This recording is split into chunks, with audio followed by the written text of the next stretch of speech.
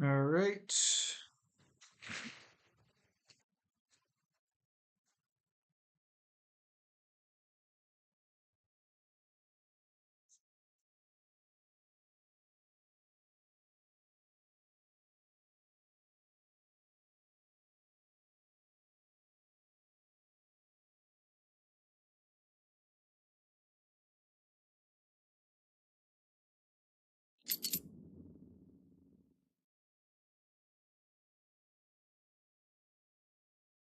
Ah,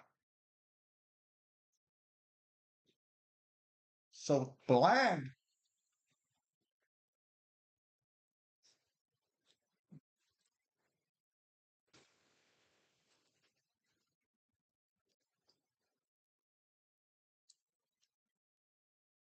Let me open up chat on YouTube real quickly. Hello. Hello? How was your day? Pretty good. Just having some toast for breakfast. What's up, Jeremy? That sounds nice. I was in the middle of reading The Ship of the Dead, and I found out that we had a Space Marine update. I was like, oh, give me that. What's up, Triple? How you been? Yeah, finally we got that Space Marine update. They Yeah, they changed a announced little bit more a than lot of good just shit Siege. today. Yeah, they had some PvE updates, right, to the perch. Yeah, well, it wasn't just that. They changed how headshot damage worked. So they fixed the problem that was happening with people's. So I don't know if you know this, but in Space Marine 2, there is like the initial headshot modifier of the weapons, which you can view in the game, and the game tells you how much damage you do. And then there's the actual headshot hitbox cone on the person's body. And apparently that was causing some weird magnification problems when the two of them collided. Like some weapons would do more damage based on the splash damage. I think that was the reason why the plasma pistol was being used by all those really like stupid fucking people that claimed that if they used the charge shot it would do a lot of damage. It's because the splash damage was connecting with the headshot hitbox and was multiplicatively increasing the damage. So as a result of this, that ended up nerfing certain headshot builds, but then they streamlined the headshot modifier so that all enemies in the game have the same headshot Triple. modifier on their heads. Um, and they increased plasma pistol and plasma weapon damage across the board by 30% when it Thank came to God. base weapon damage. They also increased non-headshot bolt damage across the board by 30% as well. Oh, that one. So, That's a nasty buff. What the fuck? well, not headshot bolt weapon damage specifically, not anything regarding like Neovolkite or Inferno That's Pistol. weird. I'm having issues with my shaders. No, that's fine. That's why I'm having toast right now. There were some nerfs though, not to us though, mainly nerfs to True. enemies actually. Did you Hang see on. the new siege bosses they added? They added the Hive Tyrant and I think The Vortex Beast, yes. I don't know when they show up though, because they also changed the way that siege mode works every 5 waves or so. I They was made it so not that you can now get blessings, but you also get atonements, which are like debuffs. And I think siege can also get a timer, and when the timer shows up, it starts exponentially increasing the strength of the enemies, it really and they just start getting sounds crazy. like they made it like horde mode from Gears of War where like you get debuffs and buffs like the longer you play. Yeah, they also added tarantula sentry guns. They added them in the mode as something you can buy. I don't know if they're like actually there on the map to start with. We'll have to test that, but you can use them in the mode, so you can use your Tech Marine as Finally, well. a You sentry also get build. you also get paid with accolades for doing 15 waves per week in normal and in hard. So we now get like more of that. Yay! We also have a new weapon called the Bolt Carbine, one-handed. It's a secondary weapon for the assault and the bulwark. That just sounds like a pistol Which with extra steps. actually, let me go look at it.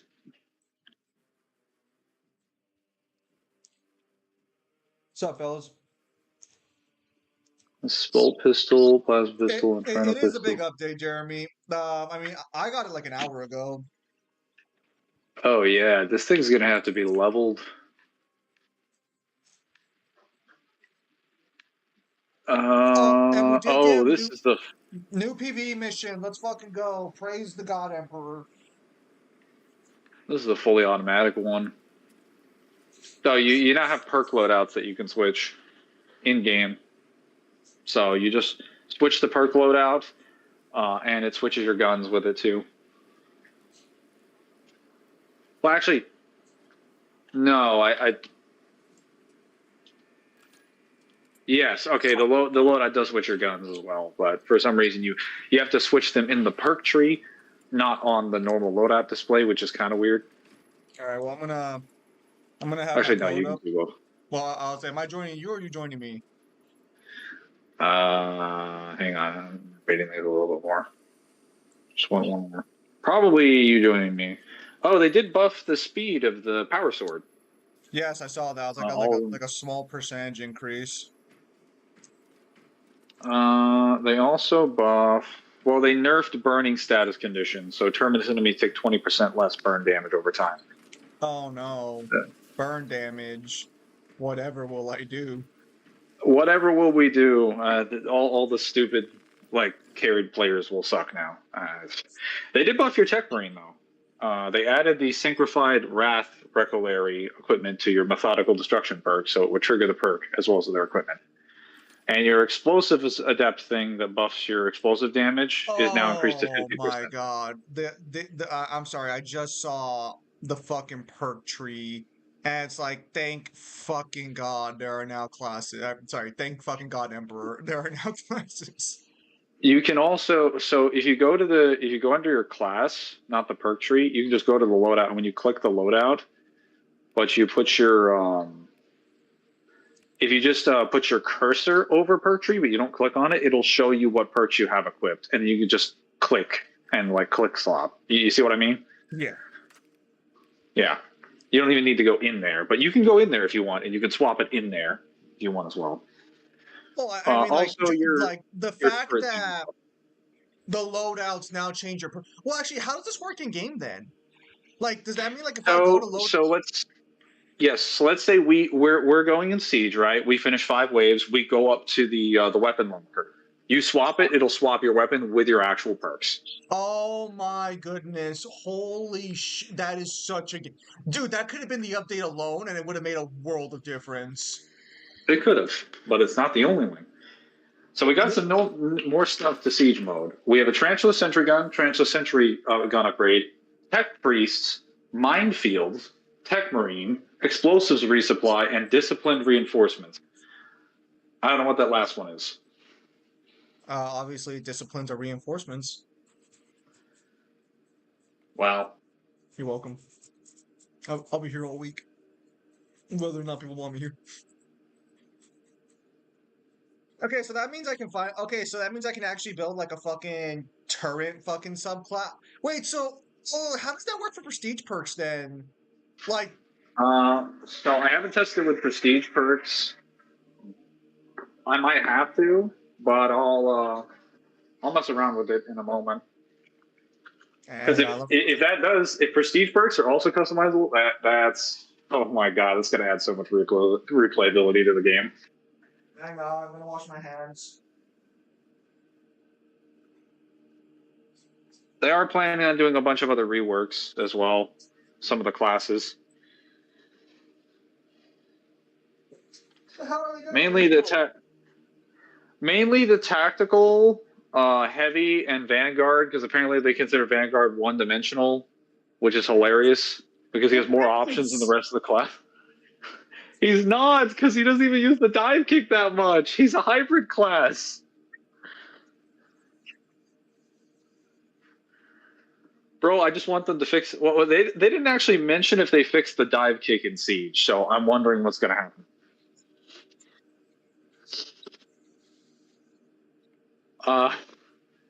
Heavy apparently is getting reworked because he has a lot of problems with his build variety. You mean mainly. because there is no build variety? Yeah. That's kind of kind of a problem. Hang on, let me see if I You can. can't have a problem if the solution doesn't exist, man. Well, no, you can still have a problem if the solution doesn't exist. It just means you're fucked. No, I refuse. Where is it? They said something here about when they were gonna change. Well, anyway, I can look at the enemy. The enemy changes were there. So for the occult terminator for the scarabs, the ranged ones, their headshot damage is increased to compensate for the bolter weapons rework. For the neuranthrope, the headshot damage is slightly increased. Non-headshot damage is slightly reduced. Health is reduced by 25% to compensate for bolter weapon reworks, and lots The of minor God fixes with Emperor. animations. All of those are much needed changes. Holy shit, that thing won't be insufferable anymore if we do accolades. Finally, some good fucking news. Because I could fight that thing consistently on lethal even in the previous state, but now it'll actually be good. Um, yes. Also, new war gear. What was the other one?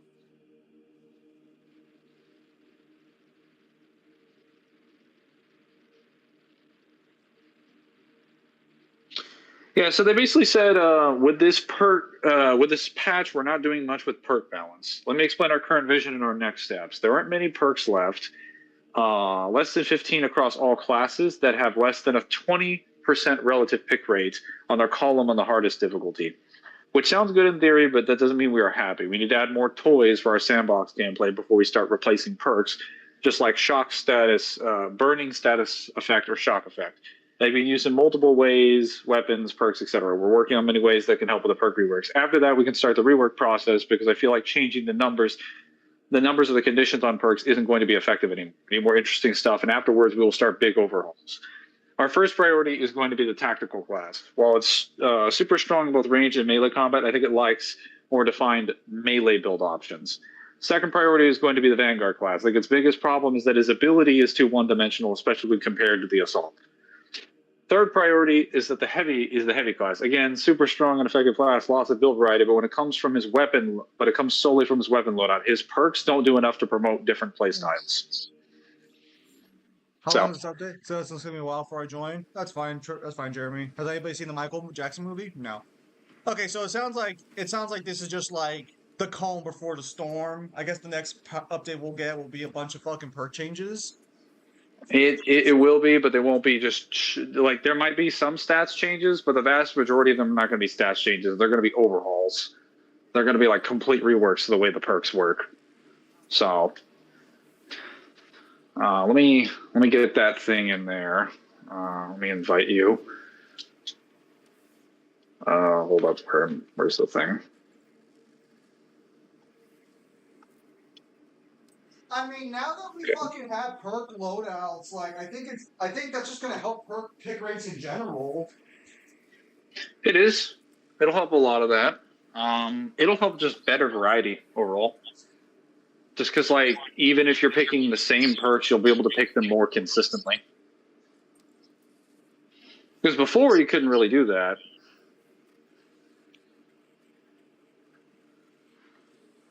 I'm just glad that they made it impossible for the plasma pistol in its charge state to be viable outside of like a new heroic variant.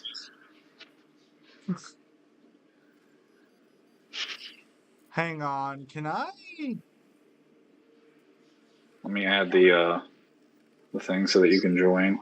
Can I actually set this up in a way where this actually is viable?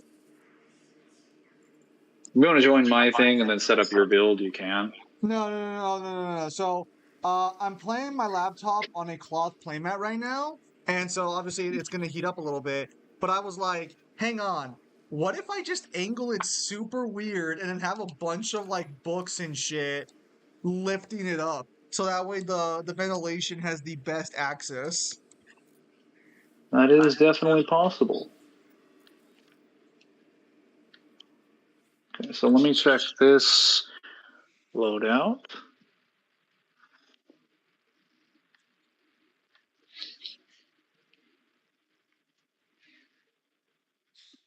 Yeah, no. I might go watch Mortal Kombat.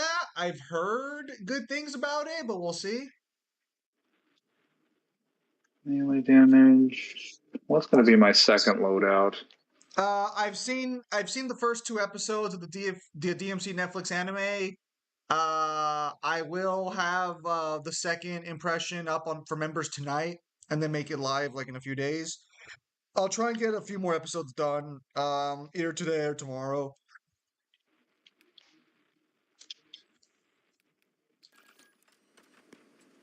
I saw S2. What's S2? Oh, they added another heroic chainsword. It's a block one, but this one's actually like not shit. Gay. Very sure. Well, its attack speed is actually it's Are you 8. are you lying? No, I'm looking at it. It's 8. Well, okay, so it has the damage of a fencing chainsword. It's faster. It's a little bit slower than a fencing chainsword, and it has the cleaving potential of a block thing. But if you block like 3 times, you get 3 adrenaline surge stacks, and the third stack is a higher bonus, but the bonus for the second We set is reduced. we have finally a plasma pistol red variant, but we don't have a red fucking rifle. We don't have a red rifle, no. Well, we have the heavy one. Heavy one's actually really good. Fuck. Oh yeah, bro. Let me just equip that heavy plasma rifle to my fucking tech marine real quick. Let me solve that problem real quick. Yeah, you get right on that. Yeah. Fucking bastard. I thought the Yokai Uh, got a new fucking thing, but alright, let me take a look here. Okay, I'm gonna. Oh my word, the loadouts actually having difference. Actually, I take it back. All my loadouts are the fucking same. So let's try and experiment here a little bit now. Now that it's possible.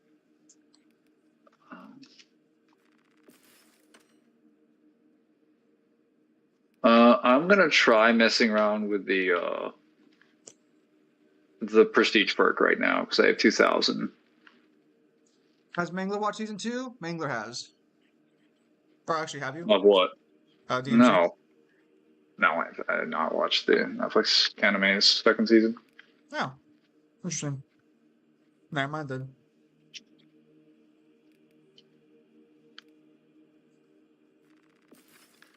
Kind of want this to be more an equipment focused build. Dude, I'm gonna be honest. Combat Squad resupply fucking sucks. They need to just give this guy the perk where I get one grenade every 60 seconds. Hmm.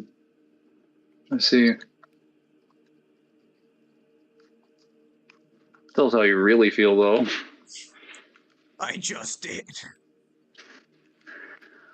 Uh, ooh. Let me go ability, range damage reduction, more range damage reduction.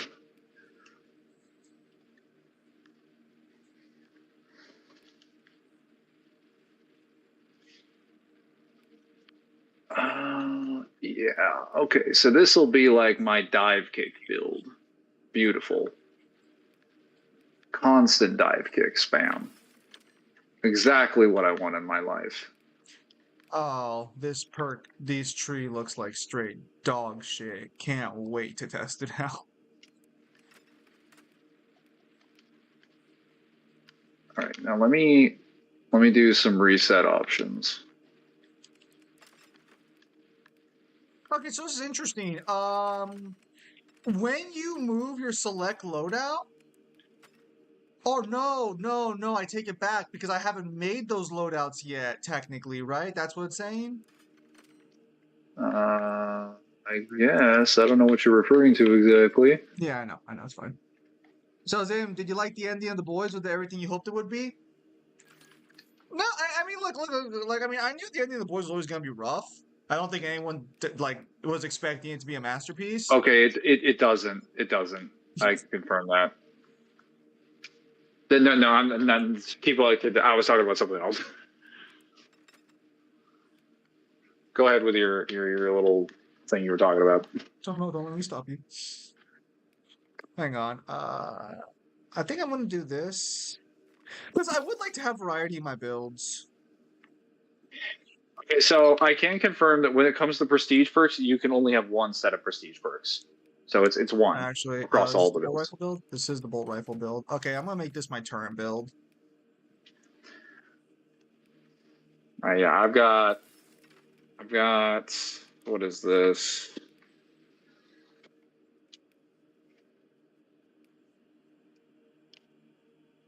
What is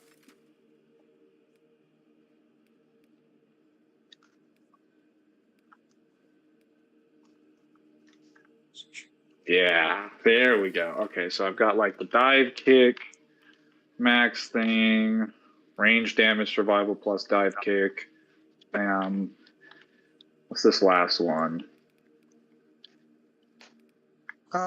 Servo gun only targets Majoris level or higher enemies. Nah. Well, if this is built around the tarantula turret, I don't hate that.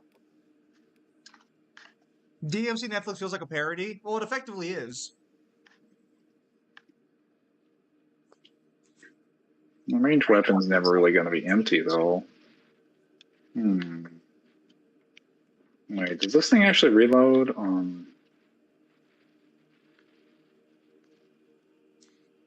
No. No. It just higher maximum ammo capacity. Never really running out, I guess. I think for this one we'll use this one, and then I think the armor segment still. No, the only damage might be better here because yeah, okay. All right, that's fine.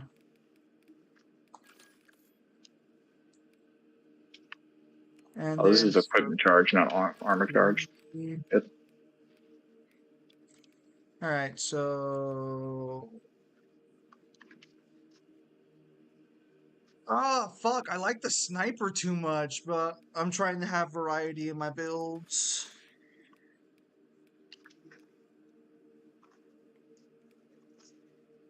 yeah, this will be an interesting one. So I've got like my sort of traditional survival like Vanguard with some range weapon perk stuff and high melee damage.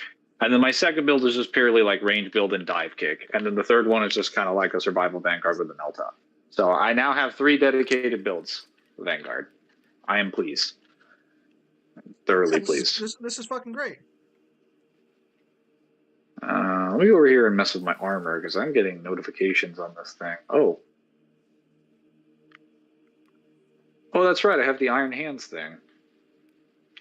Actually, after using your equipment, your range damage increased by 15%. I think we'll take that one instead. We'll have this one be the decapitating.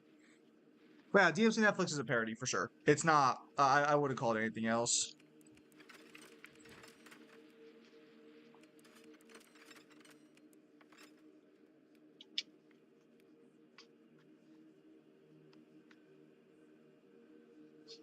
Oh wow, what are all these symbols? This must be from the Iron Hands chapter pack. Oh boy, oh boy. Well, no, I mean, if I want to have a target Majoris level enemies or less, I should just have the fucking sniper.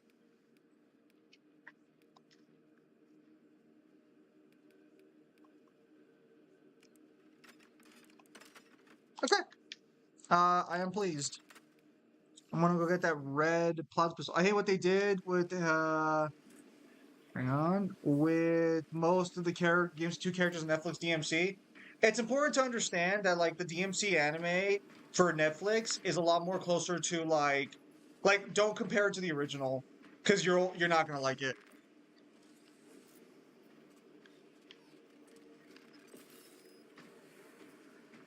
Okay, so this just can't be camo spam. Got it. All right. Then I I just need got to make a. I just just need got to make a long range build with this. just got the red plasma pistol. I got all complete. Huh?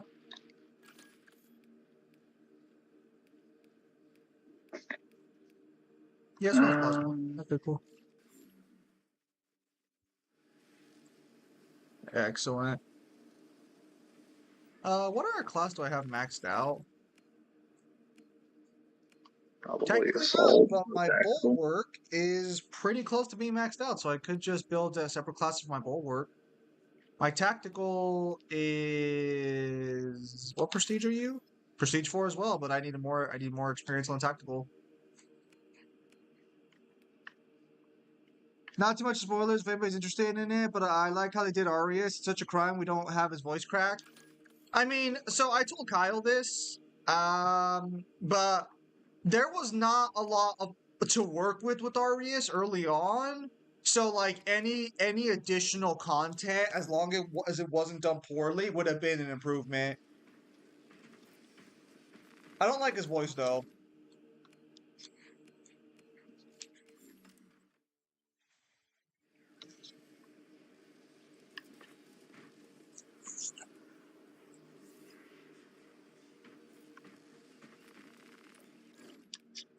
I'll have to level up tactical a little more and Vanguard before Bulwark before I make their separate trees. Play So for Vanguard? yeah, well, not Vanguard. So I have tactical Prestige 4 and Bulwark at Prestige 4, but they're not max level in Prestige 4, if that makes sense. So Yeah. I have to get them maxed out before I can make the perk trees for them. There is one problem I do have from what I'm noticing right now, and that's that your perk loadout is very much locked to each loadout. So until you build your separate perk loadouts for your classes, swapping your loadouts removes your perk tree. Arius, yeah, Arius seems like the best part of season 2, just from what I've seen.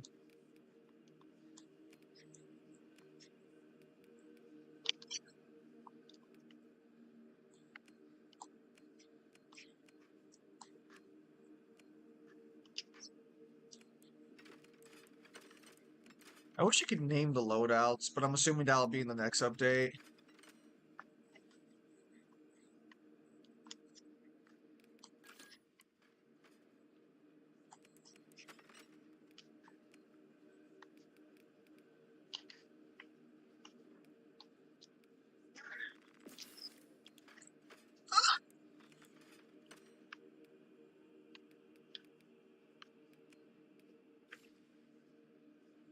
Oh, boys, just wait till you see a certain demon you're familiar with. You're gonna be like, "What the fuck?" If you're referring to that disgusting design known as Argosax, yeah, I got spoiled on it because of YouTube Shorts. I I have have, not been spoiled on anything. I, I will say my disappointment was immeasurable. Was your day ruined? It actually was. Oh no. It is such a downgrade, which is weird because they're usually faithful to the designs of the original characters they leech off of. Why do we have so many new cauldrons here? Strange. Oh no, not Argosax, but a cute little demon in another game. Oh, all right. Guess I'll have to wait and see then. Weapon.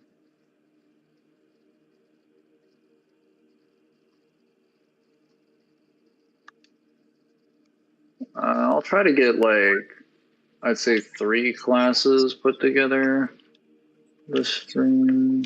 Let's see, go Inferno. Nope, I don't. I'm gonna have to buy a little fucking. I'm gonna have to buy a little fucking thing later for my laptop to hoist it up during gaming. That's fine though. I'm pretty sure it'll give me warnings if it starts to overheat too badly, and I'll just lift it up. So, Melissa, I mentioned this in spoilers, but there's no despair in body design unless I'm on cocaine against Coca-Cola. I missed it. They don't understand Argosax, especially the fact he is called God of Chaos, as in disorder, not the primordial chaos. Well, the primordial chaos is evidence based on like the naming scheme and stuff. So Adi Shankar is just going with the So chaos of demon world.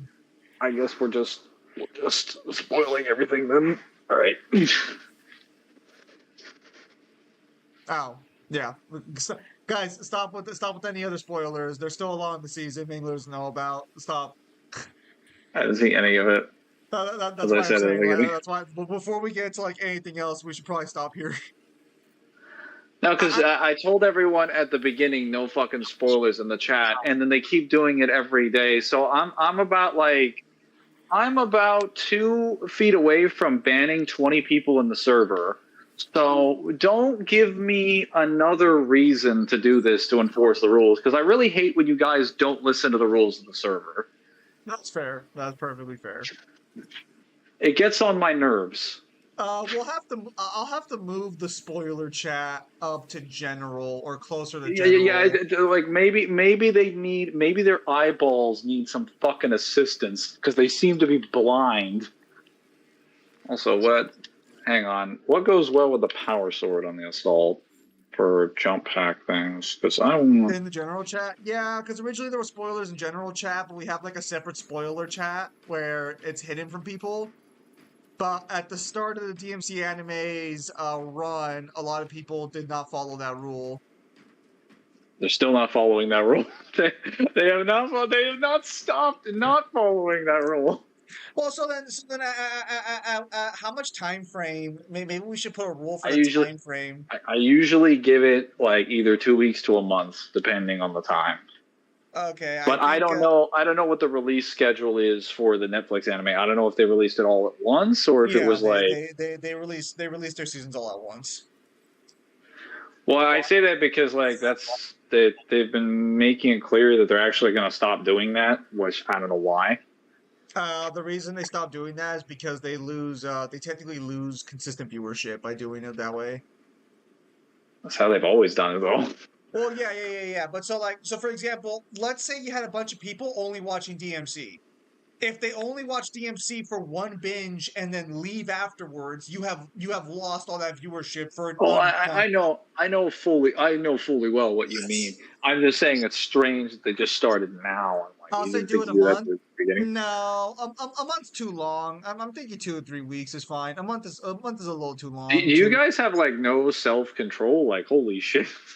Well, no, because like fucking like okay, first week understandable. Second week that's fine. But if you haven't seen the product, now obviously I think games is a little different. Like I think we can discuss that depending on the medium. But for a TV show, if you haven't watched a 4.5 hour season after 2 weeks. I feel like at that point, that's a little more on you than anything else. Because you can break that up to an episode a day.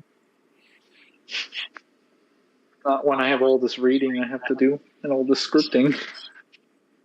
Bruh. Uh, do I want more jump pack? Well, Or see, do I want. that's why you give 2 weeks triple, because if you go with a month, by the time they can talk about it in normal servers, the hype's gone. Now, granted, again, we have a spoiler chat, so like we'll still have a place to talk Who about it. gives a fuck about the hype? The hype is the dumbest part of watching a show. I care about the substance of the show. Bruh. What is Hype this is with hype. you? Let's Hype be is honest. You don't even. essential. No, no, I'm gonna no. go You beat don't your even. ass. No, you don't even give a shit about the hype. And let me explain why. You only care about the memes, the things the hype produces. You don't care about the hype itself. You don't care about people getting excited. I mean, it's How nice. dare you? I believe every show has tons of mega memes. Really? Okay, so let's say I could offer you a full chat capable of providing you all the memes you'd be getting for a season of like your newest show, or you'd have to get people's opinions, and you could only choose one. Which one would you take? Do you think I don't like arguing with people online for hours on end? Why do you think I became a I'm post? saying if you give up one, you have to if you take one, you have to give up the other. I don't post memes. You don't have to post How many memes. memes do you think pop up from these shows that you think I watch? I don't watch that many shows either. don't have to be. You just take a glance. Also, memes are enjoyable. Memes are enjoyable, but how many memes do you think spawn up? Damn, Zim, you only there for the memes? Dude, the only thing with Reddit Reddit is very very capable of meming stuff. That's one thing Reddit will never not be good at, which is surprising because they're shit at everything else. So I guess a recent Spider-Man comic made fun of Peter Parker not being Lightspeed, and people are like, "See, even the writers are making fun of power scalers," and I'm like, guys, he says in the panel that when it comes to immediate danger, he can dodge them, just not when it's not immediately dangerous. So his reflexes would still be light speed. What does it have to do with whether or not someone would be Lightspeed? So I don't know how familiar you are with the more popular social media power scaling scene, or I'm gonna say Reddit and like Twitter and stuff. But there's been a massive hate boner towards Lightspeed characters and giving Lightspeed in general. I just thought that was always a thing in every social media circle. No. Recently, it's become a lot more popular, where people just hate the idea of giving characters light speed, and I understand why, because like obviously light speed breaks like a lot of narratives. But it's like, guys, the attack says it attacks at the speed of light. This character can dodge it. I don't. No, Well, I mean you don't understand, Zim. that's why we I have said so no. many sub-rel. No. That's why we have so many sub-rel calcs these days, because so the current popular argument is that even if you can dodge light, you're not moving at light speed to dodge it. You would only have to move relativistic to the light heading towards you. That's I love how that's a quote unquote popular argument and not just a completely hogwash pseudoscience position, because that's not how physics works. And look, You can't dodge a laser if you're not relative to the laser. If you're slower than the laser, you will die. You will get tagged by the laser. You can't be slower than it. Listen. Light can travel the planet in like less than like I think a second. So if I see a character dodge a beam of light from 10 feet away, that fucker is light speed or point I want to. nine I nine want to point out the laser can travel. A laser could travel from like if a laser was traveling as light directly, just like a beam of light. If we're using like the moon, because moonlight travels to the Earth really quickly, it takes about a second to travel to the surface of the Earth. So consider the hundreds of thousands of kilometers that it takes for it to travel that incredibly short length of time, and how close people are to each other in fiction when they shoot a beam of light at each other. And then consider the idea of the relativistic position, and now your position seems really, really, really, really, really fucking stupid. Oh, but we don't see like the light effects going off when you move at the speed of light, like friction and shit. Shut the fuck up. The attack says moves at the speed of light. Shut the fuck up. That's not even how light works, even if it is doing friction, because it only happens at the edge of the beam, not at like the rest of the beam. Like what do they think happens? Do they think like the world around them just bursts into flames when a laser comes like shooting down? Oh, it's amazing to me that people have this weird like bombastic view of like, science, like it's like we look at science like it's a chemistry lab where unless something explodes, nothing's happening. Like, come on, guys. Some of the most interesting stuff that happens in science is when nothing is visually happening. They should add the scrapped idea of PvP mode of playable Trish and Eloangelo for DMC5. Actually, if DMC1 gets a remake, what would you want? Boost damage. If Is it a DMC1 jump gets a pack or remake, charge? what would I want is probably for the game to stay relatively the same in terms of its layout. I don't think DMC1 will benefit from turning it into giant ass maps and shit. I think it's better to just have one castle and have levels unlock like new triggers in the castle the way the original DMC1 did. Honestly, and this one's gonna trip people out. If they did a proper DMC1 remake, it shouldn't even be a level game. It really shouldn't. It should be similar to God of War style of progression, where you'll just randomly get cutscenes and then you're like doing new shit and going to new areas or new parts of the map. I don't think it should be a level game. There's no reason for it to be a level game. Kind of break the replayability, wouldn't it? A little. But that's why you have things like boss select and stuff like that and challenge runs. Well, how would you go to higher difficulties then? How would you go to higher difficulties? You just start the game on a higher difficulty after you beat the game. So you have to play through the entire game before you could start a new thing. You have to beat the game on a difficulty to unlock the next difficulty. Yes, but my position is that like you wouldn't be able to go back to like a mission and like replay it, right? Yeah, presumably not. But I mean, if you get boss select, why would you want to replay a mission? It's kind of like the main problem with the MC1 is the lack of the mission select mode. Yeah, Because there's also other items and things you want there. There's mini bosses. There's various enemies you want to fight in combo. There's plenty of reasons you want to fight. I mean, that's not including lore. I mean, if we assume there's going to be a bloody palace in there, which there should be in every DMC game going forward, I'm going to be honest. I don't think there needs to be like if you got boss select and you have bloody palace.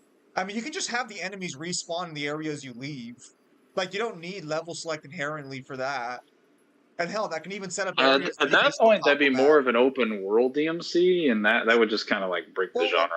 That's the point. The entirety of DMC 1 takes place on a small as fuck castle and an island. I don't think there needs to be a fucking entire level setup for an island the size of like half the games take place. Half the games take place on an island. Yes, but only half the games take place on an island that's actually big. DMC1's island is not big. DMC1's island is still big enough to have like a town-sized castle.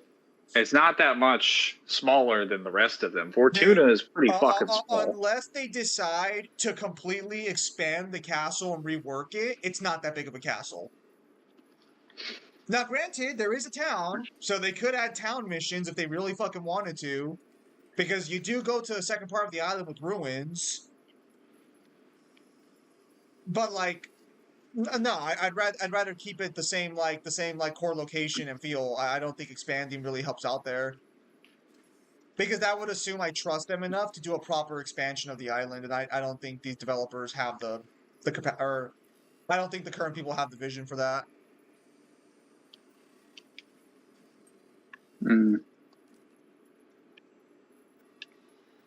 Oh no! If DMC1 gets remade, make no mistake, the Mundus feat will probably still exist. It just still won't be talked about under any circumstances ever.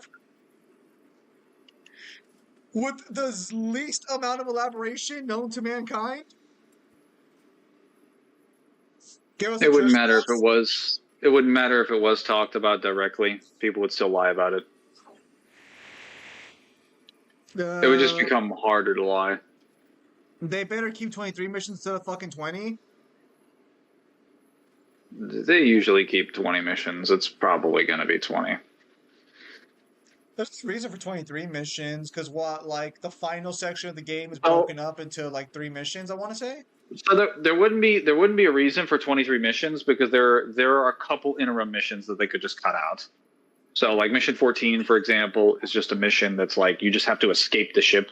You just swim down 2 levels and you have like one like water fight with like a group of blades. And then there's like one encounter, you leave, like the level is less than like a minute and a half long. It's so short. You could cut that out. You could cut out a couple other interim missions. So yeah, you could have an even 20. There's no point bringing back the original VA, because if we're trying to make this a remake that's supposed to go along with the main core series, they should just get Dante's current VA if he comes back. I don't think he will, though. Or a new one, but there's no reason to bring Drew Combs back. Well, no, I mean, like if Ruben Langdon's still around, we should just have Ruben Langdon for the remakes, and then maybe afterwards. No, I mean, if Langdon's not like around, or they're not using him for whatever. I think he's slowly coming back into voice acting, but after his whole conspiracy theory thing, a lot of people kind of blacklisted him for a while. Let's see, I think he Mangler. mainly is just moving on to other things at the time, because I'm pretty sure he's retired, but he might be coming back into it. Everyone's retired until the check comes in. Everyone, yeah. How come Well, DMC5 doesn't have multiplayer mode? It does have multiplayer mode. It's just a little it's unique. called cameo mode. To be fair, like, I mean, cameo mode wasn't a bad idea. They just should have fucking put, like, fucking co-op Bloody Palace and everyone would have been satisfied. I mean, they should have put the deliverance mode in there. That was in the game Who files. should play as Dante if Ruben doesn't return? Not fucking Johnny Young Bosch. That is what I'm going to say. Not Johnny Young Bosch. Anyone else. You could have fucking,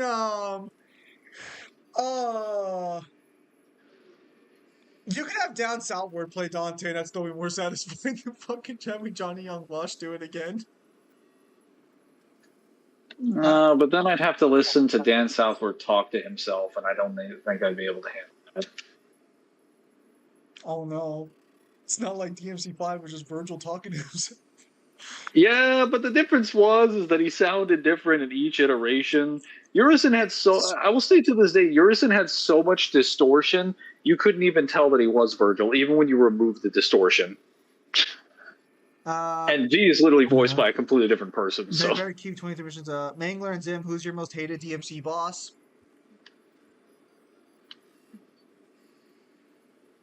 we talking on the highest difficulty? Or just in general? Can you clarify that? Like, give us Ifrit, Alistair, and Trish boss. Let us play a Sparta skin. We probably will get a Sparta skin. Did we get a Sparta skin for DMC5 or no? We have a Sparta, not in 5, but we had Sparta skins in 1 and 3, and Sparta had Yamato as his weapon, as well as the unique Devil Trigger. Who would Zim? What would you want a DMC3 remake? Honestly, that one's just fine. Maybe have a few more lore tidbits and probably just weapon swapping and style swapping. I think that'd be fine. I think just give. Honestly, if right now you were to give DMC3 a complete graphics overhaul, and that's it, it would be fine.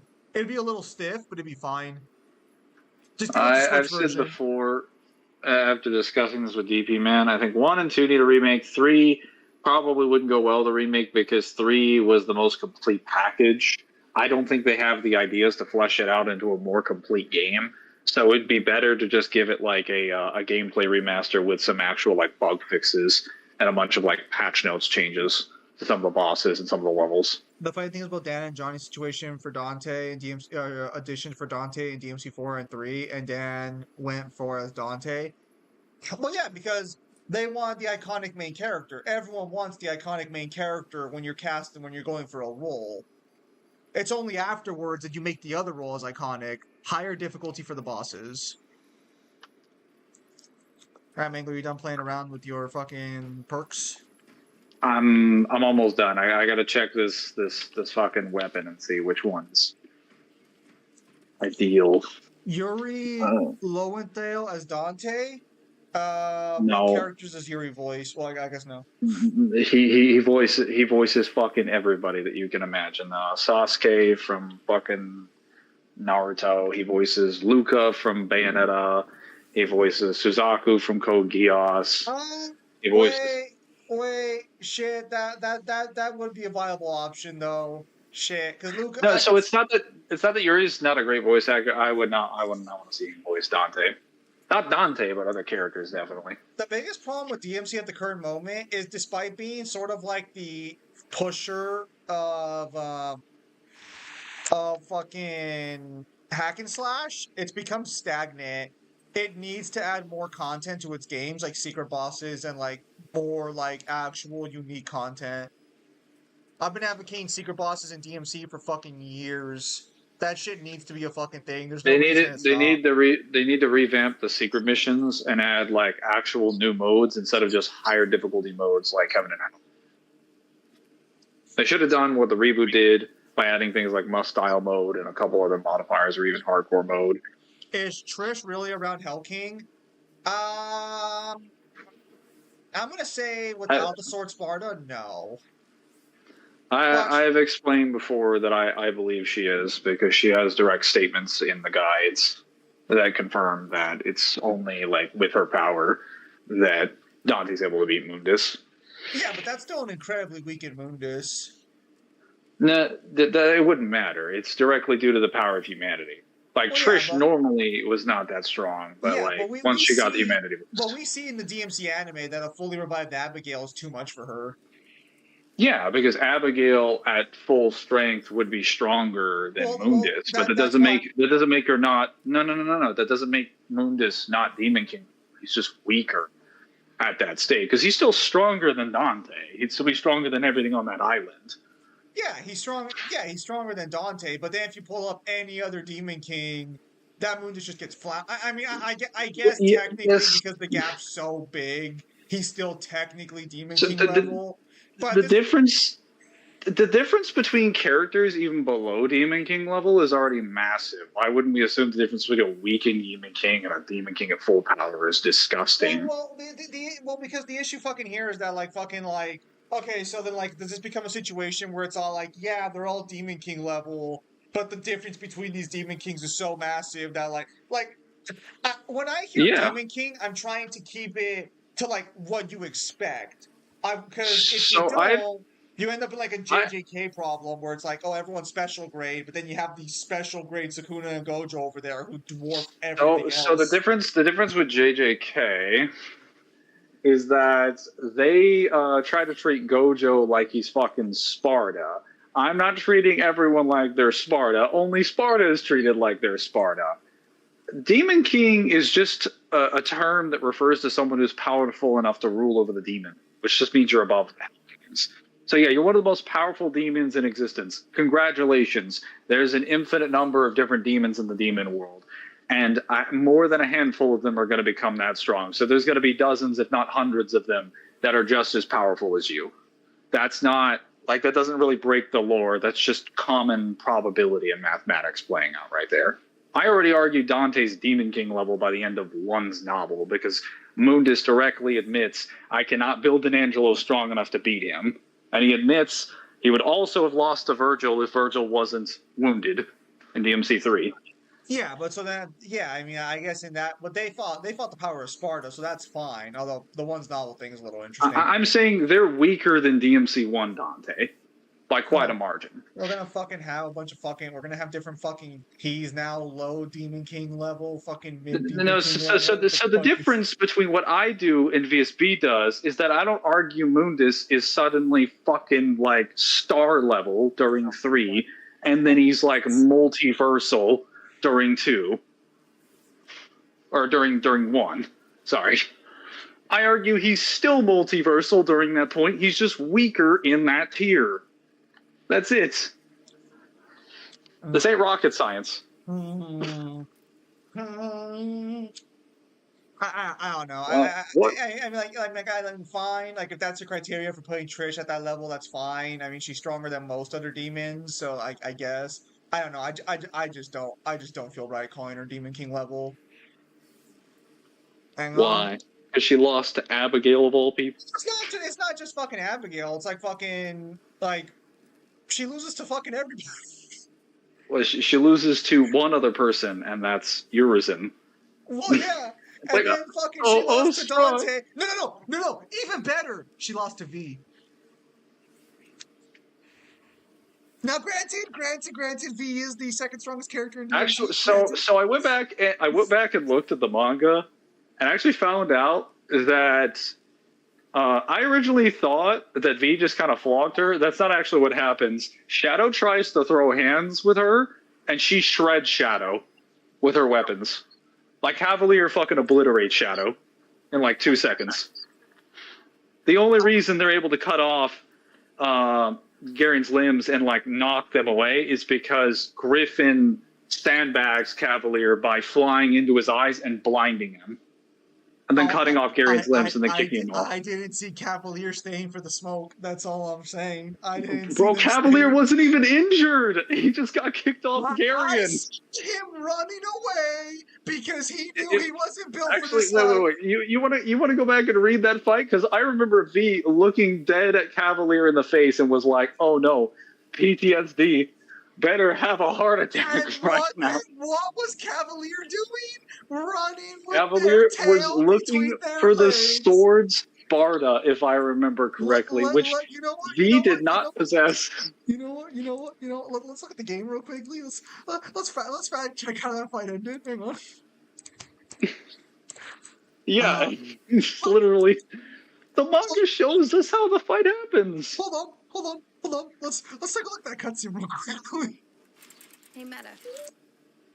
Yeah, he just runs out to look for the Sparta sword. So look for the Sparta sword. All right, let's see. Dude, I don't even pay for politics. Why do I have so many political ads? Quick question: what build with the assault would be best with the Xenobait blade? Because I don't feel comfortable swinging this thing with like the assault. I want the damage, but I also like. Damn! Look at him being pushed back. V's ready for the smoke, and look at this. Runs away limping. Well, man, it's almost like we want to do this. We want to whip out that manga and see what happened there and watch him destroy Shadow. Visions of No, you don't want to bring up the counter evidence to your arguments. That's interesting. I'll point at the manga. Don't mind me. Give me the chapter. No, Give me the chapter. pull up the manga. Yeah, no, I'll give you a moment. I'll give it to you right now. You're gonna watch this shit. We're gonna look at V's facial expressions as he shits his pants when looking at Cavalier. All right. That's Nero. Hang on. Let me give you manga decks. Okay. Just shoot me the link, good sir. Shoot me the link, because I saw what happened in the game. Hit him with that. How embarrassing. Is really over here trying to have a discussion about DMC scaling takes we've already discussed a million times. That reminds me. I'm gonna need you to give me where you put Dante's core stats at. Because once I'm done with my logos video, I'm just gonna do a Dante vs. Clive video. But instead of going over all their powers and abilities, I'm just gonna explain that they're not even in the same tier. I just low complex multi. I just put him at 60. Oh shit! But I've shit! Hang on.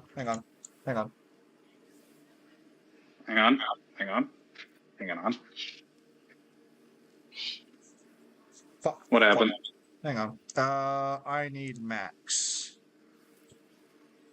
He needs what? Well, so when I'm playing Space Marine 2, I'm not supposed to be opening other like tabs too often because it fucks with my laptop a little bit because it requires more processing power.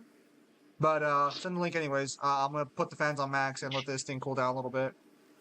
All right, I'm getting to the chapter now.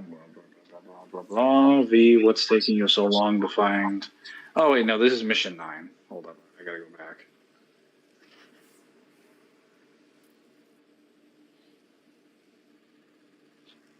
Okay, past the point where Virgil gets stabbed. It's orphaned. Blah blah blah blah blah. Please sign in to continue. Are you fucking serious? All right, Mangler has failed us. Can't just have any nice things. All right, it happens before this point. Let's go with chapter 25.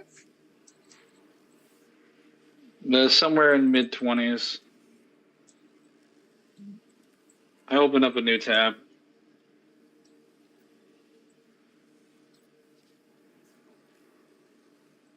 Hold up.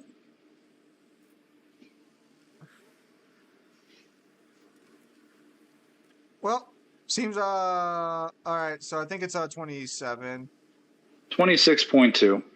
Oh, 26.2. I think. Yeah. 26.2 is the entire fight. Oh, well, can't do that. Why? Well, because MangaDex is fucking, it recognizes my computer, I guess. Hold up. I got an idea. I have a wonderful idea. I should just make I'll a send this MangaDex in the account chat. later. MangaDex didn't fall off. It's still the best one to fucking use to read manga There he goes, online. him. There he goes, him. All right. I sent it to you.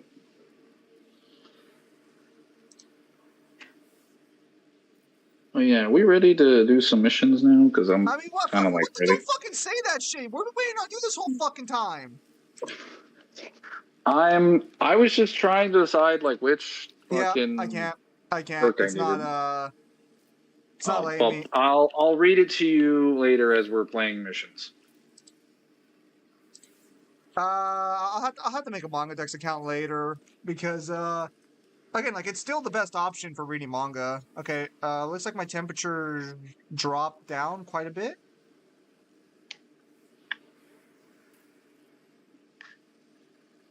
Hmm.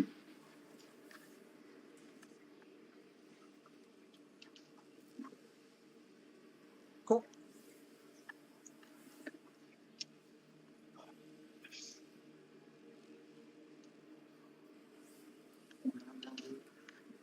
I have no idea how to read this shit.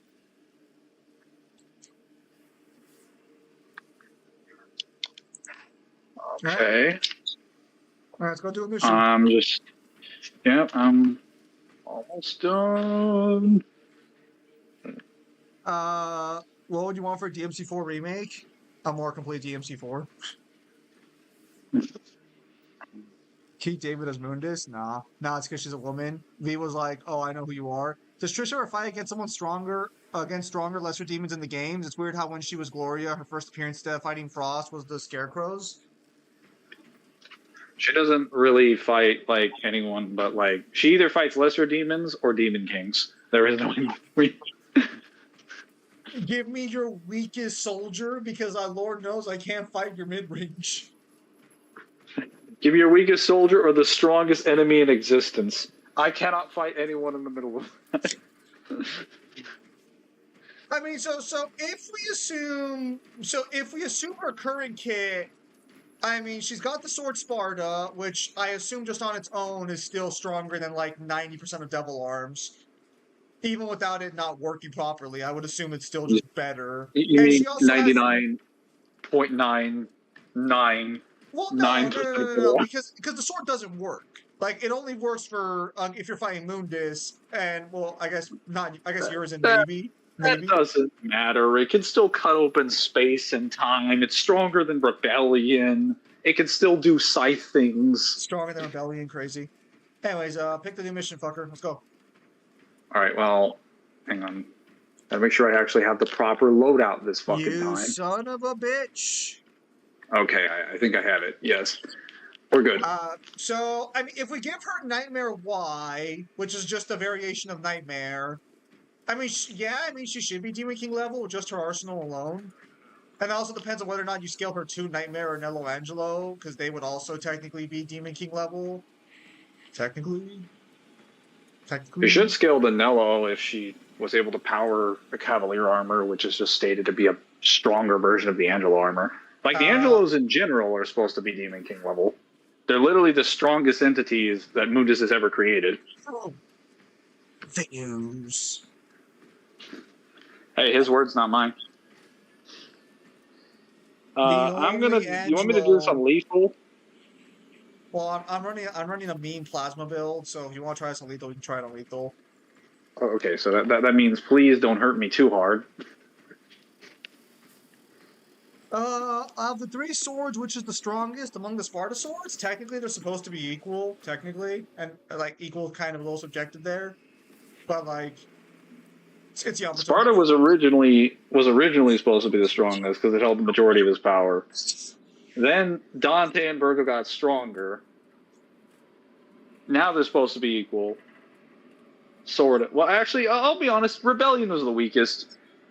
Rebellion was always the fucking weakest because Rebellion never got strong enough to meet Sparta. Even during 5, they're like, yeah, the Devil Sword Sparta hits harder than Rebellion does. I'm like, okay. Dante's a weakling. That was never stated about Yamato, though. I just want to point that out. Yamato never had a statement of being weaker than the Sparta sword. Oh, because it never was. That's the point I like to mention, is that I never state that Sparta is the strongest weapon. I just state that it hits harder than Rebellion.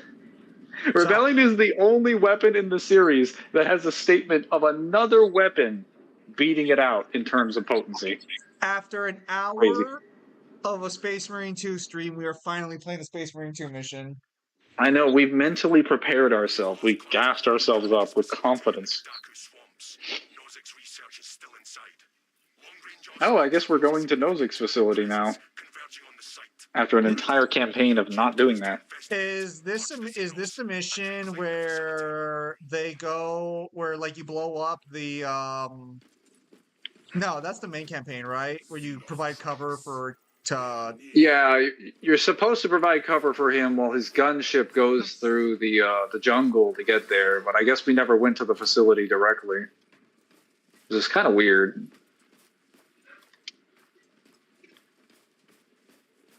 Hang on. Hanging on.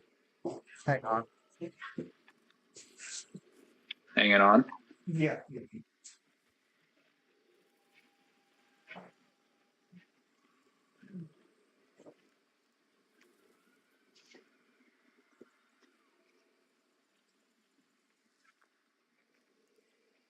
Let's not get carried, Mangler. Bro, we've barely started, Triple. What do you mean? What the hell? Oh. I lost the display for a minute there. Huh. I wonder if they did something with the spawns. Hey, let me try something. Because they haven't spawned in yet.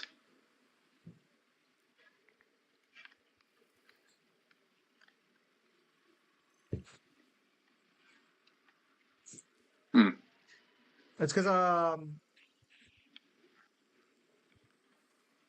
oh, that might work actually. Give me a second. Not. So how are you guys doing today? How's the chat doing?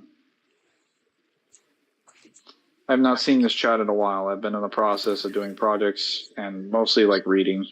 Tons and tons of reading. On the bright side, I'm almost done with reading. Does that work? I don't know what's happening on your ends. Well, so you remember I mentioned my laptop like overheating? So, and I was like, I could probably put this in a weird angle in order to like play it, have the fans up so it like doesn't overheat. Yeah, did you find your solution? Here, let me send you a picture. Oh, he's so proud. Let me see this. Oh, perfect ventilation. Who's messaging me? Oh, someone else is messaging me about something.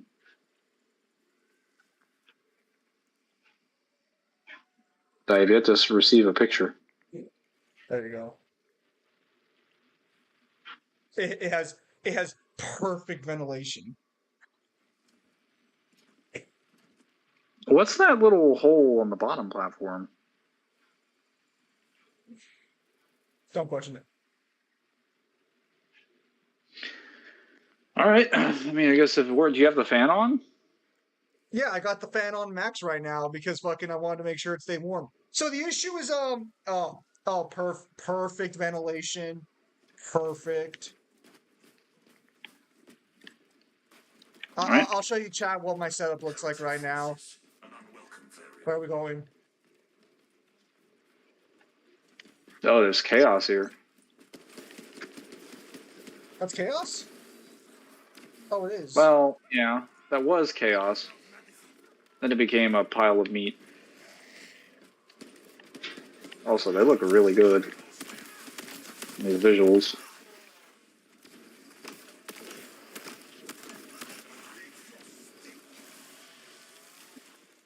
Well, I'm glad plasma still sucks. Well, now it's better, at least. Now you can actually kill something with it. Why don't you go to a device shop and keeps it cool where they repair phones, laptops? My fans are fine. The problem is that you have to put it in a place with decent ventilation, otherwise the fans can't do their job.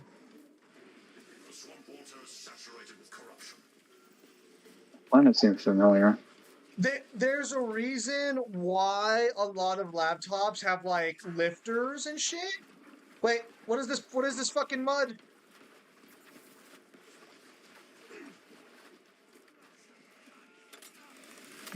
Poison. Yeah, that's definitely a new status condition.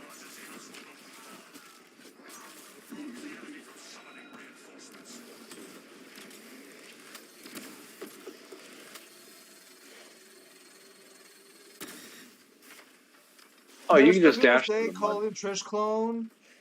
Just calling Lucia a Trish clone when she's more than that. No, she was just a better Trish.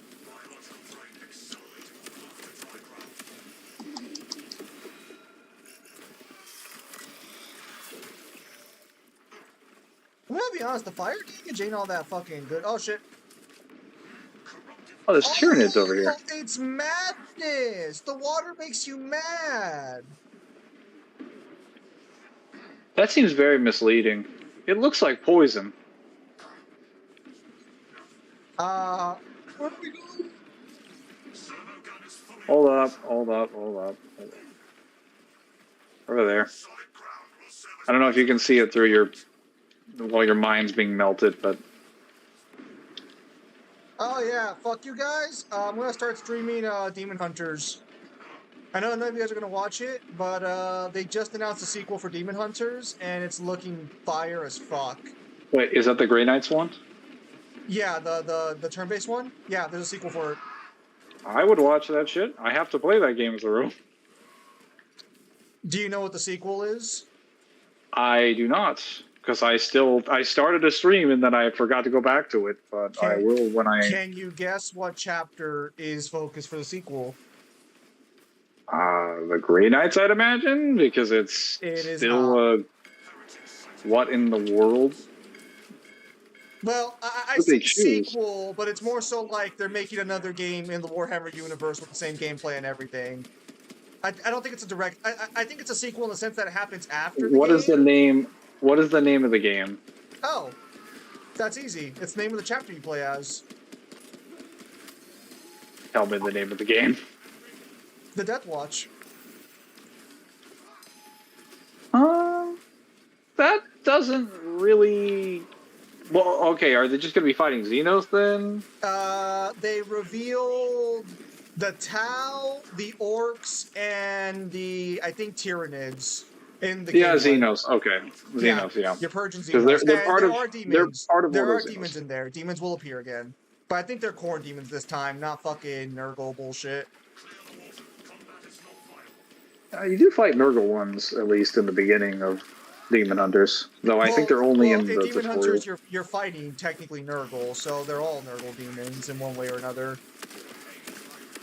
Bro, I think that fire fucking enemy, that fire demon that I'm fighting at the beginning that looks a hell of a lot like Korn is definitely a Kornite demon. I think he is the only Korn demon you fight in the game. It's just a prequel setup for the game. I've gone halfway through the game before I stopped because issues kept coming up, and you only ever fight other fucking Nurgle demons after that.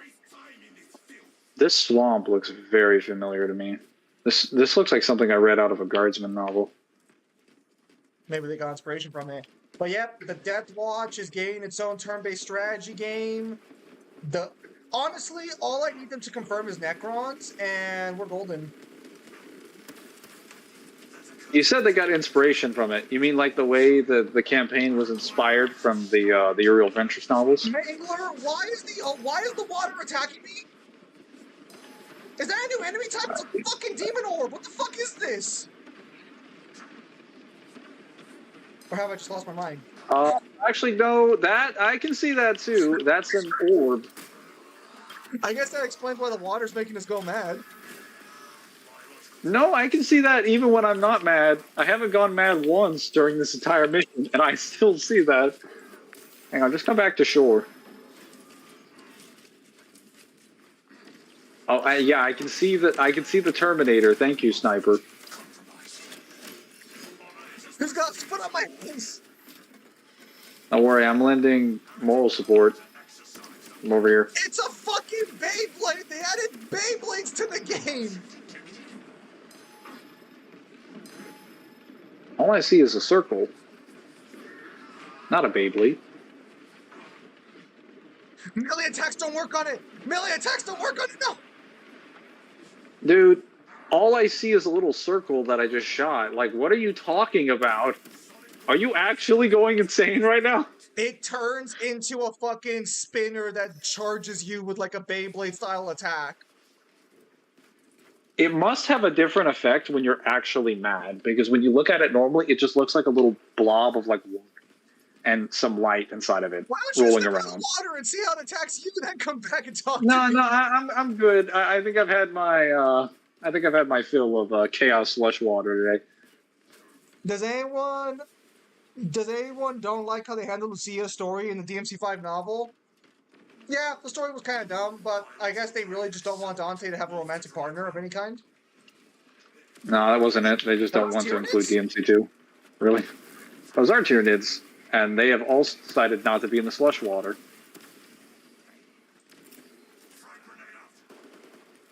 I mean, it is what it is. There's not really much you can go with there, but yeah, I did not like how they handled it in the novel. I'm hoping if we get a DMC6, we'll get Lucia back as a supporting character for Nero. If that happens, I'm assuming they will probably just either retcon that part of Five's novel, or they will just simply come up with another reason for her to be there. I'm going to assume the position that if they bring Lucia back, we'll either lose Doomray Island, or someone's causing problems there and she has to leave to deal with it elsewhere, and that's how they run into them.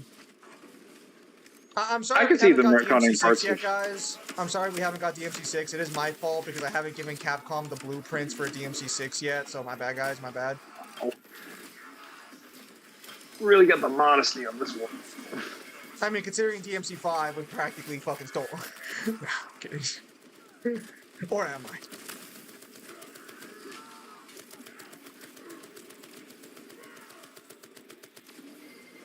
Okay. Watch. If I make a hypothetical DMC6 game concept, like in 2 years they'll announce a fucking DMC6 and it'll be fucking taking shit from me. I already know. That's why I haven't done one yet. I want to see what their original ideas have.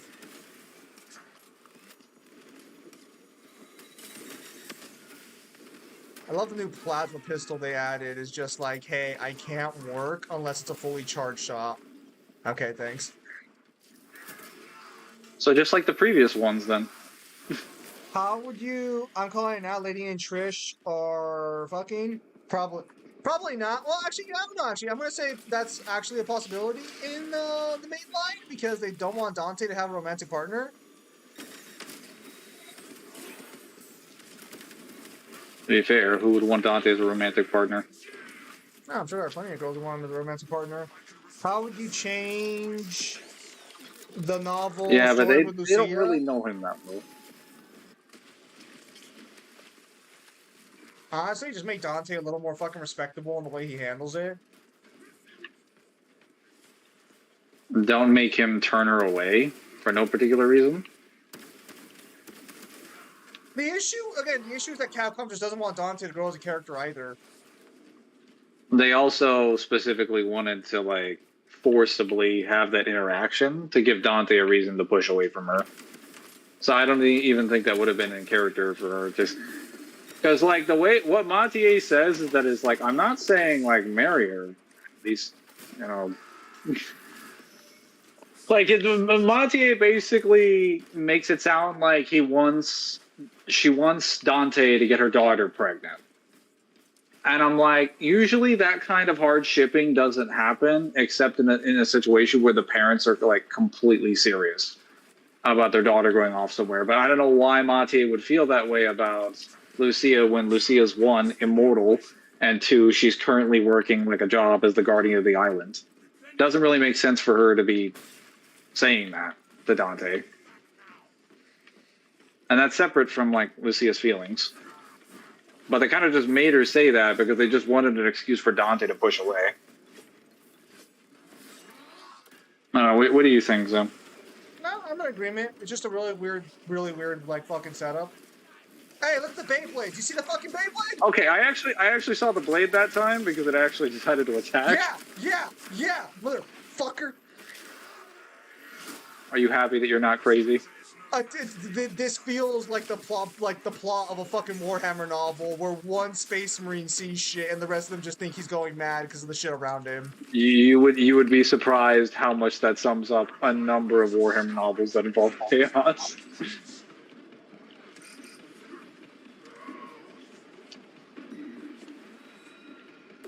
Stop it!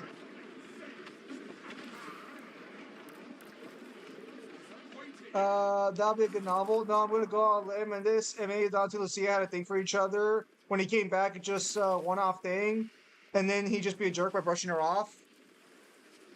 Well, that's the thing. It just makes Dante come off as like fucking like incredibly dickish for no good reason. Well, I can now officially confirm, even with the changes to Plasma, Plasma still sucks.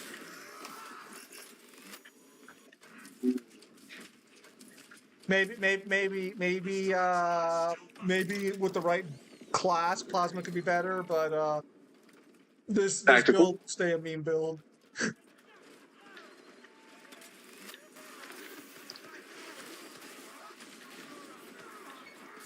I'm glad you acknowledge Plasma as meme level. I'm tired of talking to people who play this game all the time and tell me that Plasma is actually the best weapon in the game, or one of the best weapons.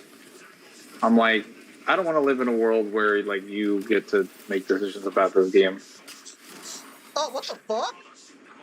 Oh, I'm down. Okay, I was like, why did I die? But Dante was always a dick? No, he had some tact, and even then, when he was younger, he was more of an asshole. But it's been a long time since he was the young guy, you know? He's less involved in people's business nowadays. Before, he'd pick a lot of fights with people. Now he just kind of does his own thing. That's one of the only things about him that's gotten better with time, is that he stays out of other people's business. The way he brushes off Lucy is very, very unprofessional. And it's not as the fact that like we're arguing like, oh, he has to like be in a relationship. It's more like the way he just does it is very strange. Also, what he says to her specifically is just like, I'm sorry, I have my reasons. Which he never explains what those reasons are. And the chapter never alludes to it either. Yeah, we're just kind of given the position to assume that it's just fucking, I guess because he still has trauma, I guess. Which doesn't make sense at this point in the story, because he's over his quote-unquote trauma with Virgil to the point where he's willing to kill him the moment someone mentions his name. So, like, why would he be so hung up about the idea of having, I don't know, a relationship with somebody? Especially Lucia, because, like, he knows how powerful she is, too. And you couldn't say he's just not attracted to her. Then have you considered the only girl who could probably defend herself?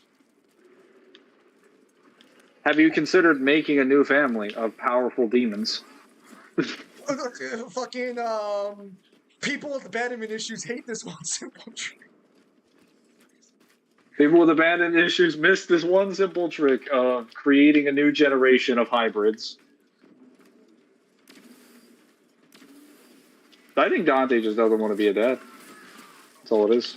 Yeah, and that's fine. Like, if that's the way they want to go with it, but like, you could at least fucking make him like, he's like 50 years old now. But actually, no, I think he's like, what, maybe 40? I think he's 40?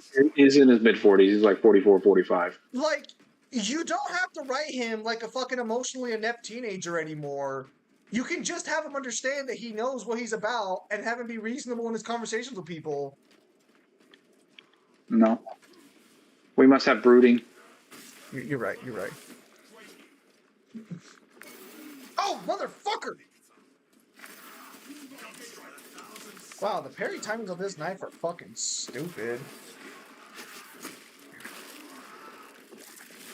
Cause the thing is, Dante could relate to Lucia and vice versa. Yeah, Lucia is literally the perfect fucking option of the girls we've been well, that and like maybe Burial from the DMC2 novel, but that's gonna be up to your personal preference. Really just DMC2 source material. Really. Oh, thank goodness, Emerald, because It, fuck me, I needed it's this. crazy how DMC2 also handled his love interests better than 1 or 3 did.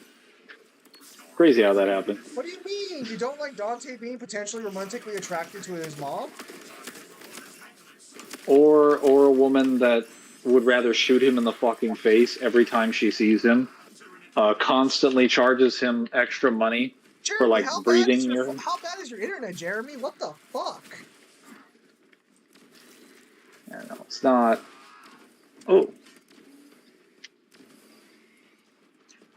Pyre blaster canister deals damage in large radius. Aim while holding B with midair to gun with gun strike. Aim while holding B to trigger midair with gun strike. Okay. Oh, I love losing all my health. Turns out I don't have enough storage. Ah, that sucks. Imagine Dante and Lady are arguing and she just takes out a gun and shoots him in the head. I mean, several of their conversations started with her shooting him in the head or aiming a gun at his head. This is kind of a problem that Japanese companies have, like, really badly, where they will constantly turn their characters into, like, a frozen stagnant. Xenos exhibit predictable swarm behavior. We will exploit it.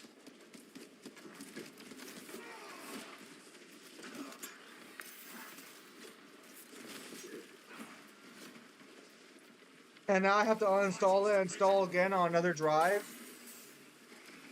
Man, that's a lot of What in the world? If we're holding until the gate's open. Are you saying we have to hold the line? They're in the little madness pit down there. Yeah, I see them. Oh, motherfucker, what hit me?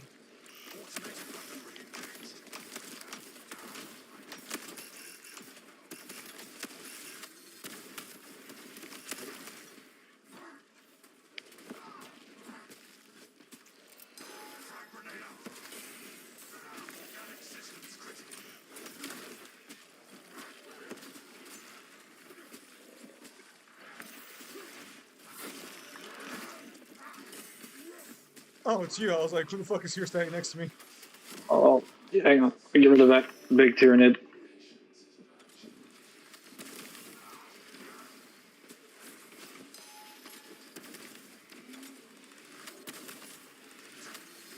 That's why you ever playing a meme build. Anyways, Zim, your thoughts on the boys' final season episode? Like I said earlier, it was fine. You don't care about the boys, right, Mangler? I do, Oh, but I haven't seen it yet. Okay, Yeah, I can't sorry. give spoilers. I'm just gonna say it was fine for what we could have expected given the season's writing. Is that the end of the show? Yeah. Or no, nice. Well, because it was on the 5th season, I figured at some point it was going to end. Plus, I saw the first 4 seasons. Dante only loves his pizza. Yeah, I think that's why. This is one thing, and this is one thing I will say about Adi Shankar's DMC that I think is actually done better than the original, and it's the character growth and like relationship so far from what I've seen. Whether or not you like the way it's doing it, I'd rather take any progress versus no progress, you know?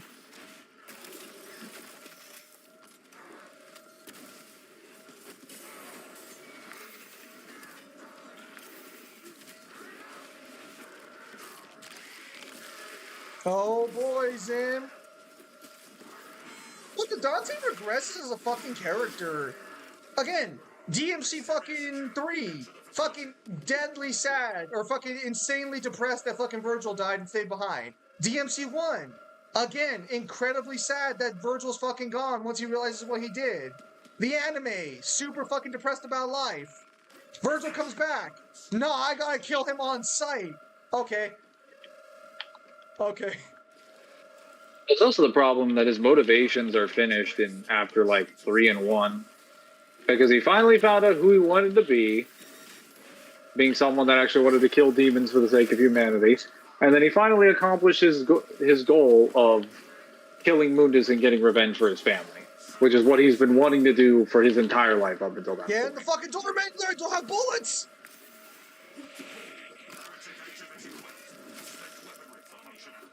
Oh, also, Okay. Mechanist 2 came out today, actually, so... I think Mechanist streams then Demon Hunters. Creatures fought here, yet no fallen defenders.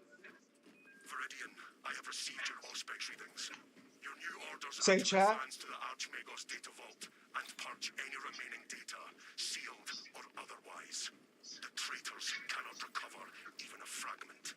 Deny the Thousand Sons everything. As you command.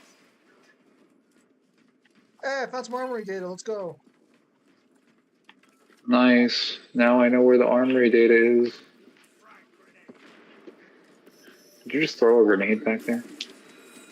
I don't disagree with you, but hey, okay, Zim, I see you, Lamau.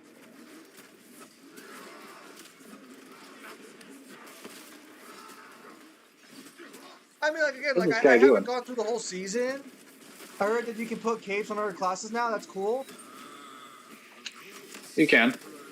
Well, you can move around war gear from different classes on the other classes.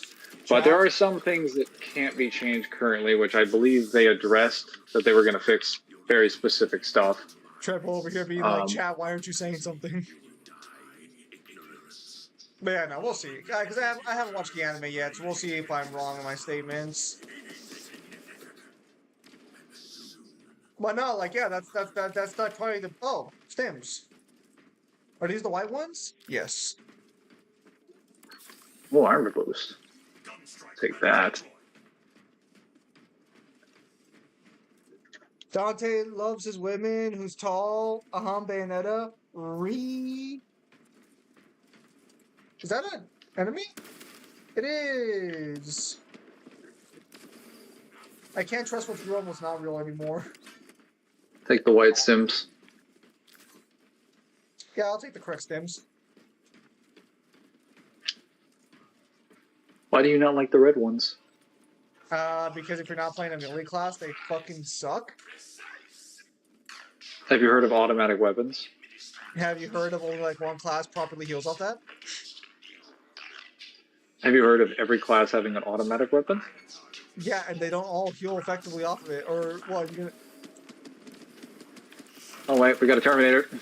Yeah, I see him. I see him. I see him. Oh my god, that damage. Oh, he's dead. Oh, okay. Oh, I had the wrong weapon out. I could have done more melee damage if I had been paying attention. Gee, thanks, Mangler.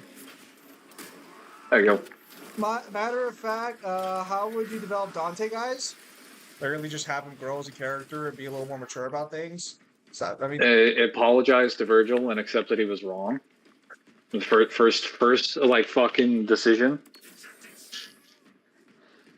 Acknowledge that like you're not alone anymore. I made the mistake. Back when V contracted me. Back when you contracted me to kill yourself.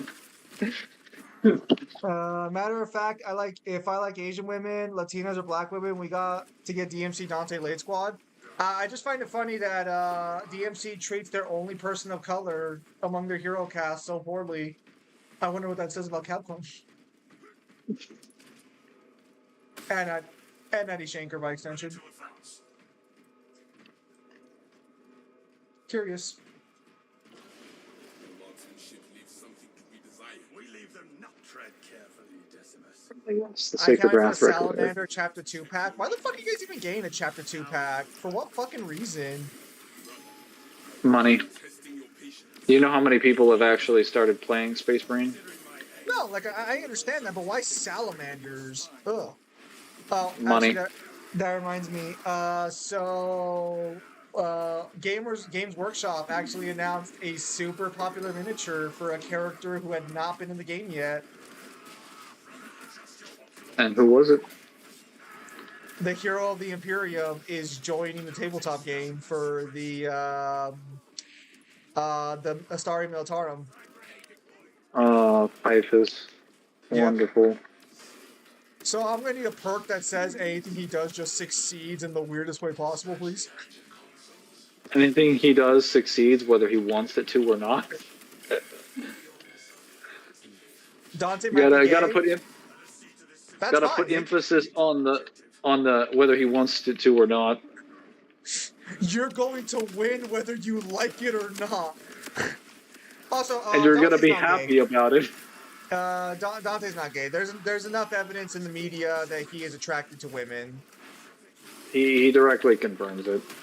He could be bi, but he's definitely not gay. Definitely not. Yeah. And overall, that wouldn't really add anything to his character. Not at this point. Five I think number early pair- on it might have been better, but like now at this point with like 5 games, plus it's not even the main character anymore. Dante could be bi. There's like no evidence of that, but I mean Pop Off Kings. Regardless though, fucking they do need to like fucking finish like the growth of his character a little bit. Or just have it be like a side character from here on in. Like it's fine if we gotta fucking fix the cables apparently. My tech marine skills are needed. I gotta go plug and unplug a wire. Yeah, get over there, electrician. I've never been this I insulted don't in my I don't life. believe they're gonna have him as like they'll have him as a major character, but he won't be like the main character focus. I'm pretty sure that's just gonna be Nero at this point. Well, It was saying, already like, Nero in this game and the previous one. Operational and responsive. the reboot did a better job with growing of the characters than the fucking main series has, because Dante's just stagnant at this point. Virgil has grown more than Dante in the games he's been in. It's not just Virgil. Every single character in the series has grown more than Dante has. It's our single greatest complaint with this character, aside from all the other complaints that we have with this character. Hang on. There's a lot more wires I have to fucking unplug. There we go. We'll see. You take this red wire over here, Do not, and you cross it with this blue wire. proceed to tell me how technology works. When was the last time you even prayed to the machine spirit or the Omnissiah? I'm sorry. Are you feeling pretty good after your little tillage on Mars? Are you feeling great because your tech priest gave you a pat on your shoulder pads? Yes. You both need tech support. There are a few things in Wait, this hey, life that hang on a scare minute. me. Is that fucking Balrog asking if we need tech support? Hang on, those Yes. shouldn't be in the same sentence. I'm willing to bequeath my knowledge. Bro, I can knowledge. I can hear the snickering in your voice. We both know that's not true. I think I told Kyle once in chat once that I would sooner die than ever accept tech support from Kyle. So Zim, if you do believe in a hell, is that one of the hells you're going to see? Is that you just go there, you imagine you're fixing your phone, and then you pick up the phone to call for tech support, and it's Kyle. I'll be right there. That sounds like a fucking nightmare, dude. I'm actually sweating now that you said that scenario. Fuck me. That's Zim's afterlife. I came here to be nice, and all I'm getting is shit. I came here for 2 seconds to be nice. Thank you, Balrog. We appreciate you being here. How are you doing? I've had nightmares where I wake up screaming. That might be a nightmare that wakes me up screaming. I'm not gonna lie. And then I keep calling other people and other tech supports, and it's always Kyle. Fuck me, that actually sounds. Fuck, I'm actually kind of shaking that. Fuck, you can't say shit like that, Winkler. It's like one of those scenes in a comedy movie. It's like, would you like to redirect us to another line? And then he just drops the phone, picks up another line, and it's just Kyle in a different voice. That's a lot of guys over there. I better jump in recklessly. Says the man that's first to die. The absolute slander on my name. Jim has done so much harm to my brand when it comes to technology that it's not funny. By all means, have someone else try and help you. Tell me I'm You have a wrong. better. You still have a better recognition than the Adeptus Mechanicus. Don't worry. It took us. Look, first and foremost, when it came to setting up the splitter, that was his fault. That He was told me to plug it in Kyle's the fault. I wrong specifically direction. asked with him to yours. read it out, and he kept I reading did. it wrong. And I sent you photos and everything. And then when I explained it to you, you still did it wrong.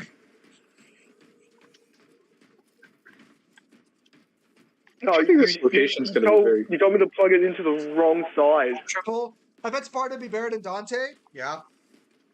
We know Sparta was better than Dante because Montier fucking says Sparta was better at this shit than Dante. And Dante's response was, "Come on, I'm a better man than father." And I'm like, that remains to be seen. If you're yes, you're right. You are a better man because by extension you are human and therefore a man, and he was not. So by that logic, you are a better man, I guess. What the fuck? Oh, I thought you killed this fucking thing. I thought I did too.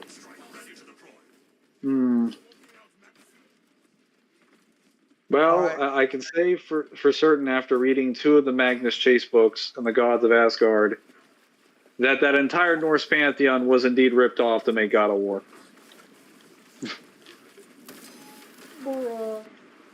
Among the other Percy Jackson books as well. And I can prove it with the timeline too, because they both came out several years ago. Grass of Circle of Life, in seriousness. Speaking of hell, if humans can go to hell, does that mean animals and plant lives go to hell too? Hang on. Depends on your belief system. In D&C, everything that has a soul goes to hell. But for the most part, is mostly humans.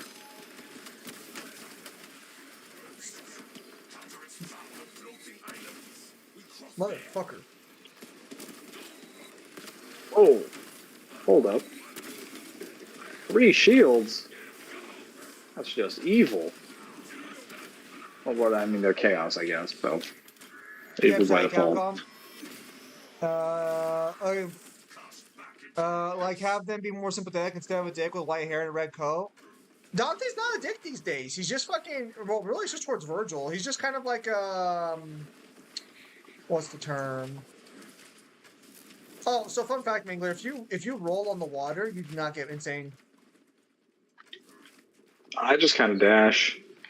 Oh, it's an elevator. Oh, we're really breaking out the coding budget for this one, I see. wait, is this heretical if we're using an elevator that's being lifted by chaos? No, because I prayed to the machine gun beforehand. This is actually a regular elevator. Oh, okay. Yeah, you need to teach me some of those gaslighting techniques. That's impressive. Unfortunately, you have to follow the Omni Siren to get this good at it. Oh, it comes with a subscription service? You have no idea. Mangler, you have no idea. Every time Zim's on stream with me, he treats us to dinner by gaslight. Every time. He's so generous. I don't gaslight Kyle, because that would imply that I'm speaking lies about him. You do. Never have. He wouldn't call it lies. He'd just say it's finagling the truth a little. It's not finagling anything. It's the Oh, truth. no. He's the type of person to look at you and be like, I'm not telling you a lie, I'm just not telling you the truth. You just didn't ask the full question. Bruh, all this slander for no reason when I'm innocent. Oh yeah, so you had to beat that boss yesterday or no? Talking to me? No, I'm talking to Kyle, because I left Kyle's stream while he was fighting a boss in the Ratchet game. Ooh, I got tired and I went to bed. We're going through Deadlocked. Were you finding one of the exterminators? I'm up to Eviscerator. I'm playing on hard. Ooh. I still think Eviscerator is by plasma. far like the hardest one out of all of them. Because he's so fucking aggressive. Not only is he aggressive, the rockets are so hard to predict where they're going to be, and those are usually what trip you up. Because once you fight Ace Hardline, Ace is not a hard boss to fight, and neither is Reactor or Shell Shock. Reactor and Shell Shock, I actually found that Reactor was easier than Shell Shock because he spends most of his time like laughing or fucking around instead of actually trying to fight you. And Ace kind of has the same thing. Eviscerator is the only exterminator that actually just tries to kill you immediately and just runs straight at you. He's also insanely fast, and I think he swings and has after images as well. I was wrong about the roll. Oh, wow, that's funny. Well, the reason why Reactor is super easy is because he has like 3 attacks and they're all super telegraphed.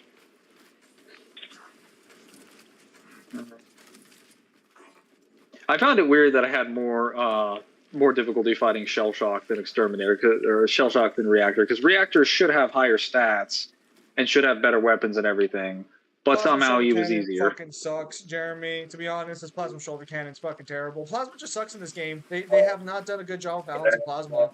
And they just buffed it, too. You left me down here. The Omnisire, actually the God Emperor left me down there to fight the good fight, I guess. But there's no enemies here. Step into the water. I'm sure those fucking balls will come out and fight you. Hey, if you look over to your right, you have some bolt shots heading your way. Just need you to stand still a little bit. That's fine. I know you can't aim for shit.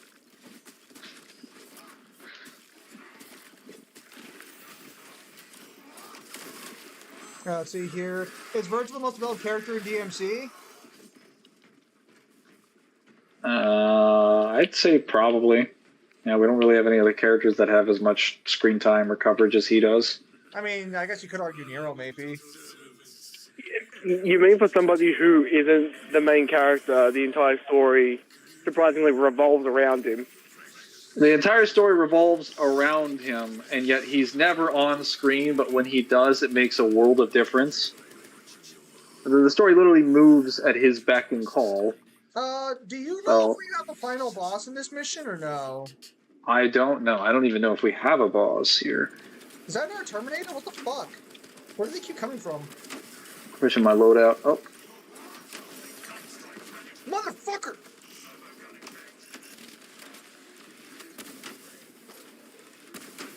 Gotcha. QuickTime events are supposed to be in DMC at one point?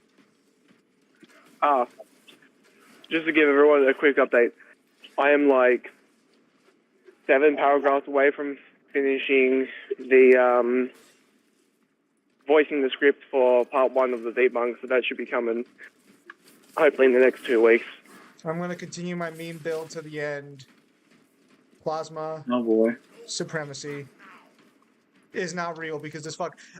I need to find the video of the guy saying Plasma is good so I can just hear how fucking wrong he is. Actually, speaking of builds, have you got your Sariel build done yet?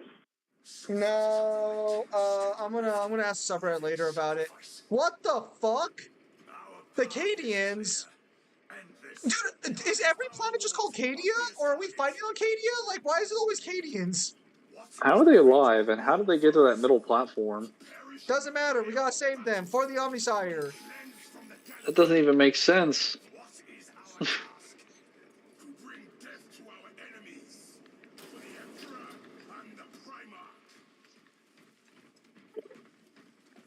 Yeah, for the Emperor and for the Primarch, but remember, we're all from different Space Marine chapters. Man, you are just not okay with that one, are you? No, it will never be okay. Wait, I can't get in these berries. These ones are different than the previous mission. Well, yeah, because you have to fucking destroy the fucking ball. Okay, Mangler, okay, so there's multiple balls in the sky, apparently, just doesn't register in his head. Listen, I didn't see the balls. Sounds no ball. Sounds like a skill issue. Also, regarding the water, I was wrong about how the water works. There are damage ticks, and you can roll in between the ticks. But if you don't roll between the ticks, you roll into each damage tick, which is funny. Where's the last ball? There it is.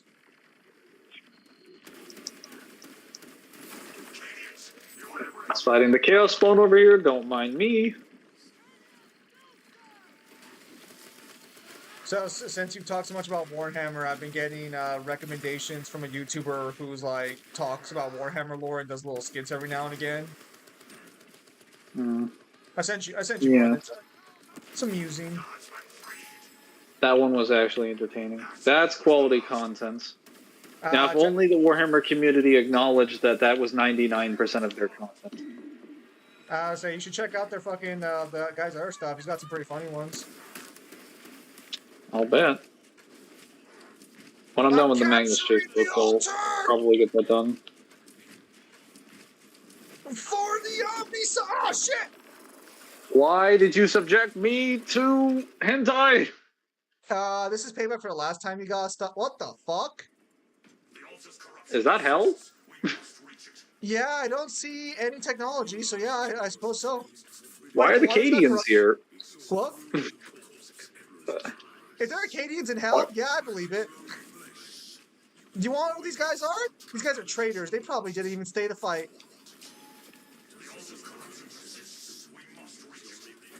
Oh wait, no, these aren't Cadians. Okay. I mean, they might These be are the other scrub guys. Acadians. No, they're just Chaos Cultists. Okay, Oh, so I see the the Beyblade Beyblade. can hit us on land. The Beyblades can hit us on land this time. Shit. They've upgraded. Oh, are we on? We're still on water. That's why. Okay, that's clever game. That's clever. I'll give you that one.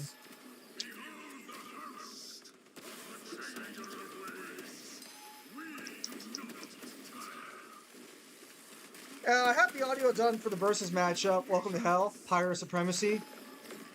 Motherfucker.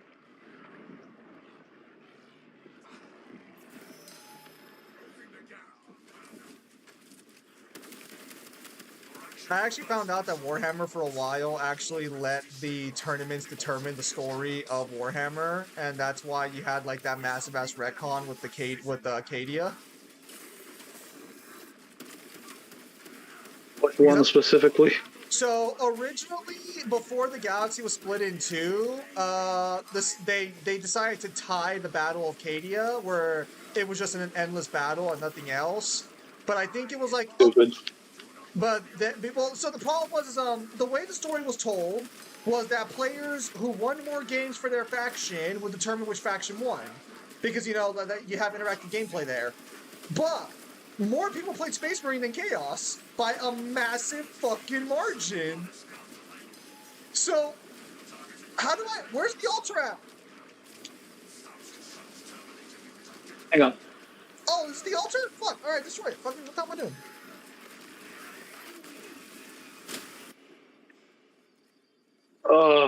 All my health. Yeah. Oh, are we done? Yeah. That was unlethal. That wasn't actually that bad. And we were missing a person. I mean, We had a bot. if I actually had like a proper fucking kit, it would have been fine. I was just kind of confused on where to go the entire time because that's a new mission.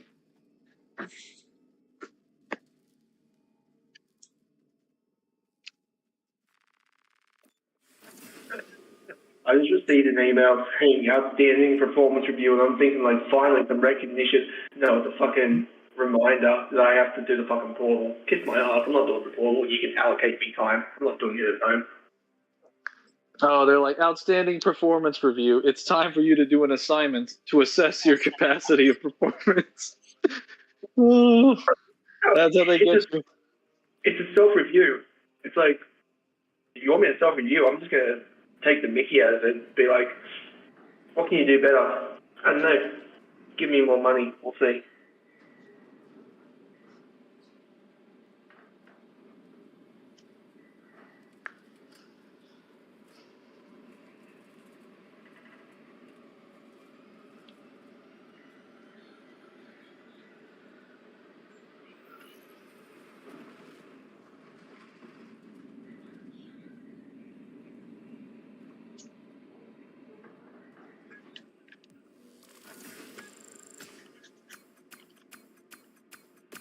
Oh, look at my melee damage.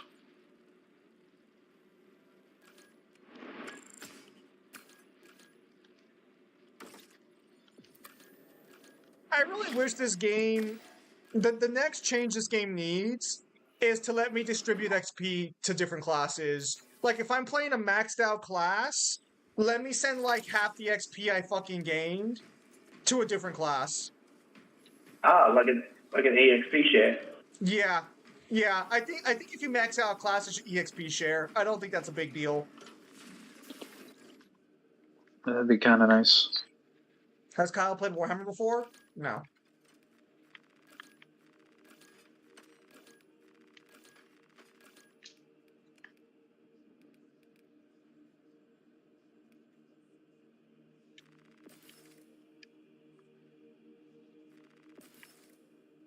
Oh, I didn't fucking tell you what fucking smart ass sent me yesterday, did I? No. Yeah, Hello. fucking. This is my fucking chat log. My dad fucking started yesterday. I keep getting fucking updates from him. It's giving me the shit. I'll put it.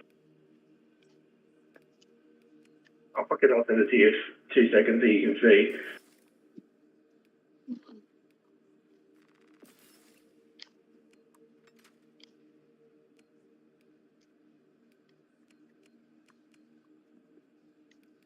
I think next mission I'll play tactical if we play another mission. So that way I can try and like get him to like level 25 already so I can get my perk classes up.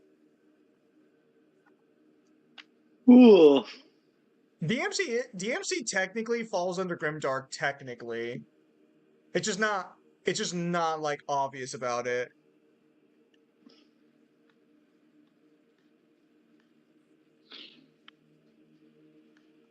Yeah, this is the kind of attitude I've dealt with from smart ass since he started his new job. The cosmology and lore is definitely a little bit more grimdark. Oh, poor Kyle. Well, it's like because like this also depends on like what you define as grimdark. I would just define it as sort of like a sort of bleak, unhappy setting that has usually some idea of hope there, but is generally driven in a world that is ultimately going to like fall into despair and chaos eventually, and does not result in pleasant outcomes for the vast majority of the characters, which is pretty accurate for DMC. Especially if you consider the characters that are supposedly winning, which is like Dante and Virgil. Always felt strange how Bingo and Tsuno handled how Dante deals with love proposals. Yeah, it was.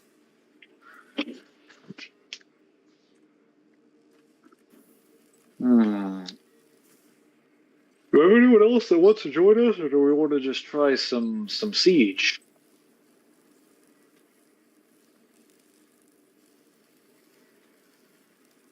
Hello? Yeah, we can do Siege. I'll try some normal, though. Actually, should we just let a random join us? Do you want Random to join us in Siege? Sure. Alright. Why not? Okay. Battlefield conditions. A new atonement will appear every 5 waves. That's a debuff. Buff. You can obtain powerful individual blessings to aid you in battle. Survive 15 waves in 1 session on normal to gain 50 accolades. Somebody join?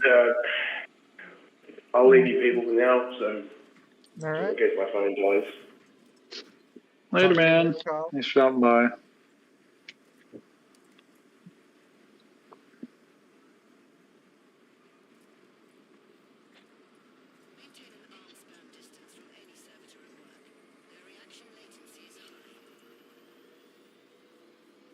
What are you supposed to be? The greatest Primarch to ever live.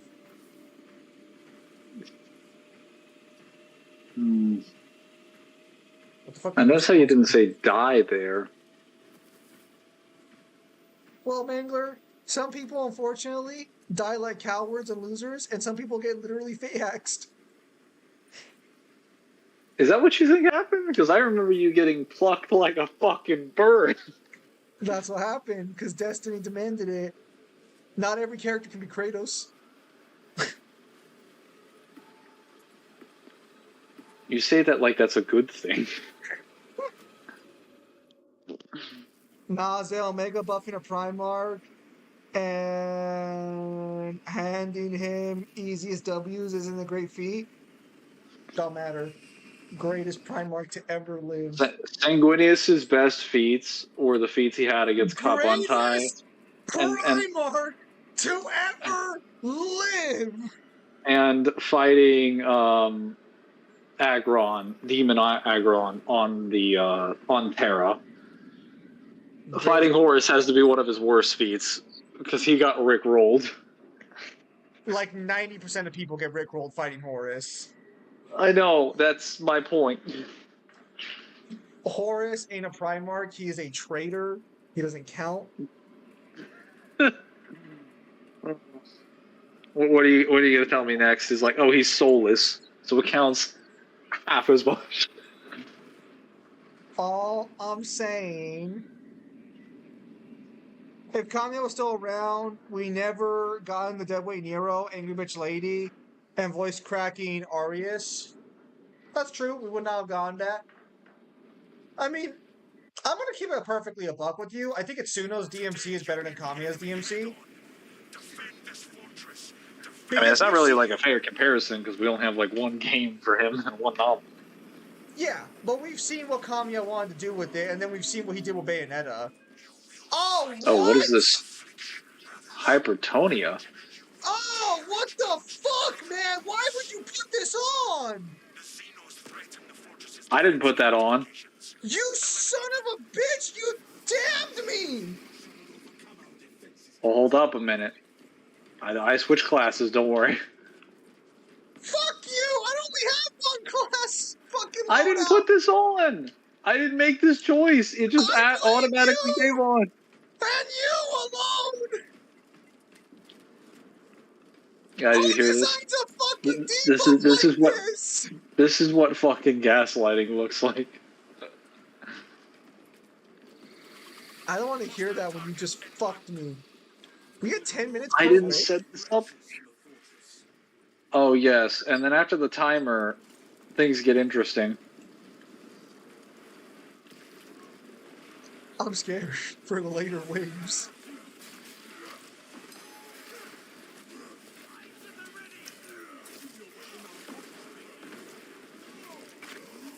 No point using my fucking gun! Correct. Don't hit me with that triple.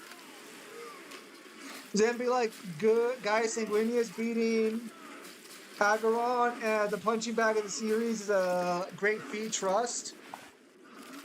I was also. Did you just refer to Kai Buntai? Did you refer to Kai Buntai as the fucking punching bag of the series? That's what. In what universe? That's what Hasai said. Are you saying he's wrong? Yeah. I can't think of a greater demon of Khorne that decided to lose to somebody, got kicked out of the upper ranks, and then clawed his way back to the top of the ranks, and became a greater demon again, only to then lose to Sanguinius.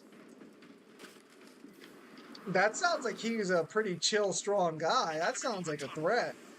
No. Like he literally, it would be like the equivalent of a character, like one of those stories where you start with like an in-game character at the beginning. They lose all their powers. They get all their powers back. They get stronger than ever before. They fight the final boss, and then they die. And it's like, I mean, fraud behavior, bro. He didn't even do that badly against Sanguinius. He also damaged Sanguinius. He just wasn't built to handle Sanguinius. It's that simple. Wait, 829? Wait. Is Is it one consistent timer? I think it is. Oh no. Find the cogitator. Hang on, we're on normal. We'll be fine. Oh no! What part I'm gonna of grab. I don't got multiple builds? Do you not understand, Mangler? You're a tech marine. I'm playing the fucking assault or the fucking tactical. You're playing the tactical in Siege. I thought we were doing a mission. I told you Siege. You agreed I to Siege. forgot to swap. Damn. Why do you think I I'm was gonna bitching activate this about terminal. range this whole time? You want to help me upload this data? I don't worship the Omnisire in this class. So you're a heretic. I'm not a heretic because I'm a tactical unit. Xenos biomatter has compromised the Uh-huh. cogitator. I don't remember that being part of his doctrine. Wretched Xenos crew. Zim spamming parry when no one is attacking is peak panic roll. No, I was being attacked. I should have parried a couple of those. It's sad how World Eater. Oh, motherfucker! Tyranids contaminated the upload console. Clear it. That one was a panic fucking parry.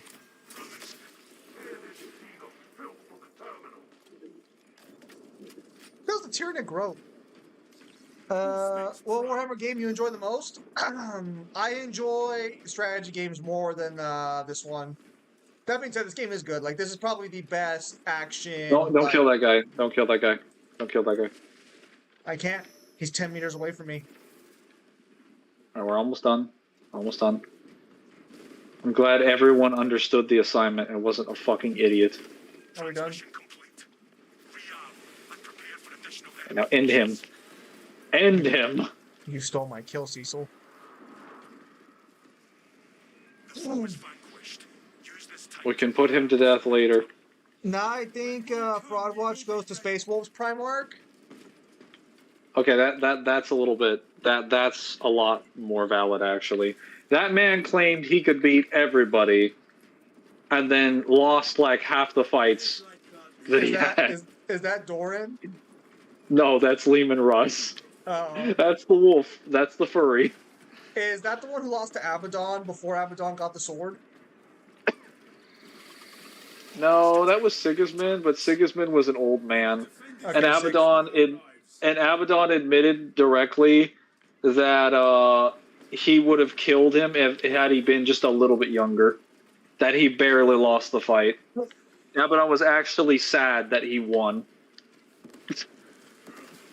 He was like, "Nah, that's fucking stupid that I won that.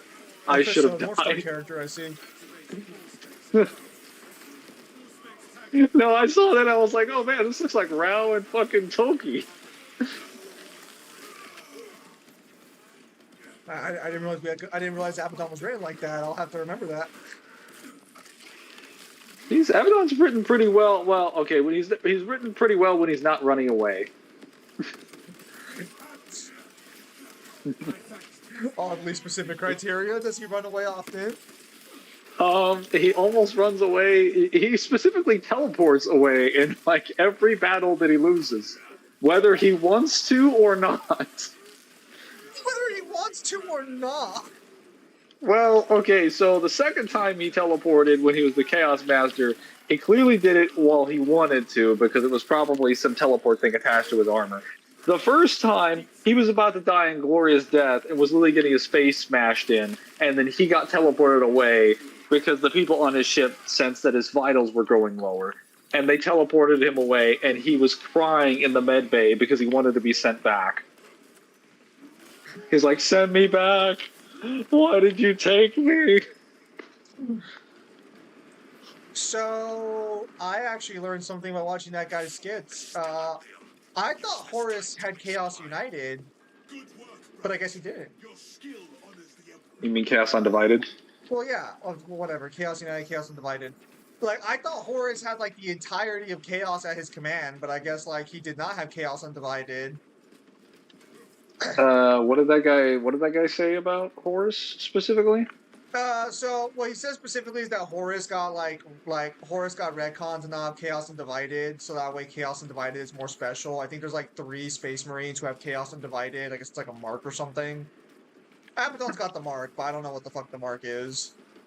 I don't know how they could come to that conclusion, because if they're saying Horus got that retconned, the Horus Heresy books came out in finished in 2024, so I'm not sure Well, so what in the original evidence. Horus Heresy lore, from what I understand, it was implied that the Horus had Chaos Undivided. But I guess when they went through the Horus Heresy, that wasn't the case.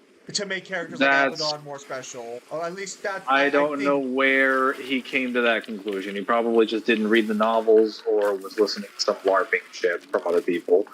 So in the actual series, directly, he is directly controlling the power of all 4 Chaos Gods when he is fighting the Emperor on his ship. If that is not Chaos Undivided, I don't know what you would need to have Chaos Undivided at that were point. his forces Chaos Undivided or no? There weren't really that many. Okay, there were demons. With Fulgrim, he had the Slanesh demons. With the World Eaters, they were transforming into something similar to Kornite demons. With what was it called? The Death Guard, they had the Nurglings. I think the only one he didn't specifically have was Zeech's demons. That's probably And that was why, just then. yeah, but that's primarily due to the fact that the Thousand Suns had not fallen completely. That's more like a technicality. And that wouldn't really matter. Like, you would argue he is Chaos Undivided. He just doesn't specifically have Zeech demons with him. Because, Then he does not have Chaos Undivided. Well, so the difference is that Abaddon never really demonstrates the level of power that Horus does during that journey. I mean, he also gets beaten by weaker people. Wouldn't you just assume that because Abaddon's not a Primarch? Like, wouldn't you always just assume Primarch? No, because he accepted the mark, but he didn't become a vessel for the Chaos Gods like Horus did. He refused to go any further because he did not want to give up his autonomy. And that's why the gods hate Abaddon, but they can't get rid of him because he's the only one that they can use to win the Long War. So they hate him, but they can't get rid of him because there's no one more qualified. So they're kind of stuck between a rock and a hard place, and he's like, yeah, you obey me. You think you are the ones in control. I am the one in control because you need me more than I need you. And then Gilliman woke up. And then nothing happened because Gilliman woke up. Gilliman woke up and nothing changed for the Chaos Gods. They're still shafted. And then the galaxy got divided, I guess, so that's nice. I don't remember if Gilliman is awake by the time it gets divided, or if it's like afterwards, but it doesn't really matter because his main campaign would be happening after the fact. It's afterwards. He wakes up and finds out the galaxy got divided, which was probably not the best thing to do. The reason I say that is because the Dark Imperium books don't actually, which explain and have Gilliman's perspective during the Indominus Crusade, don't actually explain like when he wakes up. I guess they do, but it's not like it's never explained like what exact day he woke up on the calendar. He just wakes up to find out, oh, the world's gone to shit.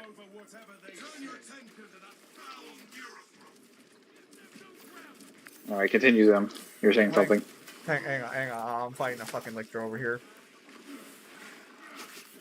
Yes, Lehman Russ wanted to be bailed from the challenge that he himself did. Lehman Russ was also a hypocrite because he was willing to kill his brother Magnus, and then after what happened to Magnus, he's like, I don't want to kill my brothers anymore. And he's like, let me take a chance on Horus, after Horus has already given his power to the Chaos Gods. And I'm like, that's questionable. Where's the Neanthrope? Oh, there it is.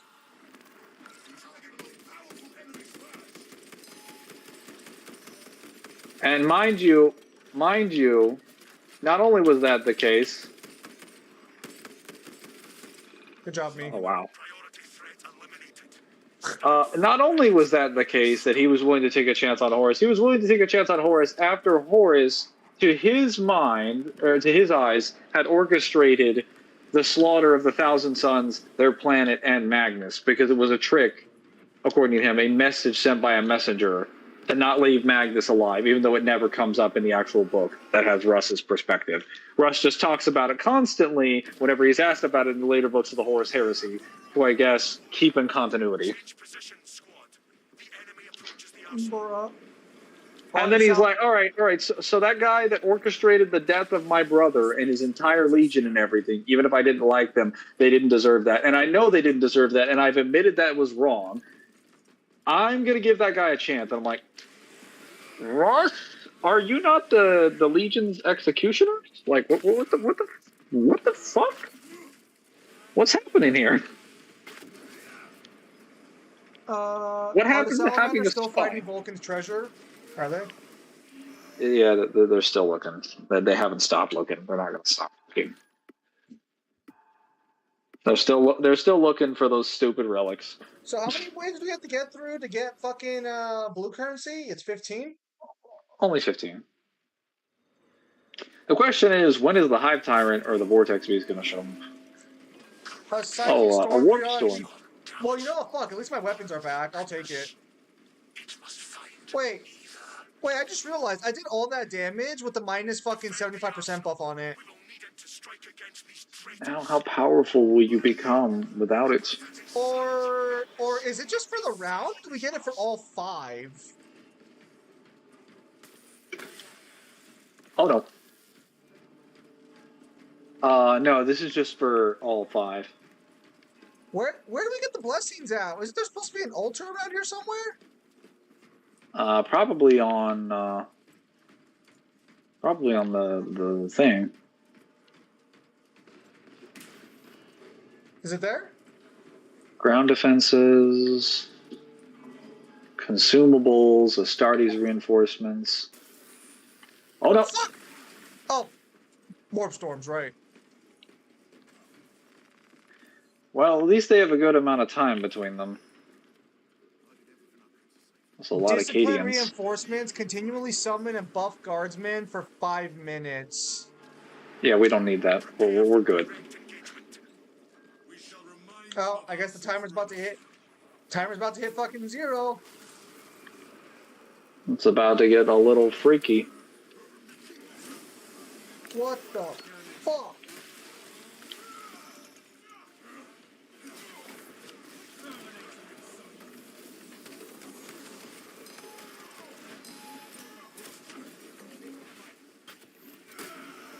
Enemies have become stronger. Alright, well.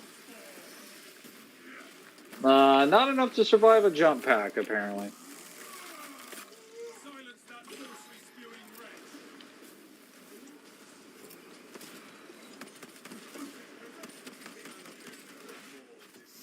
Yeah, they're not that much stronger. It might be like a 10 or a 15% buff.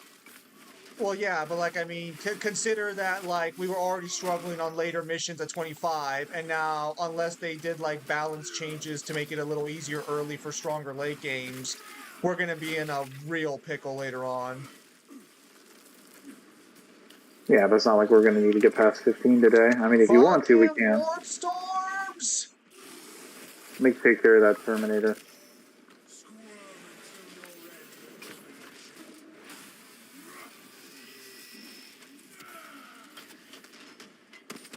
If I'm not mistaken, Lehman Russ challenged Argon, lost the fight, even when he ordered Space Wolves to attack Argon to force a stalemate.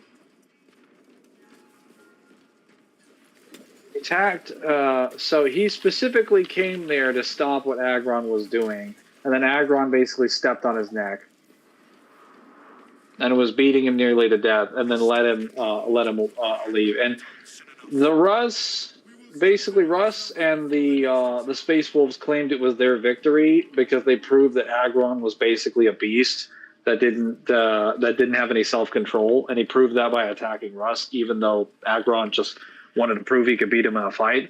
So that's why the World Eaters claim they won, and that's why the Space Wolves claim they won. I see. So the World Eaters actually won the fight.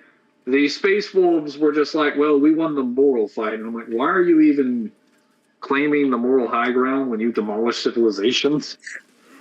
You're like, yo, I'm the better Space Marine Legion of the two most berserker factions. Brothers, your targets have arrived.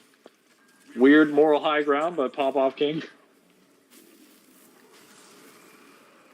Gotta win somehow, I guess. Well, it's the Space Wolves. They don't win that often. The last cannons are down. You need to recharge them.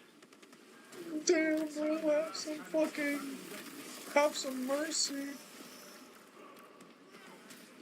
I'll go recharge the last cannons right now.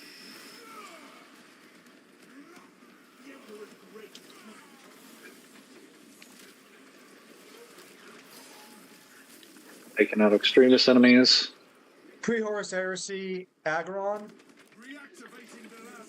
Wait, what's Lehman Russ's chapter? You said the Space Wolves? Yep.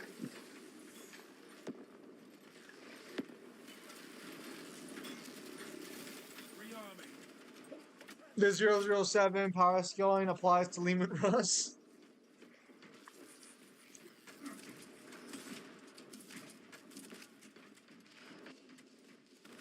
They've definitely made this mode better. Hang on. Try and leave someone alive. I got a fucking Space Marine I gotta fucking deal with. Heresy led you to this Almost done. beginning last cannon restoration.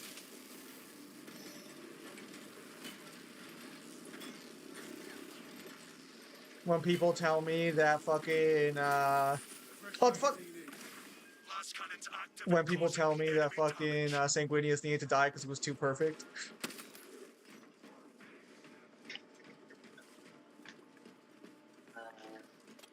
I'll have to test this bull carbine later, but I still have to level it up. Stay sharp and prepare your gear before combat. By the way, is in Dark I have a Tide lot of ammo. Skitarii class now? I've never played Dark Tide.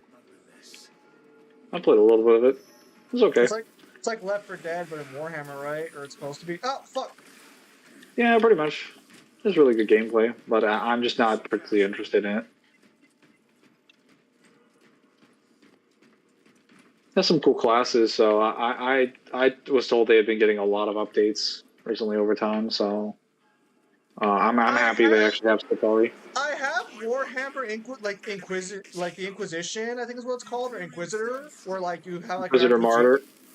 Yeah, I have that game. I just haven't played it. I have it too.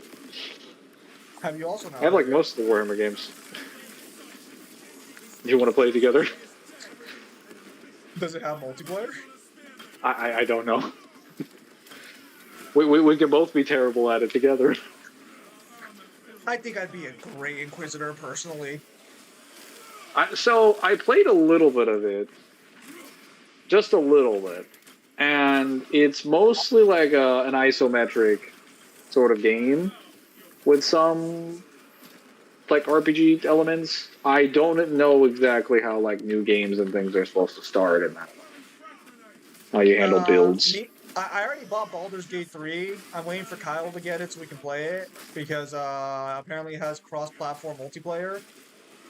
And we've always wanted to try Dungeons and Dragons on the channel, but, well, we've never really had time to sit everybody down to do fucking an actual campaign. Motherfucker, that warp storm hits like a fucking... like a storm. It hits like a storm. Couldn't have guessed.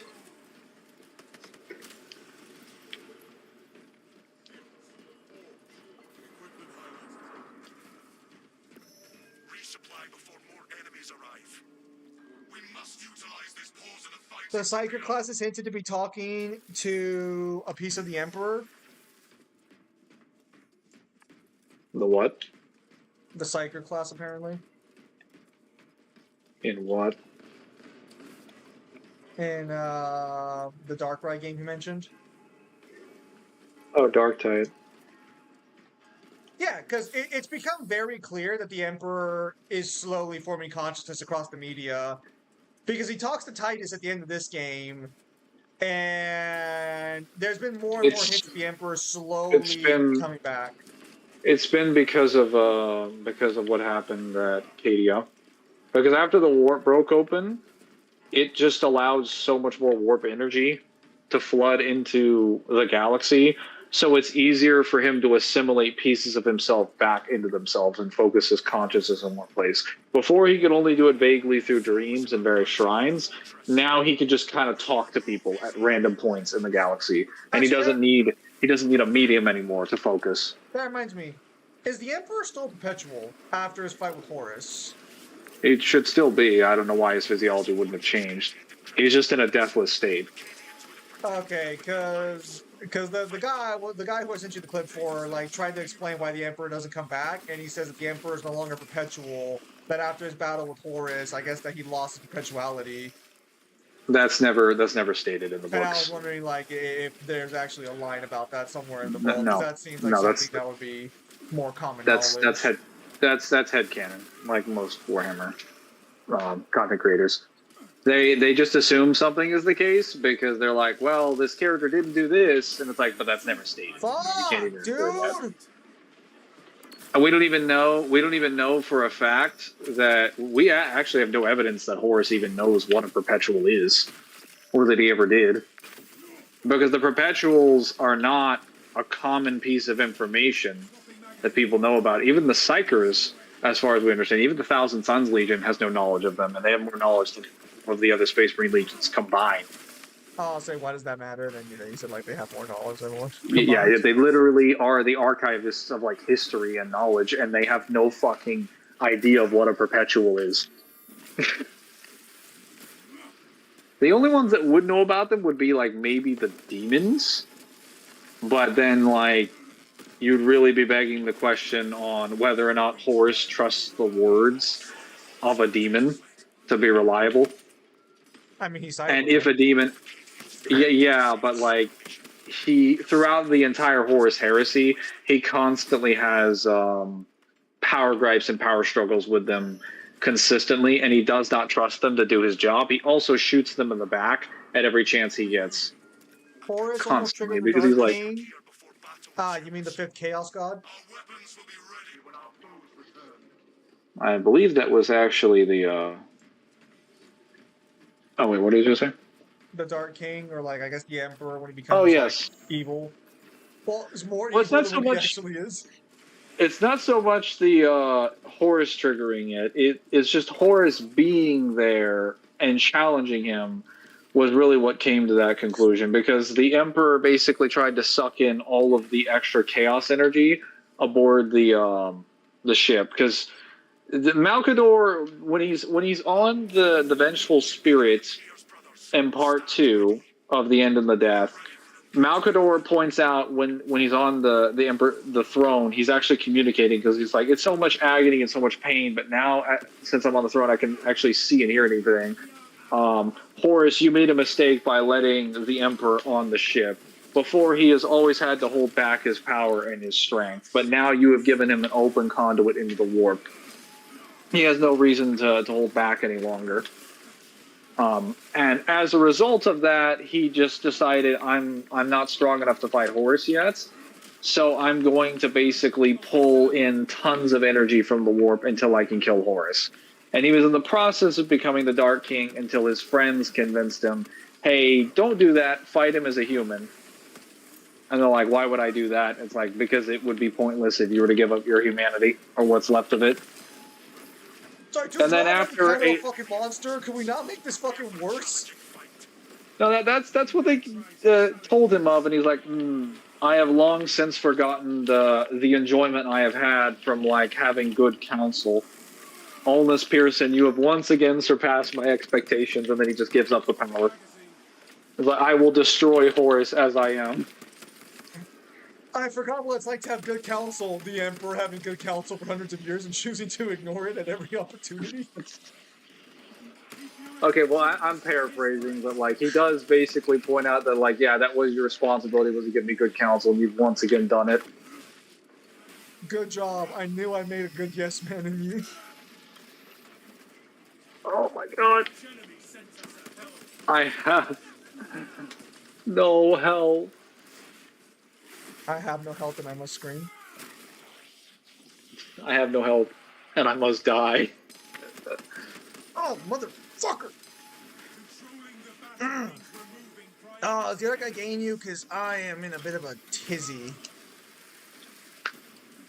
I It's wish, not and me! I Why wish the I fuck had a is me good getting dad. you?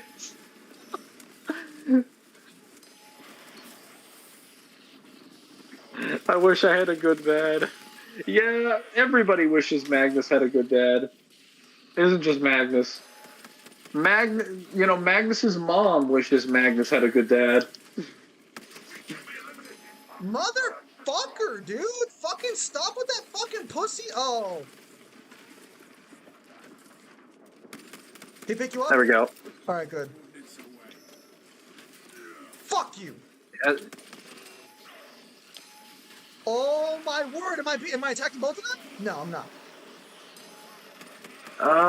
let me kill this hell brute, because they've gotten stronger. I don't know if that's Relax. the second time or the third time. I got him. It's fine. It's fine. What does it mean by stronger? Do they take less damage and inflict more damage, or is it just that they do more They're gonna have a damage? Dark Tide stream soon. I don't own Dark Tide and I don't have Game Pass either, so probably not. You are Excellent. The major threat has been wiped out. Oh, the warp storm. I thought those would be done, but I mean, all right. Our enemies head for the control room. Meet them there. taking our new position.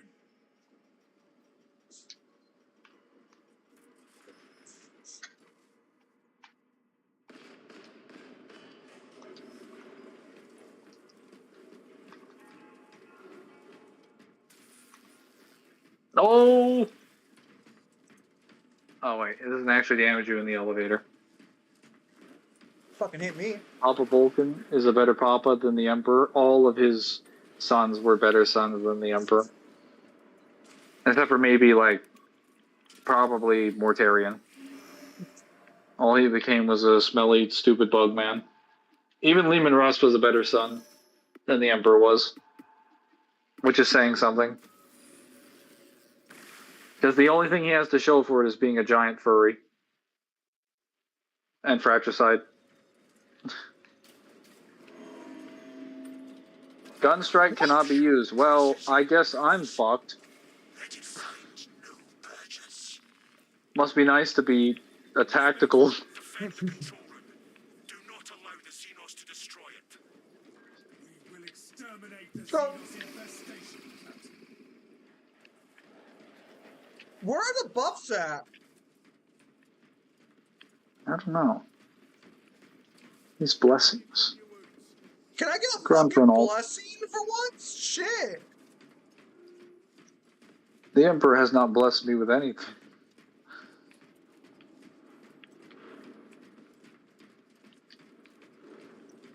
I've heard about giving your hardest battles to your strongest warriors, but fuck, a little fucking extra ammo in the clip would be nice once in a while. Shit.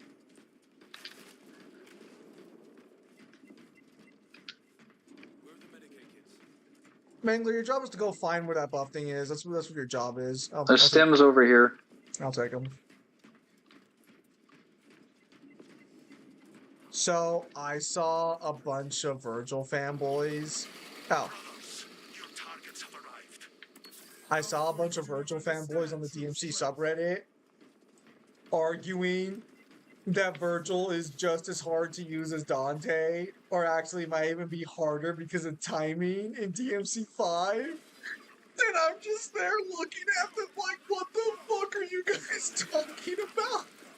I mean, if we want to talk that he's harder to use than the earliest versions of Dante that had no fucking depth, then sure. Look, Or I'm maybe just- the earliest versions of Virgil, but if we Look. want to talk 4 Look, Dante guys, and it's 5 It's Dante, hard to do that much damage with Virgil. Why? Because you have to fucking use more than one fucking hand? Maybe. Actually, hard I to don't do even that much believe damage that. I with don't even need Virgil. more than one hand. I'm sorry. Have we measured his actual damage numbers? Because everything was massively buffed after DMC3. The only version of the only version of Virgil that might have had a damage problem on some weapons was just DMC3 Virgil. And I say damage problem in the sense that he just didn't melt everything. He still did great damage in the game. Reboot Virgil It was did just fantastic the funniest damage. thing watching them argue with Dante fans that Virgil has a harder skill ceiling to perform the same amount of damage, and I'm like, we must be playing completely different games. They must be playing a different version of DMC5 that I'm just not aware of. Like, are you running a challenge run where you just don't want to like do damage? Because Virgil has concentration. He can literally clone his hitboxes to multiplicatively increase his damage. That's a bigger buff than Devil Trigger. Look, I'm That's a just bigger buff saying, than Devil Trigger Virgil and is the charge not. punches from the gauntlets. Dante is not the character you should be talking about, arguing you do less damage than, bro. You don't have a conflict with maybe like Nero in certain circumstances, maybe, but even that's depending on the game. It was just, it was genuinely just the wildest fucking thing I ever saw. That I genuinely was thinking if I wanted to just do a RAM video about it, talking about how easy it is to play Virgil in comparison to Dante. Just be like, hey guys, here's a combo with Virgil on the highest difficulty. Here's a combo with Dante that uses the same button inputs, and look at the damage. And the enemy is still there. 2 minutes later, they die. The enemy still exists. As you can see, Virgil clearly deals more damage. And it's not even like, guys, if you think Virgil has to get in and it's difficult for him, no, he has higher parry windows, so if the enemy tries to retaliate, they just get parried and then they get punished for trying to interact with him. And you're like, well, maybe it's like ranged. No, Virgil can just judgment cut them, and he can multiple judgment cut them, and then if he's in Sin DT, he can consecutively judgment cut multiple enemies at the exact same frame at the exact same time, and still do safe range damage that can't be punished. Dante cannot do any of those things. The best Dante can do is charge his sword like a fucking anime attack and hope somebody doesn't hit him before he unleashes the attack. It was just like the funniest, because I know where they're coming from, because they don't want to be known as the people playing the super easy fucking character, but I'm sorry, bro, you're playing the easiest character. You are literally playing the fucking you're playing the carry character. I'm sorry. That's why Virgil is fun. It's because he is extremely overpowered. He's supposed to be overpowered. Who the fuck hit me? What the fuck?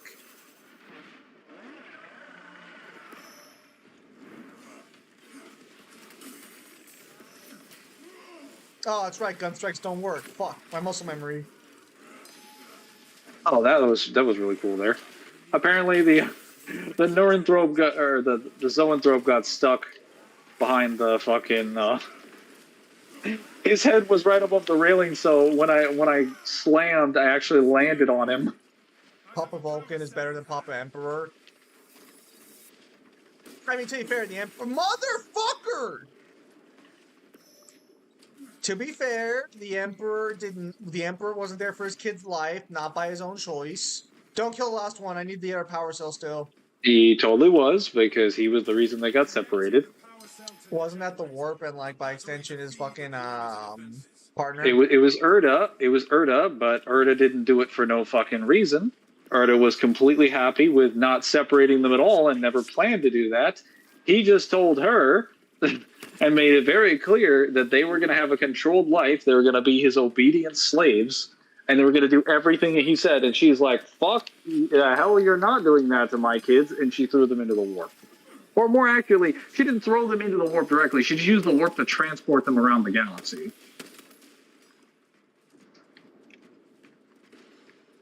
A perfect plan ruined by emotion. Oh my god. Dude, it's literally like, I need 12 or 18 obedient sons. Congratulations, you got one of them, and it was Rogel Dor. How does that plan work out? Actually, your non-obedient sons were the greatest thing that ever happened to you. Can you imagine Magnus if he was completely and totally obedient with no change at all? That'd be fucking stupid. Mangler Actually, engines and Darksiders. none of them would have actually had any development or would have been any different, even if they took on different aspects of him. They would have just been robots. They would have been worse than the And the custodians. Imperium of Man would have won. I mean, yeah, in the worst way possible. Oh, would I rather win in the worst way possible or experience hell across everything? So it's actually possible he could have won with them not being out of his original design, which he also admitted later. Well, okay, he never admitted he was wrong to make them slaves. That's something I found interesting. But he did admit that it was his fault the Horus Heresy happened, which is all the proof I need that he's a bad father. Damn it! If I would have talked to Horus and a few of my other sons once in a while, things wouldn't have happened like this. He didn't even need to talk to all of them. He just needed to talk to Magnus. If you didn't lose Magnus, you would have won that war. You wouldn't have been the fucking Papa paraplegic. I like that we can actually fucking restore all explosives on the map. I don't know if that means that like the grenades come in or if it's You just get barrels. What? You just get barrels. Oh. You get flame barrels in every room. Oh, I killed the Lictor? Good job. I didn't even. Oh, fuck! My muscle memory. Also, I don't think there's any news on Darksiders. I think they just announced Darksiders 4 and then they're just hoping we all forget about it until they release the next trailer. Why would we forget about it? They just don't. Bro, when are you gonna understand that they announced things during August? We're just gonna get another trailer in August. Suspicious. I mean, it's like what, the end of May now? I got like 3 more months. Actually, not even 3 more months because they dropped them at the. Yeah, I keep saying they dropped them at the beginning of August. They really dropped them at like the beginning of August. Like the moment it turns August, like August 1st, it's like trailer, and then boom. You used to think it was like the first week, like really ramping up the schedule. It wasn't me. I promise. Magnus by Dylan, my father, and now everyone blames me for what happened. Yep. And that was literally what the Fury of Magnus was about as a book. It was Magnus just going to Terra and then being like, yeah, fuck all of you. You're to blame for this issue. You're the reason we got this far. And then Malkador was like, yep, we're actually at fault. We screwed you. I'm sorry. I apologize. Oh. Well, fuck. Too late now.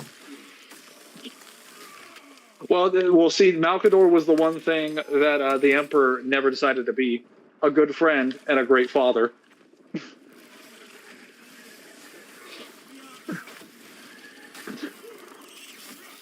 And a trusted person, I should say.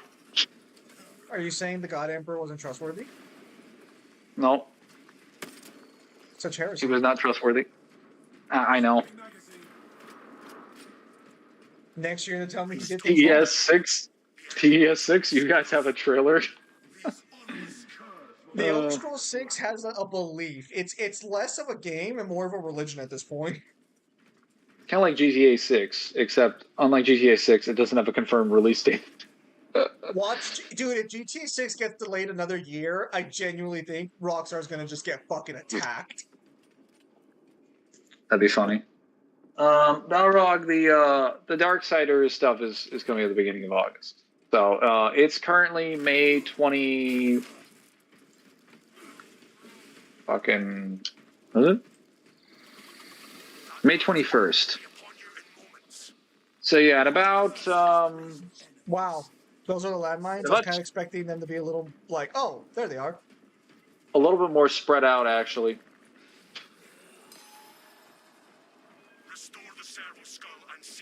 Yeah, it's what was it?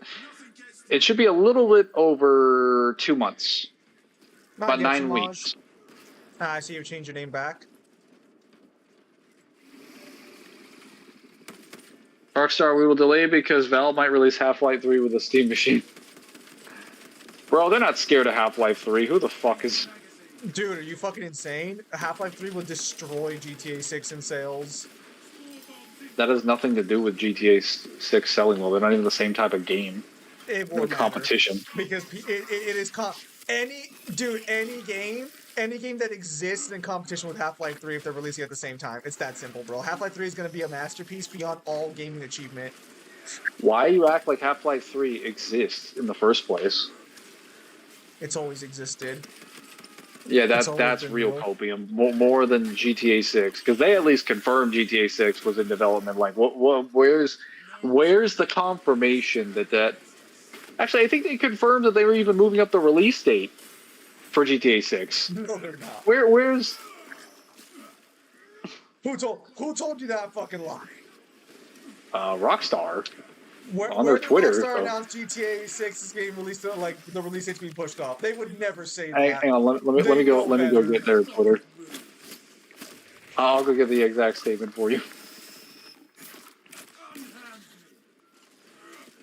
If they actually said they're gonna push up the release date, then they deserve all the shit they're gonna fucking get when that game drops and complete.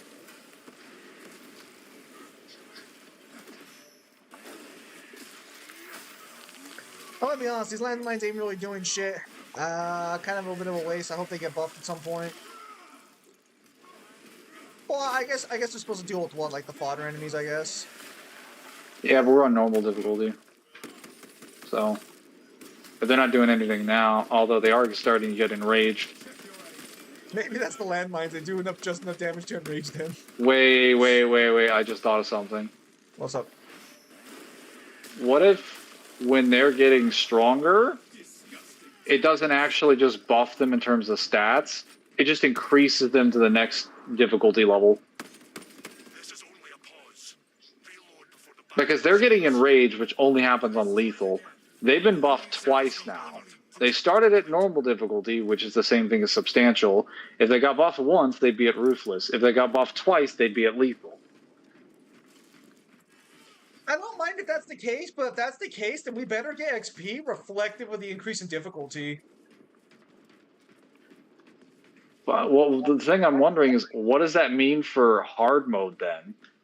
Because they're already on max difficulty. Hard mode just gives them stat buffs, or actually unlocks secret difficulties. Oh, great. Secret ways for me to suffer more for the fucking Emperor. As is your duty, as is your desire, as is your wish to suffer in Really, the Emperor's name. really putting a lot of words in my mouth there. Well, because anything else would be heresy, me. It did exist, but got canceled and revived multiple times, as confirmed by Valve. Wasn't that just a different project entirely? Wasn't that like Half-Life something? They had Half-Life Alex recently. I'm really getting kind of annoyed by the fact that I don't have the gun strike. Well, we're almost done. We're almost done. It's the last wave of this section, so we'll see. We'll see if we get lucky on the next one. Subterranean alien pest. So actually, I think I found my new favorite meme format for power scaling, or at least for like internal lore scaling. So it's a simple phrase. It's a simple phrase. It's nothing crazy. But so you know how like there are a bunch of characters who are stated to be like on Sukuna's level in JJK or like the expanded series, like with Modelo. Sure. And I saw someone post like as a meme where it's like everyone's Sukuna level until it's time to fight Sukuna. And I'm like, hey, that actually goes pretty hard. on the battlefield. You may be in for a challenging fight. Who's ready for the Elder Scrolls 3 to be on the creation engine again? Hive Tyrant! Hive Tyrant! Where is it? I don't see a giant beast over here, so he's not near me. My ass hasn't been pounded into the ground yet, so he can't be near me. Well, I guess he's near our teammate then. Yeah, I think I saw. Oh, never mind. Oh, you see him? Oh, I see him. Oh, I more than see him. Fuck!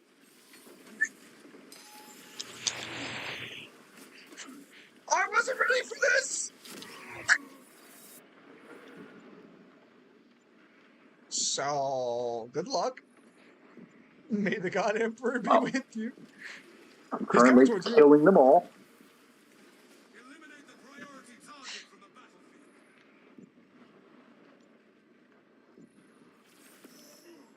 Oh no.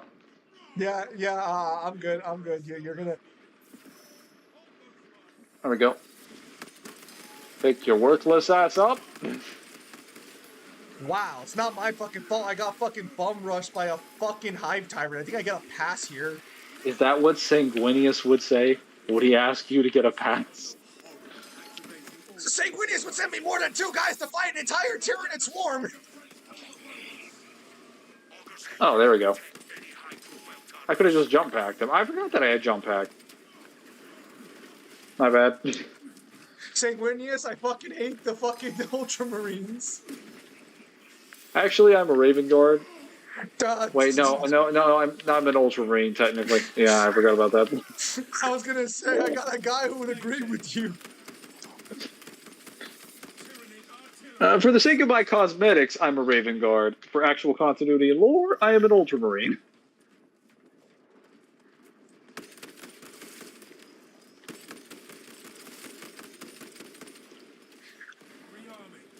Alright, so I'm English 40 and slipping into his own demise. I do appreciate there is variety in the boss monsters now. I will say I'm not looking forward to fighting the new Chaos boss. I think that's gonna be fucking terrible. Our foes will find us more than resistant. Yeah, that's not going to be fun. Not with the buffs. Not in hard mode, especially not. There's No, a theory, sirree. Season 2 of DMC anime is something, there was a theory with a rocket launcher Gaben is affiliated with, but that didn't happen for Half-Life 3. It did exist, it got cancelled and revived multiple times. It's confirmed by Valve. There's on their book about Half-Life. They say Half-Life 3 got cancelled multiple times. Nowadays, we get potentials about Half-Life 3 from data miners checking CS2 and Deadlock. It's real. It's real. I believe it is real. The DMC Netflix anime might be better than reboot DMC. I mean, I'm gonna tell you the honest facts on the table. That's not really saying much. The reboot had 1 game to work with. If the Netflix anime doesn't become better, that's a problem with the Netflix anime as a whole, rather than the reboot being bad. All right, so Are we going back to the Battle Boy?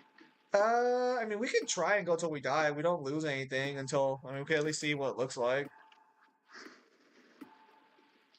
Everybody lock in. I got no help. Lock in. All right, I guess I'm gonna have to do my best Sanguinius impression and I just walk out and die. Just like your father. How dare you? I'll kill just as many as Sanguinius did before he died. Just like a whole army and then some. So 0 if we're fighting the Tyranids. Maybe some if we're fighting Chaos. I didn't play all the battle sector and face the Tyranid hordes for you to give me shit. Oh, speaking of which, I did actually get to see during the because I read the Rune King books, or they're not the Rune King books, the Twice Dead King, or the Necron novels. I got a lot of fun statements for them, and I also found out about the truth of the Flayer curse. Well, most of it. Remember how I told you that the during the story that the reason why the whole Orthus his dynasty is falling to pieces is because they're being attacked by the Imperium of Mankind? Yeah. Do you know why they're actually searching the Necron worlds of the Ikath dynasty during the books?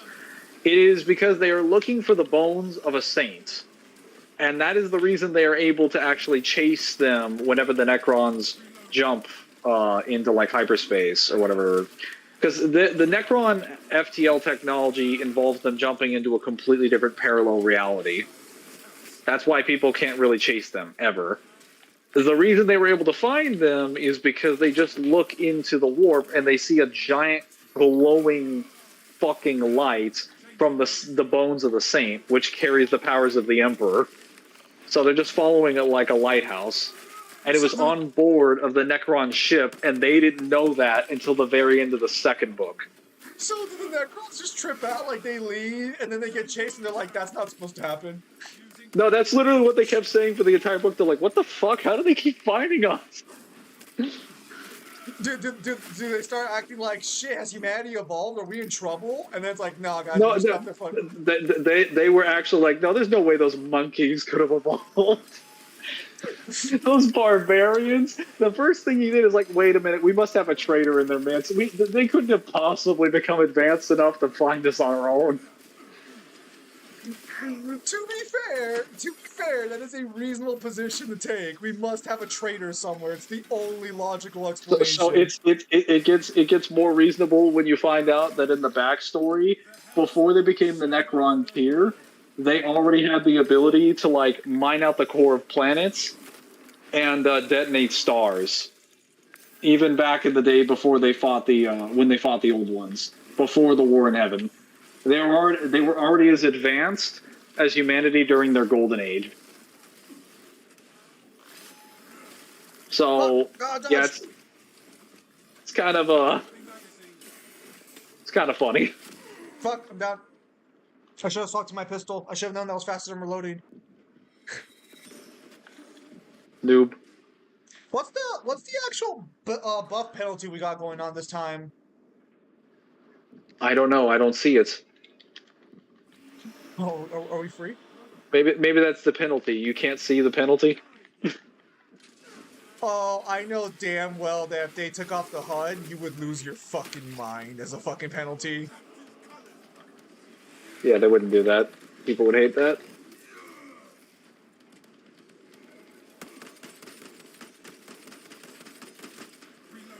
Okay, I'm back. Excuse me for being late, being gone in case anyone's looking for me. No, you good, Triple. I mean, I assume you guys come and go as you please because, you know, it's just a stream, just Life. hang out.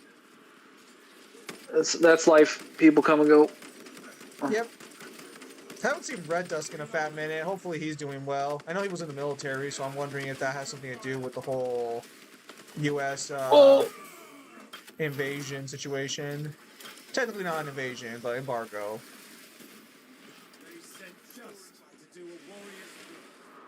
You say technically not an invasion, as if we aren't bombing their fucking country. Well, because we don't have boots on the ground, so like it doesn't become an invasion until we have boots on the ground. Because we haven't invaded them yet. So, We just it's still classified as a war. What? It's still classified as a war. Well, yes, but the act of an invasion is us invading their territory. We haven't done that yet. So, yeah, like I say it's an invasion because I'm used to the last 3 Iraq wars. But technically, Man, we haven't your gone there head yet. your head would have spun if someone had to give you a history lesson on the Persian Gulf War. It was literally just 2 weeks of our aircraft carriers firing missiles. No, I'm not saying it's not a war. I'm saying that it's not an invasion. There's a difference. I'm just saying you would have found it rather humorous how we tried to justify that one. It's like, guys, we're not really there. We're just firing missiles. Hang on. We're like, Shit. who? Manama. Oh my god, I don't even know how I'm alive. Oh, they want us to reactivate the auto targeting system. Why can't anyone else in this fortress do this? Okay. Okay, bye, Ma. Bye. Targeting system cycling back on. Okay, we're back. There we go.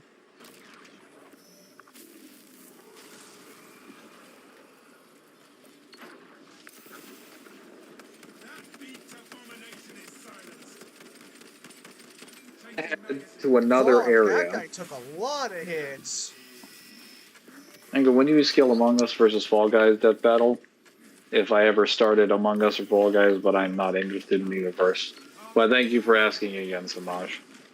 I appreciate your consistency to the craft of asking me pointless questions. Oh, that's right. You never played I am Among Us. currently in the middle of fighting demons from hell. Technically not from Hell Mangler. They're from the Warp. Get it right. Oh yeah, my bad. The shitty version of the Duat. You'd understand that if you read the King Chronicles. Yeah, it's because one conversation with you wouldn't just give me the information to know what the Duat is.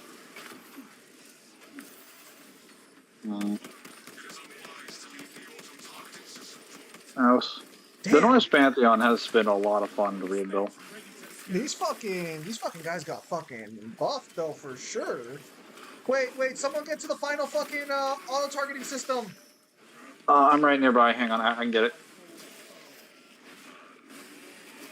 Well, never mind. Seems our teammate did.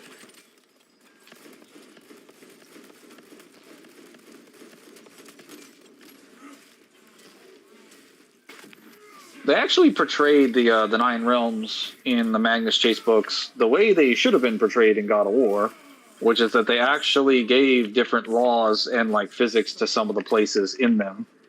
They actually explained that Alfheim, because it's a realm of light and air, is actually very, very light. As in, like, it's not just bright.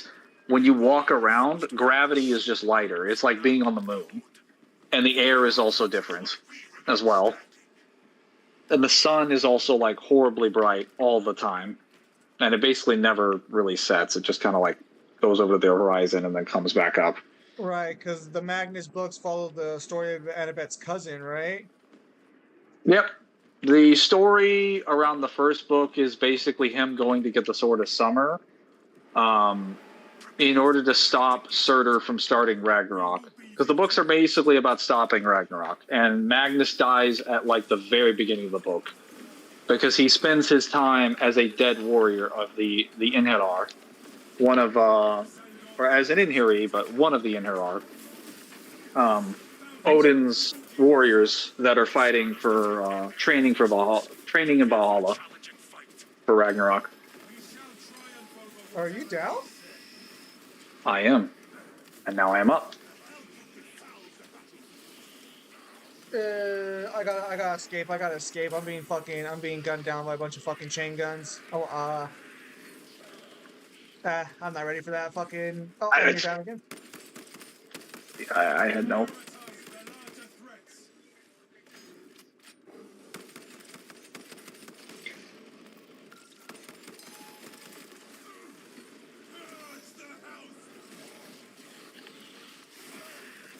Okay, looks like they're all focused on him. I'm gonna try and pick you up while the Hellbrutes focus on him.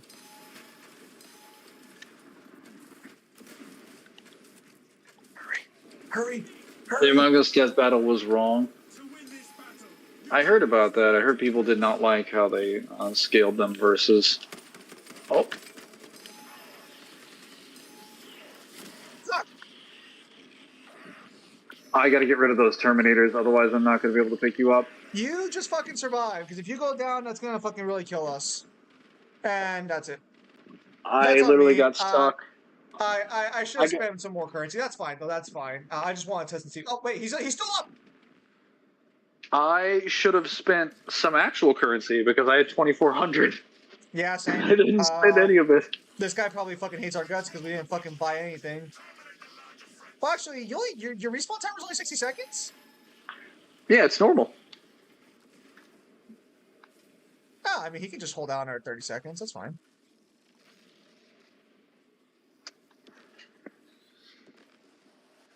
I got trapped in block. So when I was blocking under the Hellbrute, because I didn't perfect block, I was in hit stun and they shot me in the block. My character isn't fully maxed out. That is my excuse.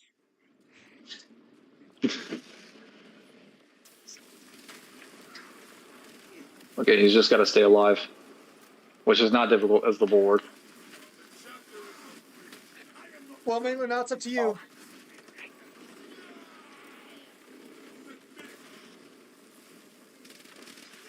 So are you just trying to kill the fucking, Major threats must be eliminated before moving on to other foes. Fuck was the helper to fucking dying? Holy shit.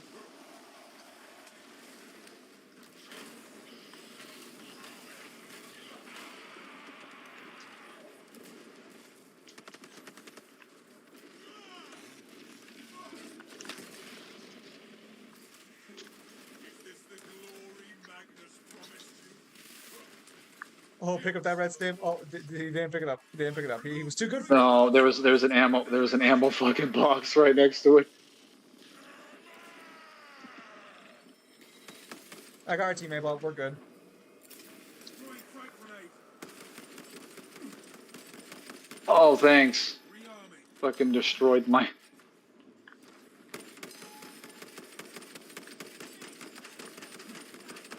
Just death for a big threat.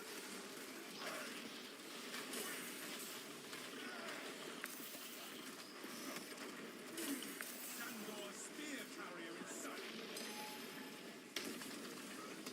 Wait, did my fucking grenade not fucking drop? It didn't. It didn't. Fuck.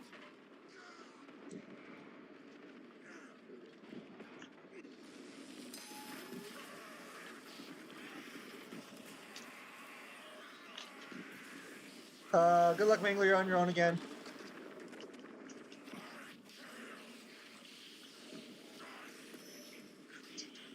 I should have. If I get back up next time, I'm just gonna have to go straight for a Guardian Relic. I think Guardian Relic is gonna be a must going forward.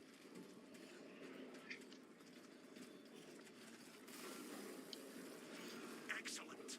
The major threat has been wiped out. I'm executing my way there, but oh my god, there's so many enemies. Yeah, I noticed. They fucking dropped my ass. Careful, Dude, Mangler. You got two Terminators. I can't see the body. Okay, there's your bodies. Careful, Terminator barrage. I'm fighting my way there. Just fucking survive. Just fucking So survive. many of them. You're not gonna get an opening. You're not gonna get an opening. Just survive.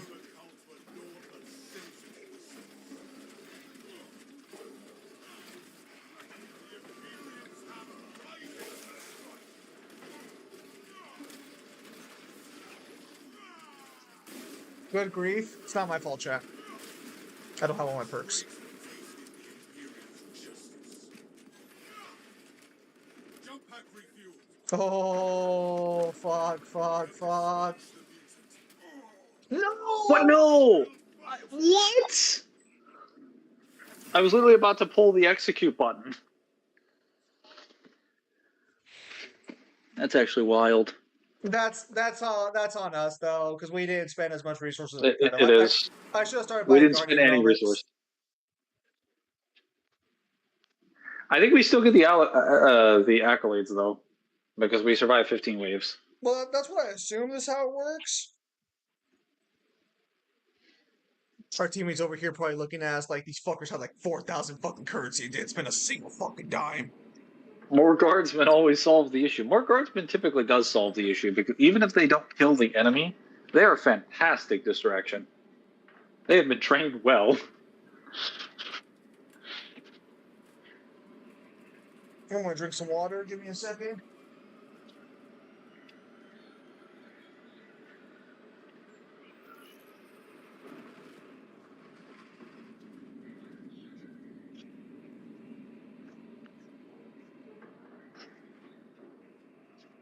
A little more accurate.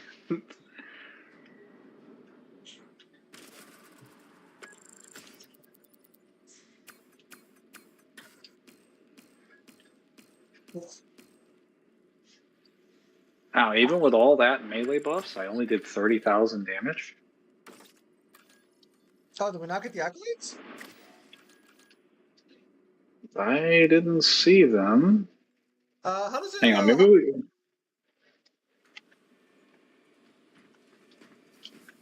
Wait, how many? Did I only level up one? Did I only level up one time? Oh, okay. I already got it now. Okay, yeah, we did get it. It just doesn't get rewarded to you in the reward screen. You come back to the battle barge and then you get them. Oh, okay. Because I now have the check mark on them.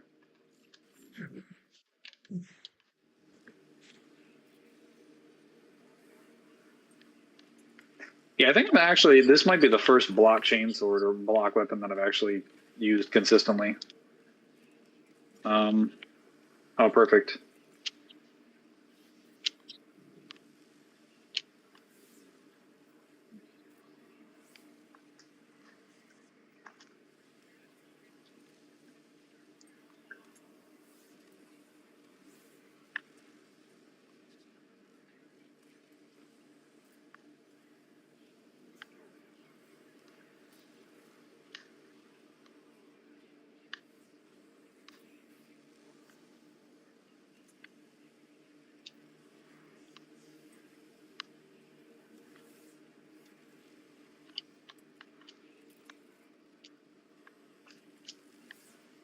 There we go.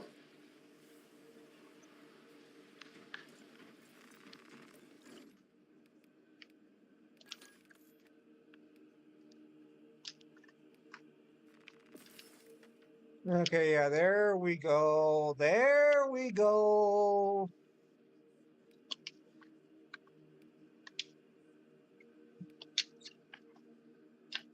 Yeah, see, chat, we're missing our perks.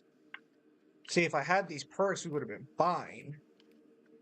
But I don't have the perks. So you have told us. So it is.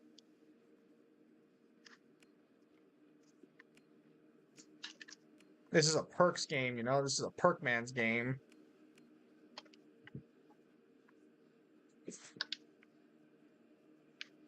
Let me check and see how much Mechanist 2 costs, actually. I'm kind of curious.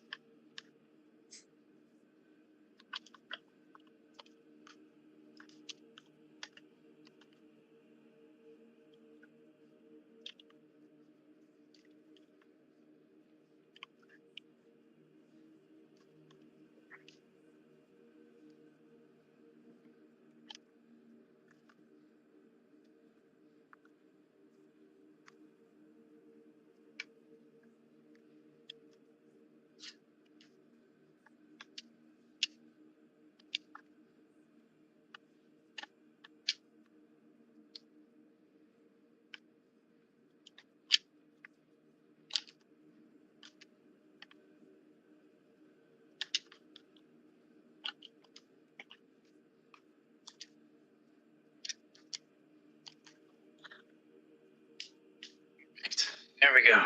I've got this assault thing set up more consistent.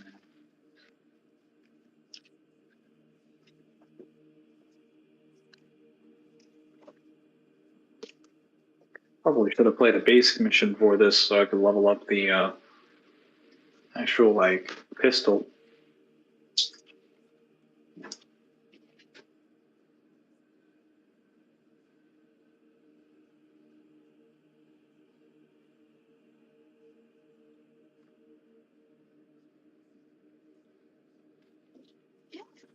Now where was I? Well, explaining the Magnus Chase books. Oh yes, Magnus dies at the beginning of the books, and he becomes an inhaler. So he's one of Odin's immortal warriors that resurrects over and over again in Hotel Valhalla, which is Valhalla, where he trains endlessly until the year that Ragnarok arrives. And then he gets some visions and some information throughout the story that he has to go and get the sword in like 7 or so days, because he also gets a prophecy. He has to go get the sword in 7 days, or Surtur will grab the sword, which is the sword of his father Frey, the goddess of like fertility and health and stuff. Or if he doesn't get it, Surtur will take it and then will use it to ignite Ragnarok and destroy the Nine Realms. Then so he basically goes on a journey to get that done. He befriends a Valkyrie, he befriends a dwarf, and a elf, and they're like his main cast for like the next couple books.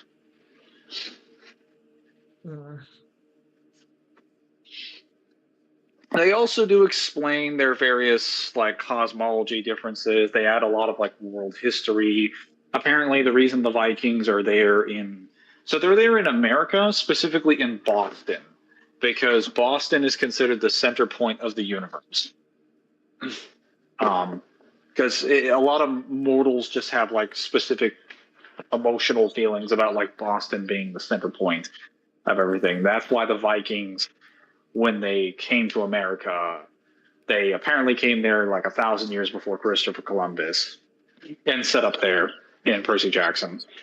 They're also we also find out is that they're responsible for colonizing Russia, because Russia is the name Russia comes from the term of an ancient Viking tribe known as the Rus, which I believe refers to the wolf. And that's where they got the name from it for.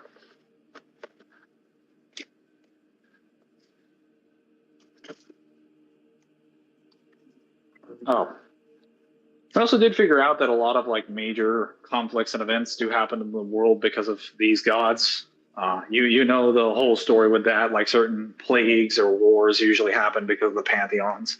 In the case of the Norse gods, you remember the Great Chicago Fire that happened in like the beginning of 1900? Yes. Or like when Chicago burned down, and then after that point, people were like, "All right, we need to have some like fire regulation. Houses can't be made of this material because it would set people on fire." Yeah, that was apparently Surtur. That was Surtur coming out of Muspelheim and throwing a temper tantrum. That was what caused the Great Chicago Fire in PJ. I see. I also found out that the Mayflower Compact that the Pilgrims agreed upon, that was actually started because the 12 Berserker Drog or Drager, whatever they're called, like the undead. They had been there in their tomb at Cape Cod for like centuries, and I guess because the Pilgrims showed up over the area where they were in their tomb, it transferred some of their ideas of the Norse commune, which they refer to as the Thing. The Thing, they literally call it the Thing. It is essentially an abbreviation for essentially a democratic convention. It is what led to the development of the English Parliament and also the establishment of the Mayflower Compact and the establishment of like democracy and laws in America. And it only happened because the Pilgrims happened to land on the exact spot above where they were located in their fucking tomb. So the Drago's like, "Oh yeah, sorry for that. I guess they just happened to arrive like right there." So it's like something about democracy, laws, blah blah blah blah blah. A lot of the stories are about them explaining the reasons for why certain things happened in colonization and like certain things in history, because most of the stuff involving the Norse has to do with the Vikings, since the Vikings would have been the main reason that they existed.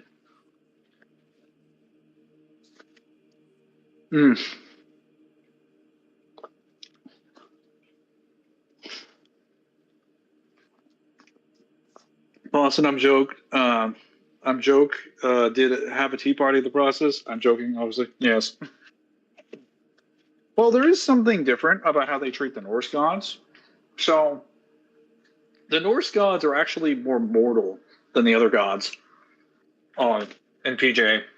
Because, so funny story, something that God of War doesn't tell you about their iterations of the Norse gods. The gods in Norse mythology, well, okay, technically they die in God of War all the time. Because you can just kill them and there are no consequences to the world. But obviously Zim, you're familiar that the vast majority of the gods in Norse mythology are supposed to be capable of dying, right? Like they actually do kill themselves, and they typically, well, not kill themselves, but like when they die, they're supposed to go to either Helheim or Yes. Valhalla, or they go to Folkvanger, which is the Vanir afterlife for Yes. Vanheim, or the Vanir gods. They actually explain in Percy Jackson that Magnus was wrongly slain and wrongly chosen. He does get sent to Valhalla because the reason he goes there is because Surtur decides to try and like burn down a city block while he's trying to kill Magnus, and because Magnus steps up in defense of the people there because it's not something he planned to do, it is considered an unplanned act of bravery. So they send his soul to Valhalla, but they were actually going to send it to Folkvanger because he is the son of Frey. They ended up sending him to Valhalla because a Valkyrie got to him first. Because apparently, you find out when the Vanir and the Aesir originally made peace in PJ, and one of them married into like Odin's family and all that, they made an agreement that they had to consolidate their afterlives because they obviously need to work out who's going to what afterlife, so they don't like have to fuck up like paperwork and whatnot. So Odin was like, all right, so let's just do like 50% then. We'll take half of the people who die honorably in combat and they'll go to Valhalla, and you take the other half and they'll go to Folkvanger. And Folkvanger is basically for everybody else who's just kind of chill. Imagine you're living in like the 1950s nuclear family reality. So like the beginning of Saints Row 4, and it's just as creepy as you can imagine. That's Folkvanger.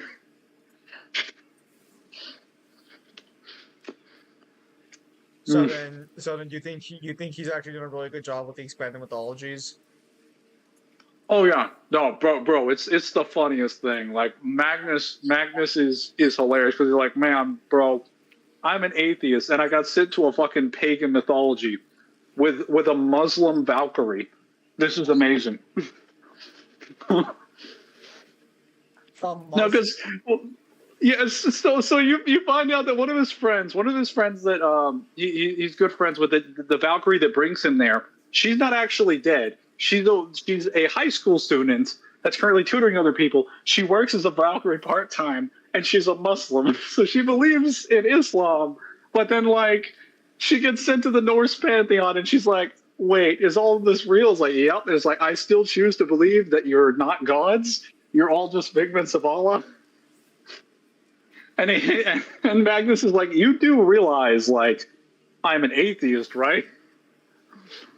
Even I got sent here."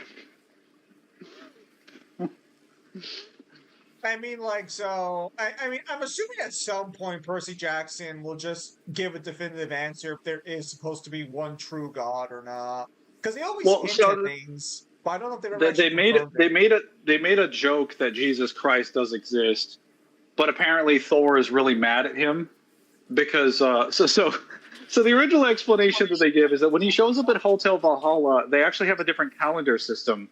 They use the modern calendar system, which is CE and before CE, BCE, which is before Common Era and Common Era. And they're like, wait a minute, what is that? It's like, oh, it's the current calendar. You've been here since 824 BCE. It's like, oh yeah, what about the previous one, BC and 80? It's like, well, we were actually using that system up until the point that Thor challenged Jesus to a arm wrestling contest. But since Jesus never showed up, Thor got really pissed off, and he had us change all of our calendars. So now we just use the modern system.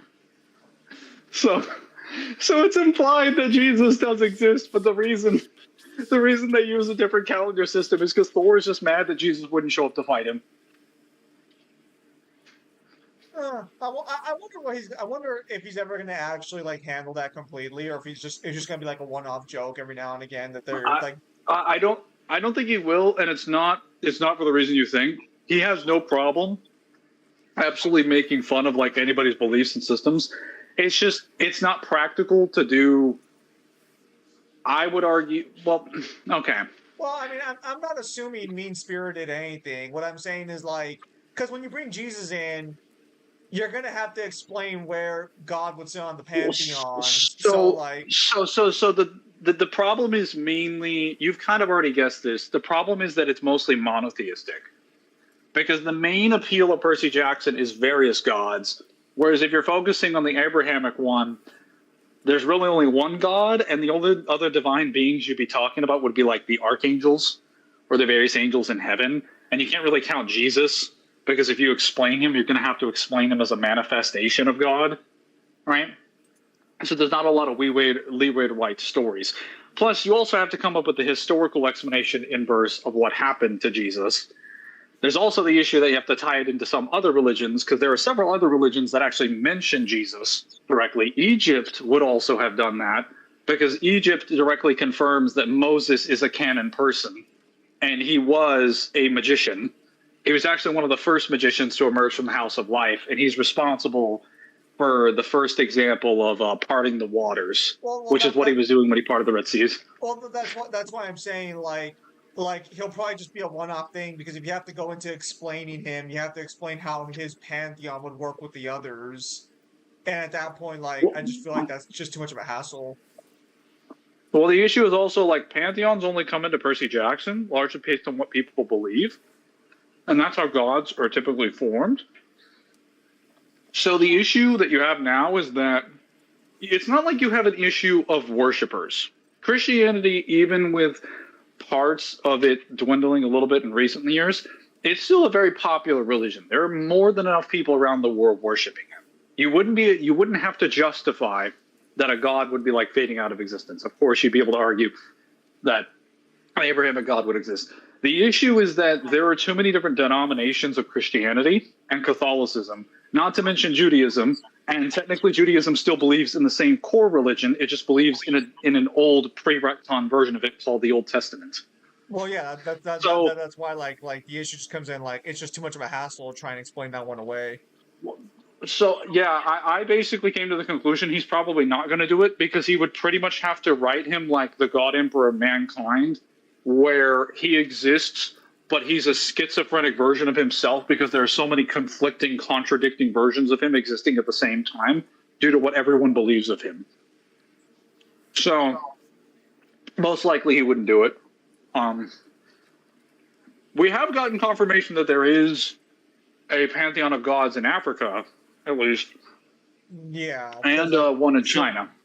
yeah, because of the Tristan Strong book, right? I don't know who Tristan Strong is, but I was going to say that it was actually, no, as someone that Apollo met on his journey. He's specifically a guy from Africa, and he doesn't call himself a demigod. He actually calls himself a different term for the name of his tribe, and he uses an African name for it. He specifically says that the martial arts I've learned have come directly from Africa, and this is the name of like my people and the tribe that I come from. So, and he points out that like he has lightning and various powers and stuff, and they're similar to Zeus, but they don't work exactly the same things like Zeus's powers. It's very clearly implied he's from a different pantheon, and when Thalia asks him about it later, he literally straight up confirms, yeah, that guy's not from Greece. He's from down south. Well, no, like what I'm saying is like because I know there's Aztec gods because I think there's an Aztec spin-off in the same universe, and then I think there's an African spin-off as well. So there are not any other spin-offs other than like the King Chronicles and the Norse gods. Yes, Rick Riordan has written other series, but those are actually his attempts at writing other pantheons in other worlds, basically, because he's also written an Irish pantheon. I think that is an actual verse that he wrote separately. Jesus loves peace, so no arm wrestling. Yeah, it is. Well, I think it was more so just a fight. He like Thor just wanted to fight him. Thor didn't want to kill him. Thor just wanted to have a sparring contest. And Jesus was like, nah, I don't want any of that. I'm not interested, fam.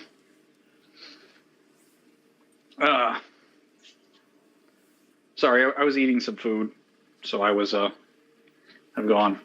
All right, so do you wanna level up your weapons, level up your classes? At this point, I'd have to Yes, level up. I'd have to level up the fucking What's the Cyber's name? Oh, interesting. At this point, I'd have to level up the fucking the main class or the base class to try and get that to 4. Oh yes, we have a battle simulator now. If you need to test things. Heard about that. Yes, it is only available during single player mode. So if you do want to test some stuff, you just go in there and test that out. I don't know what the assets are, so I couldn't tell you how it works. But it is basically an authentic training mode, which is so nice. What I can tell you so far is that we have a Greek pantheon, we have a Roman pantheon, we have an Egyptian pantheon, and a Norse pantheon. From statements that Magnus mentions about his conversation with Annabeth, because in the first book, Annabeth is actually looking for him because she gets a note from his uncle Randolph, and she shows up there with her father because they're looking for Magnus, and yes. Magnus at the time is currently homeless. And obviously he dies, so they don't get to see him. And then he shows up later halfway through the book and is like, hey, by the way, I'm alive. And she sees him and is like, but your body's in the coffin. Like, yeah, I'm currently dead also. Like, I'm in Valhalla. But, like, I will explain to you. I have something that I have to do. I'll explain to you and I'll get back to you when I'm done. And then he talks to her at the end of Sword of Summer. You don't see the conversation, but you just say, like, you just hear them say, oh, this story's going to be wild. Let me tell you.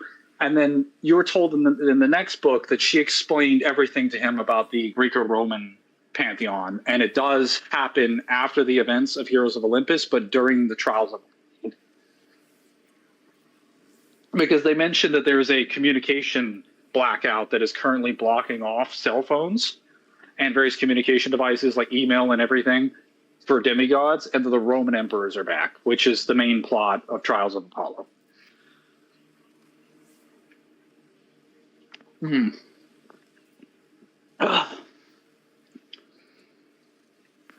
Oh, Let's see. hi, Nick.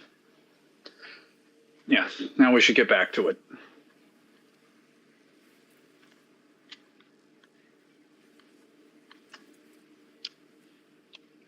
All right. BRB, you good triple?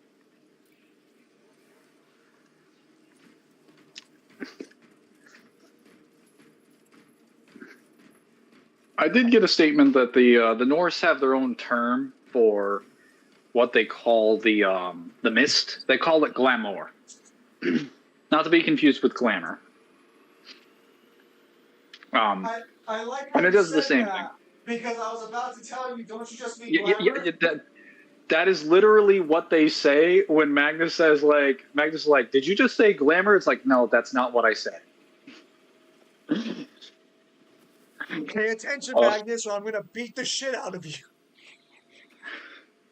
Dude, it was so funny when he was talking to Freya in Volkanger, and she was explaining to him like what day they need to go fight.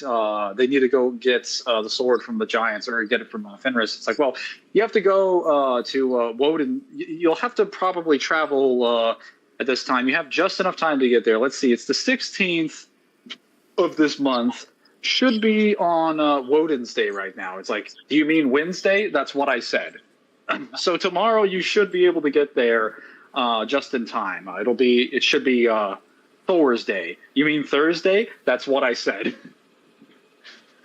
Because I don't know if you know that's actually the basis for where we got the modern calendar from. It's specifically from the Norse.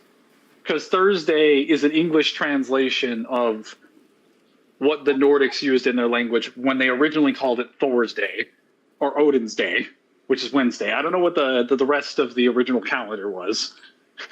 Yeah, I was kind of wondering where those names came from.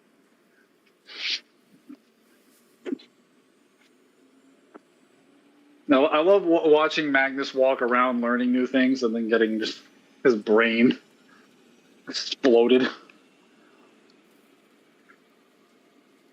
Oh, wait, let's try some stratagems. We'll try a normal one. Get some blue currency. 120. Oh, they did actually reduce this to 125, I guess. But I think that's just because of the siege. Because they added currency for siege. All right. Here's the conditions. Unleashed Fury, Temporal Boosts, Killer Instinct, and Major Challenge. Executing an enemy boosts your damage dealt by 200% for 8 seconds. Spheres appear on the map. Collect them to gain a power-up for 15 seconds. The number of Majoris enemies spawned is heavily increased. The number of Minoris enemies spawned is heavily reduced. Ability charge is only restored by kills.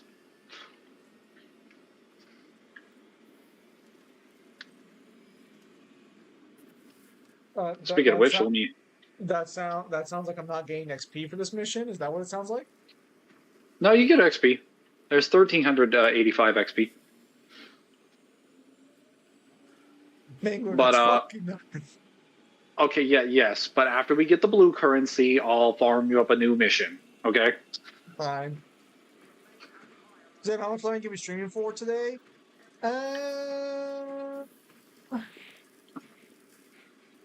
Oh, we have 2 minutes. How much do you want to stream for? Last mission I'll start. Yeah, what are we waiting on? Oh, right him. I think I told someone I was gonna play a card game with them later. I have till 7, which is like another hour. So maybe if we finish this one, we'll do like one more and then you're done? I think that might be the case for today, yeah. Because we ended up spending like 2 hours of the stream either editing characters or talking about Percy Jackson. Bro, we did not spend that long. You talking can go about back Percy and Jackson. check. It's at bare minimum an hour and 30 minutes. No, it was not. I talked about it at brief moments, I assure you. Brief It moments was for like you maybe tend to like be about 20 20 to minutes. 40. That's like 30 minutes. A brief moment for you is like 30 minutes for normal people.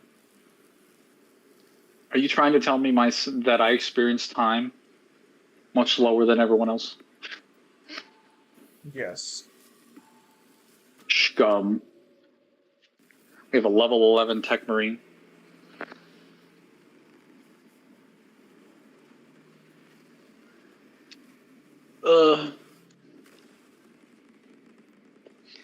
Yeah.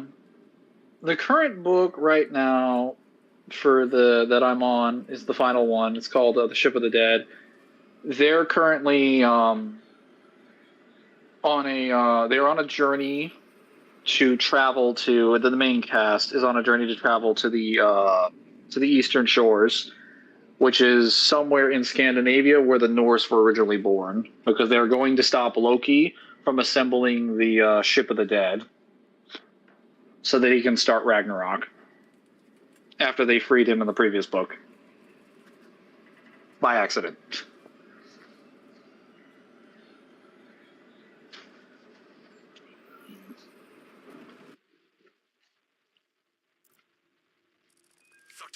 Hours, 12 minutes ago, the Imperial cruiser Wrath of Espandor Definitely got to say, I much prefer this Loki to God of War Loki. It's a lot more interesting of a character. Intelligence suggests the ship now plays host to Tyranid You can just say Atreus, bro. damage exceeds reclamation standards. If we cannot reclaim the ship, then we will Oh, when I found out that he was Loki, I was like, oh no, you better get a massive, like, growth spurt in the next game, because you are not interesting enough to be Loki of all fucking people.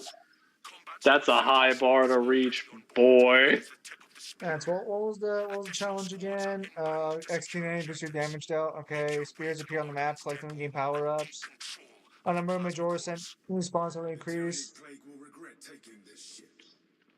Talassa, this is Combat Squad Phaedrus. Breach via any So just rip and tear. openings you Okay. find. Oh, I guess Doom got a new update actually. New lore in the Dark Ages. Really?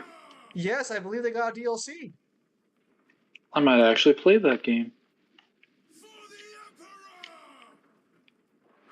Say it. Say it, Pat. I say that, but like we all know that's not going to end well if I do. What do you mean? We're gonna get our high-end Universal Doom scaling finally. Progress towards the Ordnance Depot. We will rendezvous with Bro, just be happy that like in the tier that he's at, he doesn't lose many matchups. Like, I don't know where the logic of people arguing that man was like fucking a super soldier that could like punch through buildings resulted in them being like, yeah, this guy can threaten universes. Like, why would you want that? To be fair, that's not entirely where it came from. It came from the statements, like all the power scaling does. No, it came from an intention to want to wank him that high, because if they had read those statements for more than 2 seconds, they would have realized that's not what they said. For shame, all of this downplay. Hang on. You'd think people would have some understanding that you can't really argue uni shit for a character that's not prepared to throw hands with a uni character. I mean, you can. It's just that they would get outclassed. But like, I mean, people would say the same thing for fucking DMC and stuff and God of War. Well, God of War is universal, so that's fine. But like, that goes back to like the visual. Oh, are those spears the ones that buff you? No, I was wondering what the fuck those were.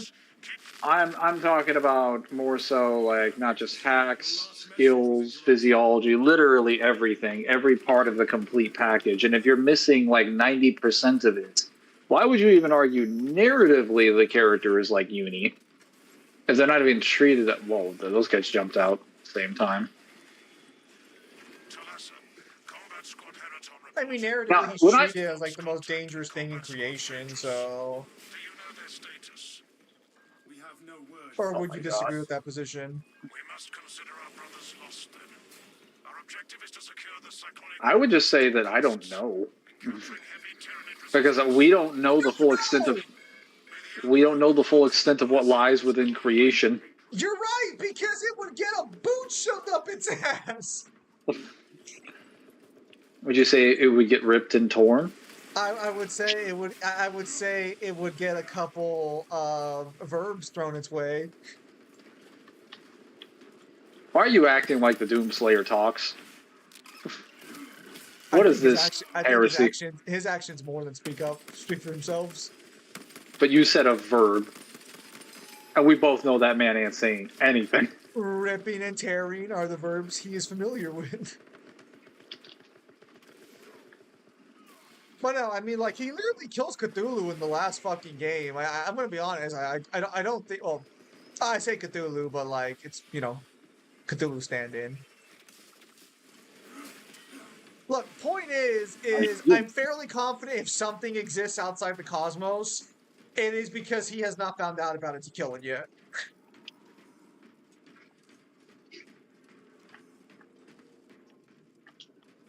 That's why he'd be such a good space marine.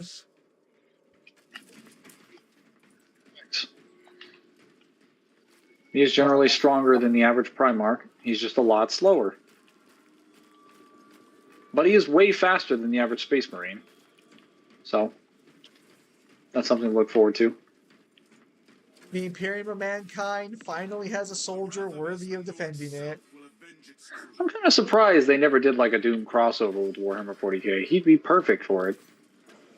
He just doesn't say anything. He shows up, kills people, then leaves mysteriously on behalf of humanity. Because you really couldn't have a story with the Doomslayer, because I would assume he wouldn't even be able to give, like, any of the Chaos Gods any buffs either. Because, like, I guess, like, you could argue Khorne, but, like, I don't know if intent matters there. So what Khorne specifically needs are blood and skulls. It isn't enough to have violence. That's actually the reason why he hates the Guardsmen. Because the Guardsmen use lasguns so often, they deny him his perfect tribute. Because they cauterize the wound when they burn it with the laser. So it removes an exponential amount of tribute that Khorne would have otherwise gotten. My hand's on fire. Which just tells me that Doomslayer would probably do better, so the Khorne would definitely want him around. That's until I pull out the BFG! Well, the issue is also that unlike the demons in Doom, who actually have like biological components, the demons in Warhammer are not like strictly physical. Even when they try to take a physical form, they don't really have blood, though they do have souls. So you can't really, like, if you kill them, you're not really producing skulls for the Skull God or blood for the Blood God. You know what I'm saying? So he doesn't really get anything. Well, I mean, he doesn't get as much as he would like. He doesn't get anything at all, really. Wait, so you he saying specifically that whenever they needs fight demons, Khorne doesn't gain any buffs from it? No. He gets buffs from the demons killing you and ripping off your skulls and getting your blood, or his human worshippers doing that. But he needs skulls and blood specifically. So, is that why, like, fucking... Wait, so how does that work with Tyranids, then? Like, does he accept their blood? I don't think he's picky about what type of blood, as long as it's blood. I don't know about their skulls, because depending on... Well, this is kind of why it's weird with the Necrons, because, like, the Necrons aren't using their own bodies. They're using, like, bodies that were built for them, so I don't know if it's, like... just anything that is classified as a skull, which is the head appendage, or if it's just, it has to be your original skull. He doesn't really clarify. Oh, I fucking hate this fucking part. Oh, yeah, it's puzzle time. Well, it's not even a good puzzle. It's just like fucking like if you're playing with a random, they'll end up picking a fucking console and then they'll activate it, not realizing you've activated the console yourself. Well, it's about to get a little nasty in here. I think I've asked you before. So, like, if the Necrons from War in Heaven, or I guess they were Necrons at that point, they were like whatever they were beforehand. If they were around, would they have fucking dealt with chaos? They would have killed Chaos immediately. They would have just ran a fleet into Cadia, wiped out every ship there, and then immediately started building pylons and just shut off the Great Rift. And then they would have went around cleansing every single planet that was contaminated with Chaos and filthy Xenos. Or filthy organics, I should say. Well, that's why, because I'm not sure when the Necrons become the Necrons. Oh, I need. They become the Necrons after the Old Ones War, but before the War in Heaven. Because the Silent King, so after they get beat back to their solar system by the Old Ones, the Silent King basically shows up and is like, hey, I've sent a message to all the members of every Necron dynasty that I have a new ally and I have a way to gain the immortality that the Old Ones cheated from us. We can start our fight against the old enemy with this new ally. And I will basically grant amnesty and grant any sort of rights, conquering rights or otherwise, to any dynasty who puts aside their differences and joins me in this conquest. And pretty much every Necron was like, holy shit, that sounds amazing. A chance to fuck over the people that fucked us over. And most of them just gave up their beefs and went to join the Silent King. And then they became the Necron tier at that point. Oh, and then the War in Heaven begins. The consequences of my own actions. Yeah, but what Ultrox's books do reveal is that they were expended massively from the War in Heaven from having to kill the Old Ones. They expended an enormous amount of their resources from having to genocide them out of existence. Because most of the war was them just blowing up stars and wreaking chaos on various like solar systems. It was like a massive, it was a war of just constant super weapons for like thousands to millions of years. But they won. They did win. They won at great cost, though, and the Eldar by that point had ended up building their own pantheon of gods and had built up their strength and their numbers. So the Necrons basically were like, oh, well, whatever, we'll just outlive them anyway. The galaxy is rightfully ours. And we came here to do what we did. We killed the Catan. We killed the Old Ones. We're going to sleep now. So the main reason why they haven't killed everybody right now is because they haven't woken up. And even if they did wake up, they'd have some logistic issues with the sheer amount of resources that they burned from the War in Heaven. And they didn't wake up their engineers to check their logistical issues in most of their, temple. And, what's the actual name of those symbols up there? Do you have the computer console? Yeah, I think I just saw P up there. It's PMB. PMB. PEB. I got P. It doesn't matter. It doesn't matter what order we put them in as long as we get them right. Yeah. Yeah. I was under the impression the Necrons went to sleep because the orcs were beating the shit out of them, and they were just like, we'll just outlast the orcs. The orcs were also fighting them like crazy. That is true, but it was mainly the combination of the orcs throwing themselves at them for thousands of years, and them also exhausting all the resources to kill the Old Ones. Because the Old Ones were the strongest enemy they had ever fought, aside from the Catan. Aren't the Catan and the Old Ones the same? No, the Catan are beings of star gods, are star gods. They're essentially abstract entities made of pure energy that come directly from manifestations of the will of the universe. You call them abstract, I call them batteries for my giant war pyramids. Yeah, sure. And then the Old Ones are basically just psyker gods. They're essentially just giant toad-like species that can summon like giant warp constructs and are responsible for creating most of the sentient species in the galaxy. So I'm actually confused on something. Did the Silent King go to sleep or not? He did not. He left the galaxy.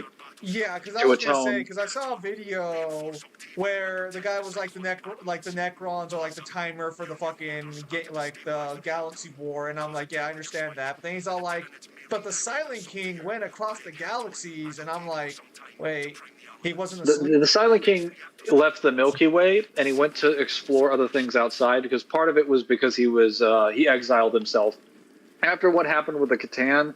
When he found out what happened with the Deceiver, he did not believe that he deserved to be around these people until they rose again. Actually, I think he was just planning on like permanently leaving, and he left them with instructions because he was like, I don't deserve to be their king. Not after I convinced them to be the Necrons. But he came back after he found out about the Tyranids, after he found them in the intergalactic void, and he found other horrors out there. He was like, all right, this shit is crazy. I'm going to go save my people. Guys, I know I fucked up last time, but it's even crazier out there than it is here, so let's just talk about this.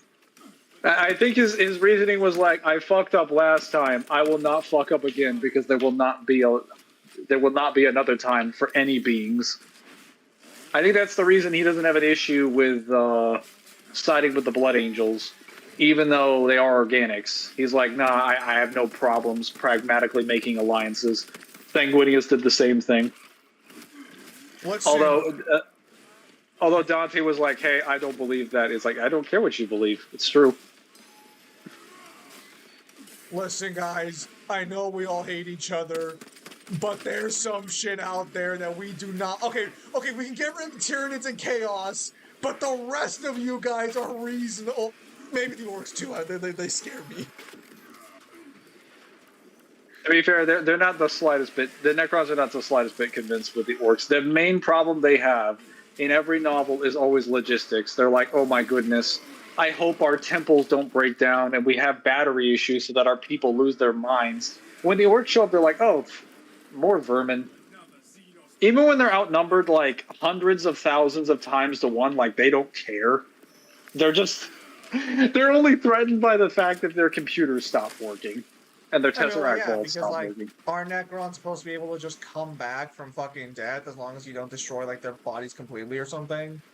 No, even if you destroy their bodies completely, their consciousness just goes back to the Tesseract vaults and the databank vaults that they're held. It's just because of the reanimation protocols and the constant like many like quintillions, the many countless Necrons that are out there.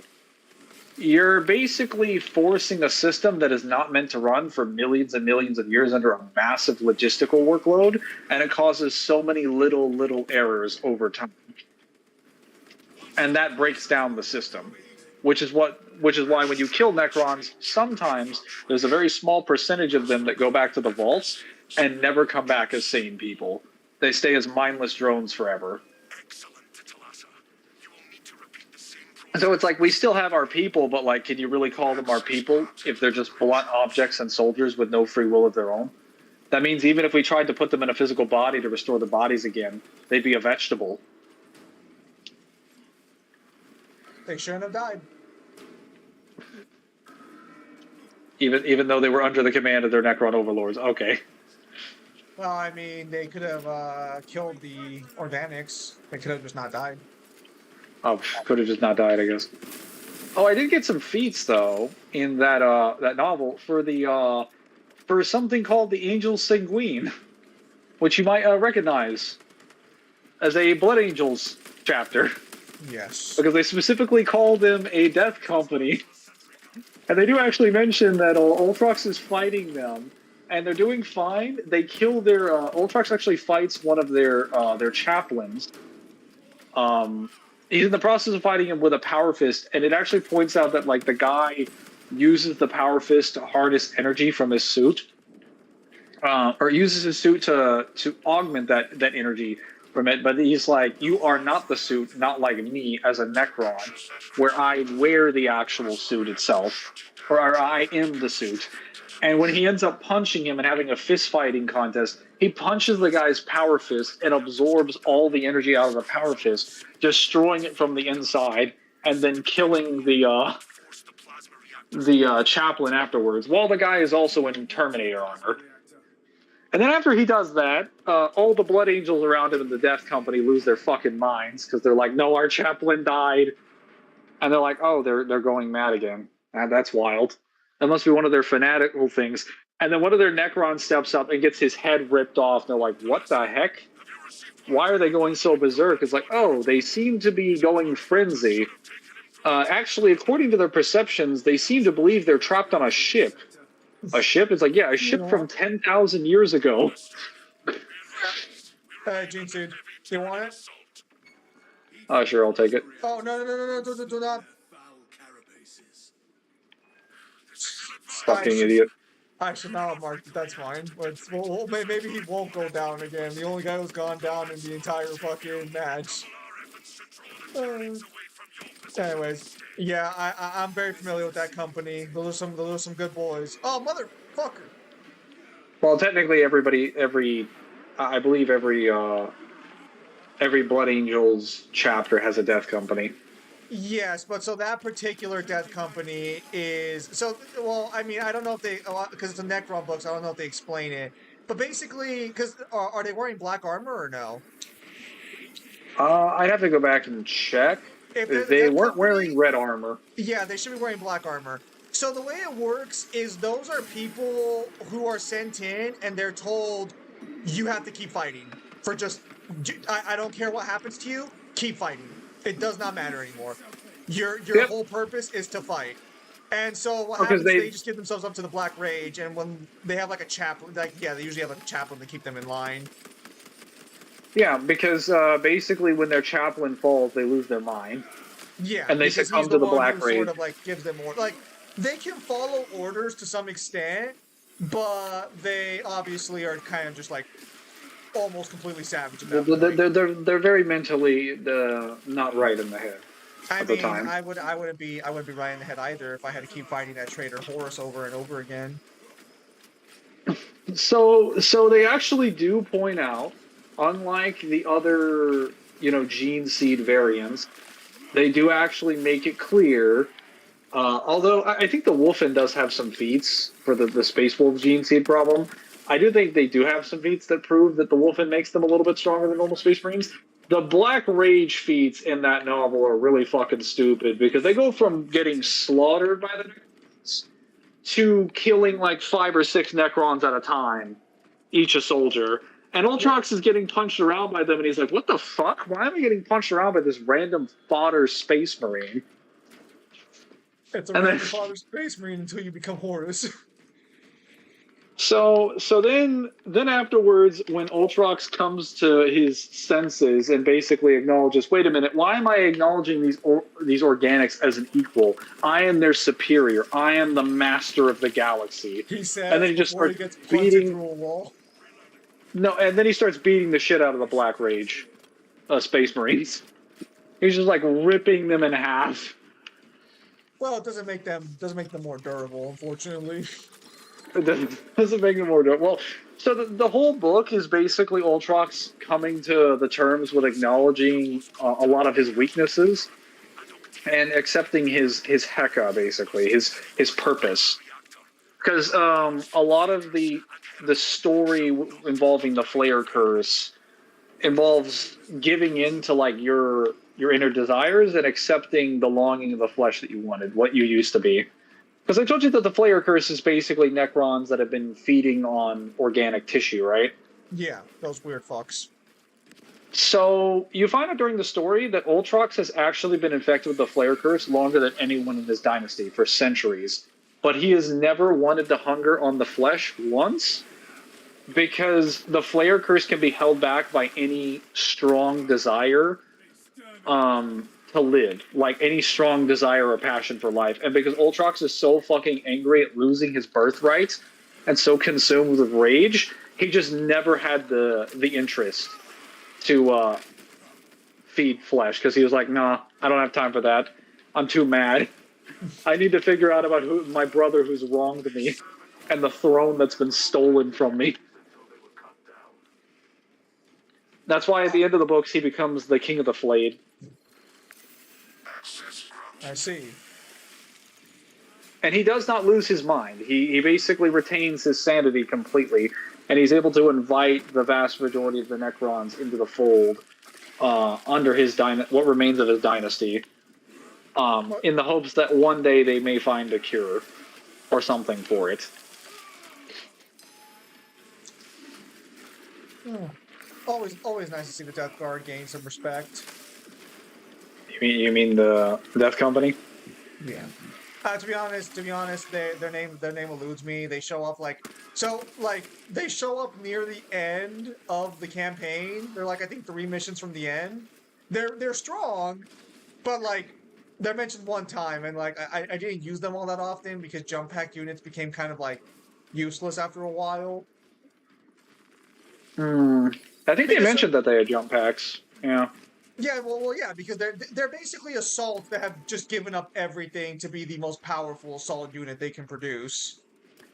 They did have bolter rifles for the most part, but when the Black Rage happened, suffice to say, they became melee units very quickly.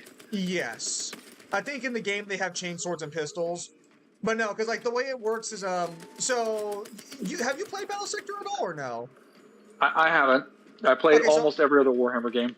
Okay, so I told you how Battle Sector works, right? Like you're basically like clearing a moon of Ball after a Tyranid invasion. You're fighting the Tyranids, and some of your soldiers give into the Black Rage, and then they're just fighting Tyranids like crazy until they die. No, not exactly, not exactly. It's not some of your soldiers give into the Black Rage. So when you're going through the Moon of Ball to find the because there's a fucking Hive Tyrant you gotta kill because Leviathan's coming back because fucking the Chaos Gods can't do shit against them apparently. Typical. And so, because I think I told you, right? Like at the start of the game, like the Blood Angels are doing one final stand as Leviathan gets ready to consume their world. And then I think it's like Khorne opens a fucking portal and drags Leviathan into the warp. Khorne drags them away. Khorne drags them away most likely to save the Blood Angels. He probably did it to save the Blood Angels because the Blood Angels are very good at providing like blood and skulls. Like so I mean, obviously he has his own motives. Like I'm not saying here being like he doesn't, but yeah. So he brought them away, and there's like, okay, that'll show him, and then Leviathan's like, actually, I'm not dead.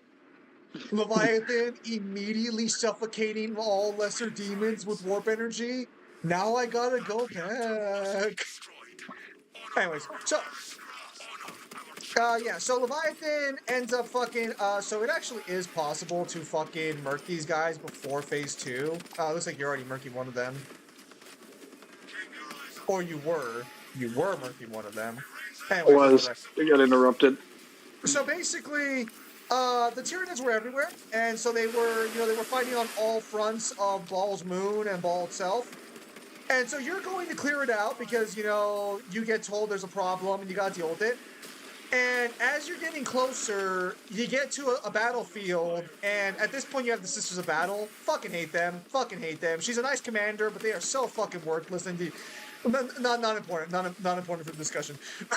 They weren't very good for your gameplay strategy, were they? So it was that, but that wasn't the part that pissed me off. The part that pissed me off is they kept talking mad amounts of shit, and the game kept telling me they were good. And they were dog shit. So it's like, you can talk your shit all you want, as long as you're not trash. But you decided to be trash and talk shit. Oh, look at that. The guy that was supposed to keep our relic safe is dead. Yep. But I do have a thing there. Yeah, I have no idea why I picked it up. He was like the first one to go down. Anyways, so you get to a battlefield. And you're not your chaplain. I think it's your it might have been a chaplain, but I think you're supposed to be like a priest, your apothecary. Your apothecary goes to your chapter master or your chapter squad. Oh, hang on.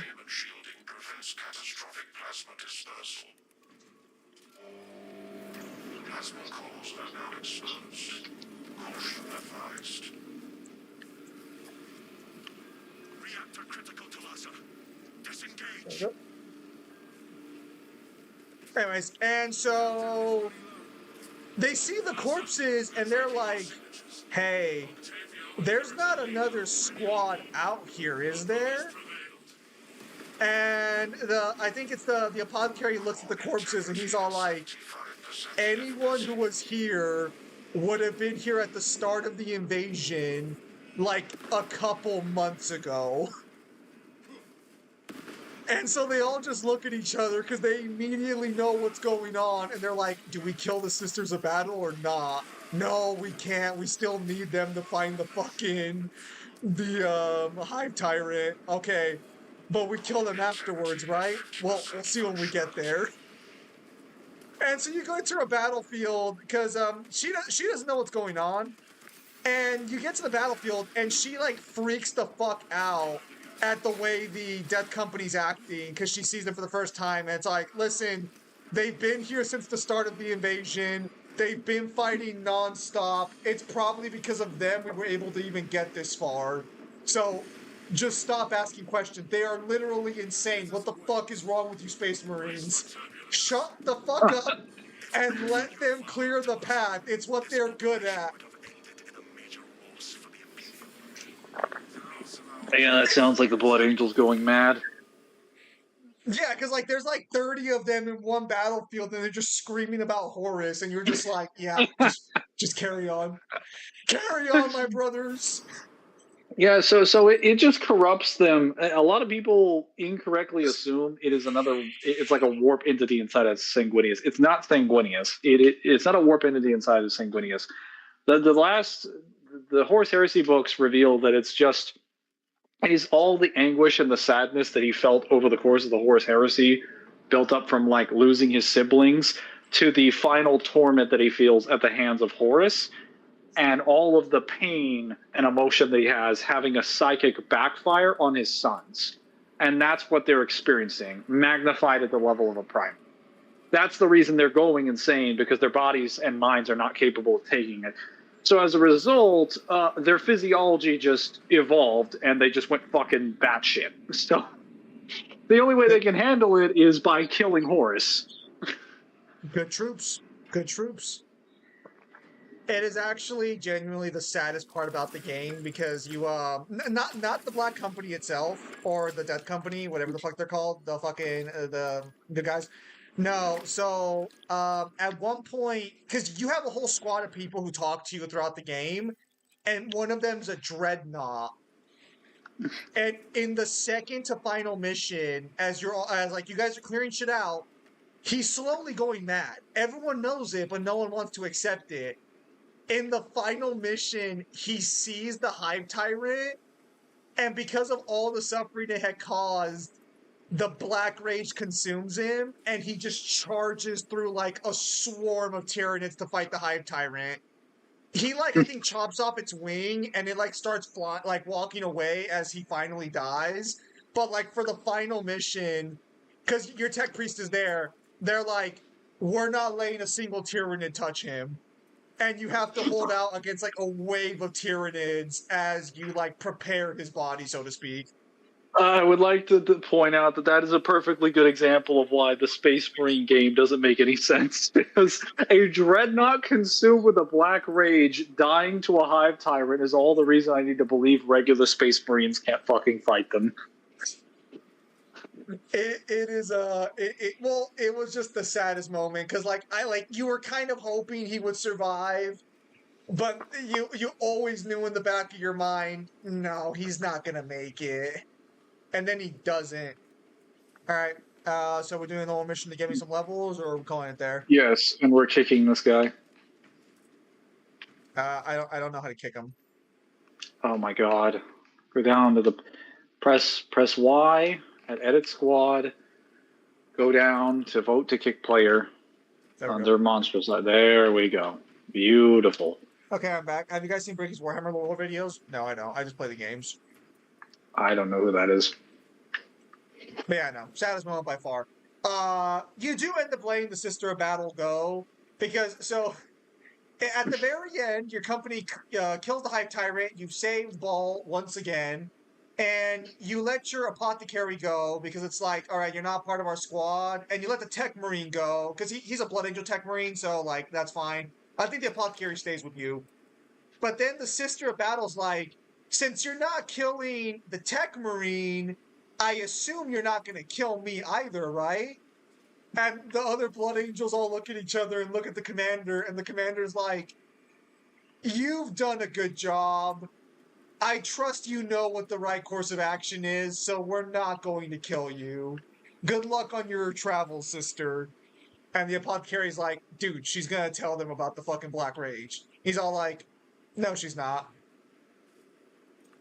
And that's how the game ends. And then you have a whole Sisters of Battle DLC that I never played because Game Pass ended up returning the game at that point. Sisters of Battle are, if not anything else, they are very honorable. They do not sell people out. They are not snitches. Well, that's what I would assume is that like because of the campaign we went through, and we saved them and everything. So like I would assume she'd just be like, They are very gracious to people who fight for the Emperor, especially people who are losing their fucking minds. well, so from what I understand, they don't like Space Marines all that much because I guess like because of the Traitor Legions or whatever. Yeah. Which My is earbud fine. died. I mean, like, no, like the Traitor Legions were total dicks. Oh, let me actually level up real quickly.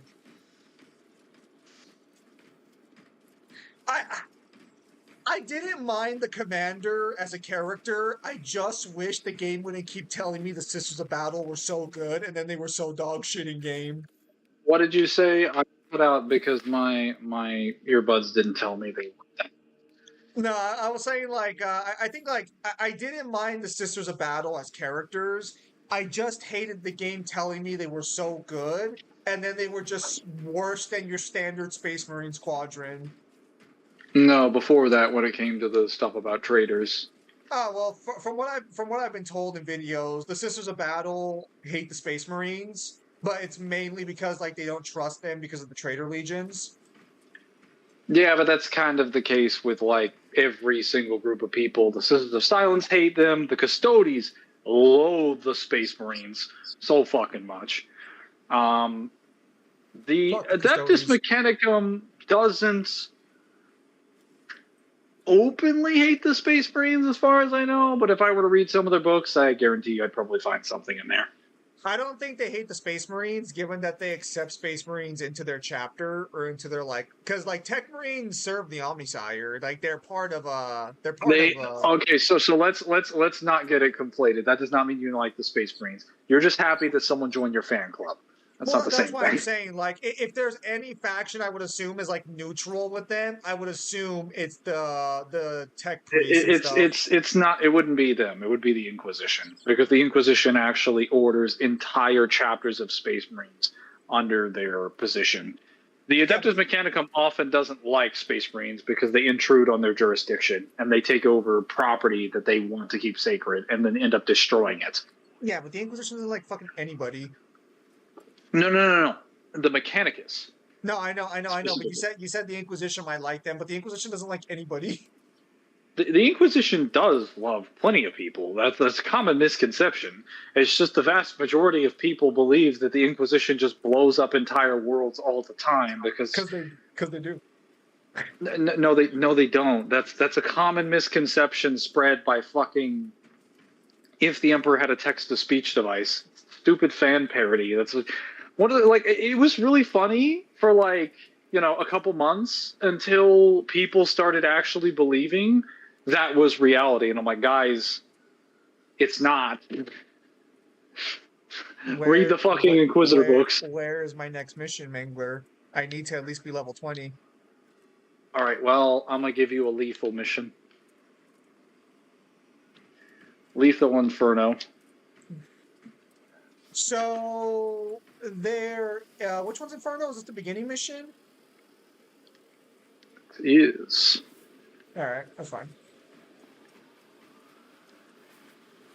What was I gonna say? Fucking,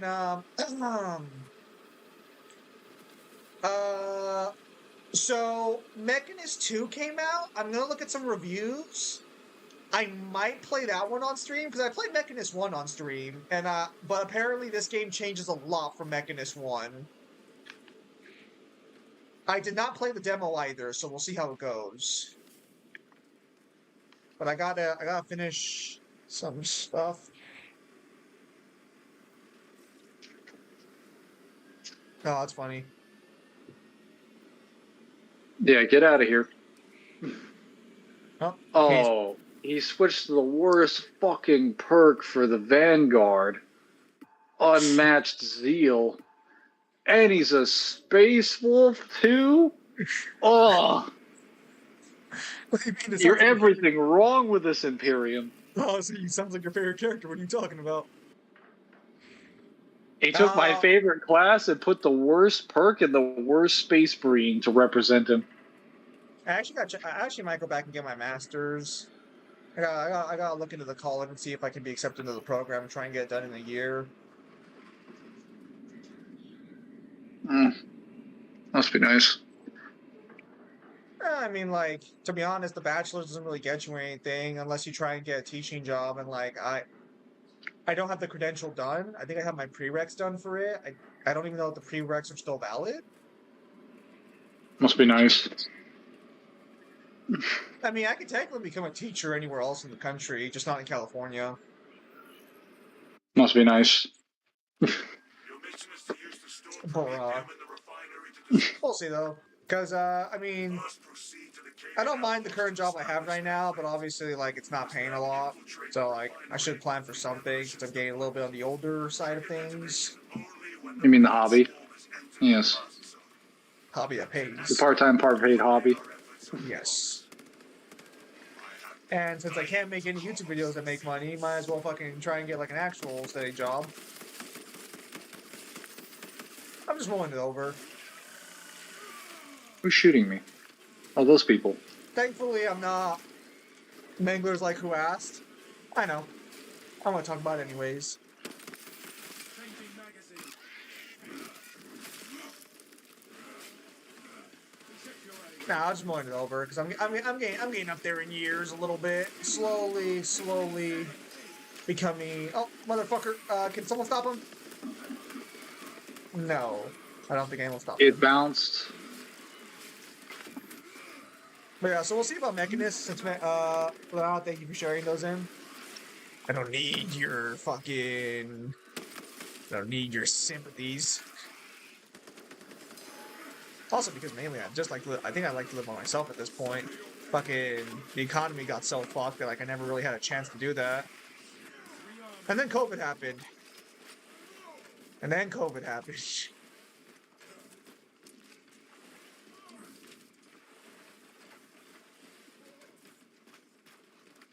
But yeah, expect Mechanist streams. I'll probably do Mechanist 2 before I do fucking Demon Hunters.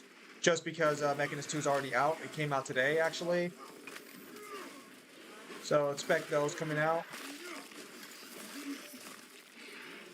Pathetic tyranny of abomination. I do still have to edit the versus matchup, but I have all the audio done for that, so that'll just be me cleaning up audio and putting scans in.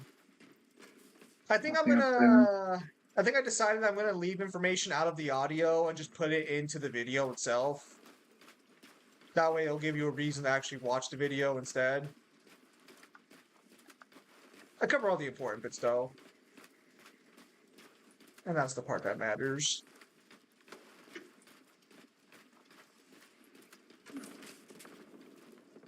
At least Thought you're my all head able to was go, missing for a minute. at least you're able to go to college. You really don't have to go to college. It just depends on like how much money you want to. Because even then, college degrees don't guarantee you a lot of money. You're better off going to a trade school, to be honest, these days.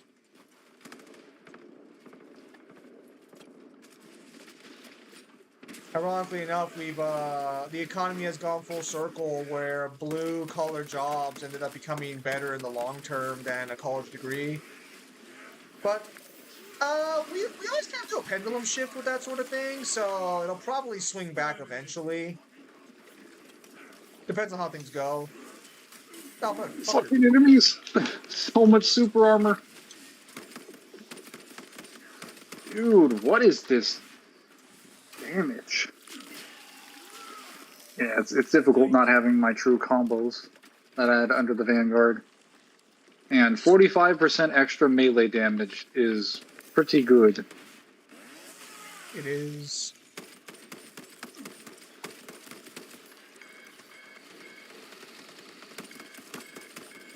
I love how he got the kill for that. when I was the one that needed help based on his perk. What do you mean? His perk kills you regardless. Oh, yeah. Well, here's the thing, I need an extremist for a fucking Terminus enemy to kick it off. Oh, is it fucking only for extremists or terminus? Yeah, that's why it's a dog shit perk. Oh. Seems Mangler went down.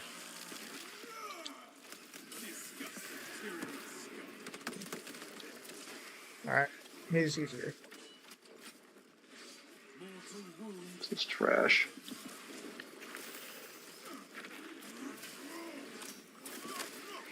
Nice.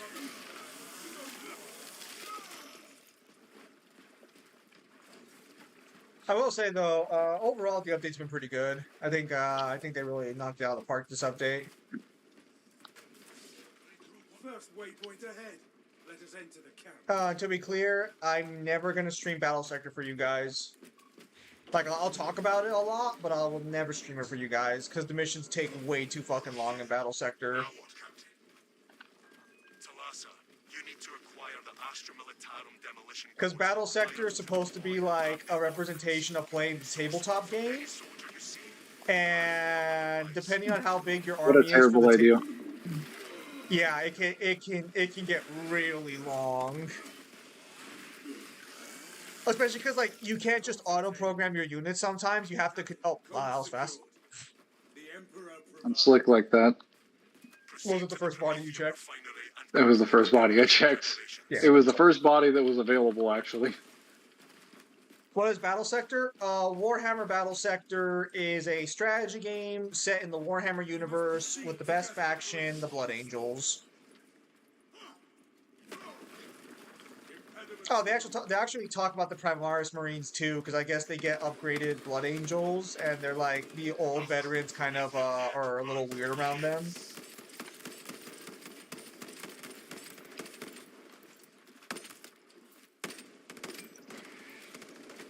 Because in the game, after Leviathan gets taken off, randomly the Ultramarines show up to help out. It's like, hey, thanks, assholes. Could have shown up a little earlier, but whatever, I guess. Better late than never. Fuck! Is friendly fire on? Chris. Because I'm pretty sure you just dropped my ass.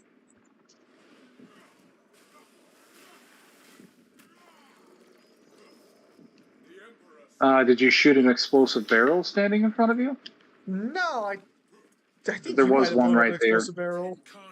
There was one right there. Well, that's the only thing that could have hurt you. activating all specs advantage. Our teammate is fighting the Carnifex. I'm doing my best to nuke him down, but I don't know if you can see him, but he's over there.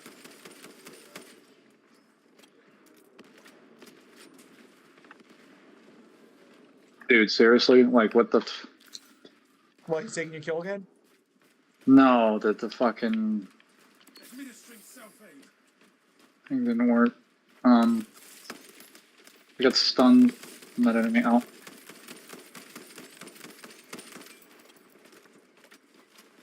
What I might end up doing is I might do a random stream to show you guys how, like, the One Piece card game plays and play it on the sim. Because I talk about it a lot. Mainly because I'm a official judge for it, so it might be fun to actually show you guys how the game actually plays. Ready to scan. You didn't pick up that white sim, did you? I did. Oh, Why do you think I'm healed like this? How close are you to the there you go, I guess. Now you just need one more. You are making good time. We are going to need Whoa! Look, is he sniping from? Oh, he's on the barrel. Alright, full health, here I come. Full health, here I come. Okay, so it did give me full health, but it did not take away my, Just get in the fucking door. Get in the fucking door. I thought I had a red stim, but it was actually a white stim. Are you colorblind? Actually, is it possible to be that colorblind? No. I picked it up and I looked at the design of the actual stem thing, and it looked exactly like a white stem. I mean, on the icon, not the actual like box. Let's see.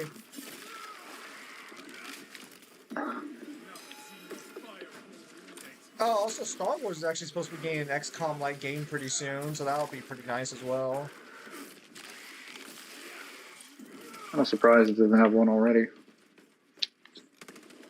Turn-based strategy games were games that like people weren't sure had like a lot of return on investment or not.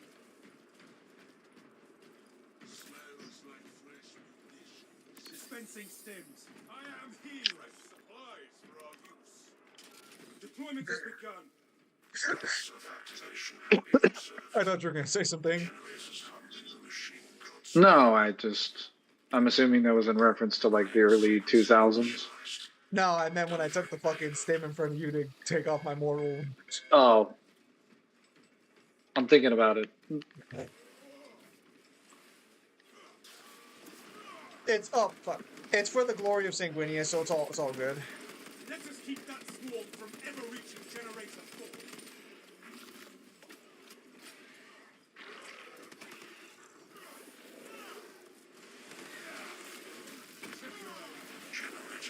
Also, I didn't realize that a bunch of the Primarchs were smart enough to realize that if the Imperium of Man got destroyed, they should just make their new Imperium. I guess there's like an Imperium Secundus or something. Imperium Secundus, which is yes, that is Gilliman's new empire, which was just made from the 500 worlds of Ultramar. Let's be honest, it was literally his existing empire that was already under Imperium space.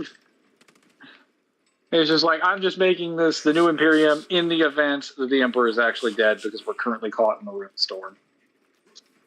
Yes, because if I remember correctly, it was Gilliman and a few other Primarchs, because they weren't aware whether or not the Emperor had survived. They weren't aware if the Emperor or any of their brothers were alive. It was him, Lionel Johnson, and then eventually Sanguinius arrived. Well, no, that conversation They made Gilliman the regents. Lionel Johnson was basically the commander-in-chief of their forces and the chief, like, enforcement officer. And then Sanguinius was their emperor. Is it because he knew no one would want Gilliman to be emperor? No. Gilliman wouldn't even be emperor, even if he was running the Imperium. He would be the regent, because he's a statesman. He just creates the laws and then writes the paperwork, because that's what he's really good at. So the fucking it worked then. It worked then, and it works now. Who the fuck is shooting me? Okay. You're fucking dead.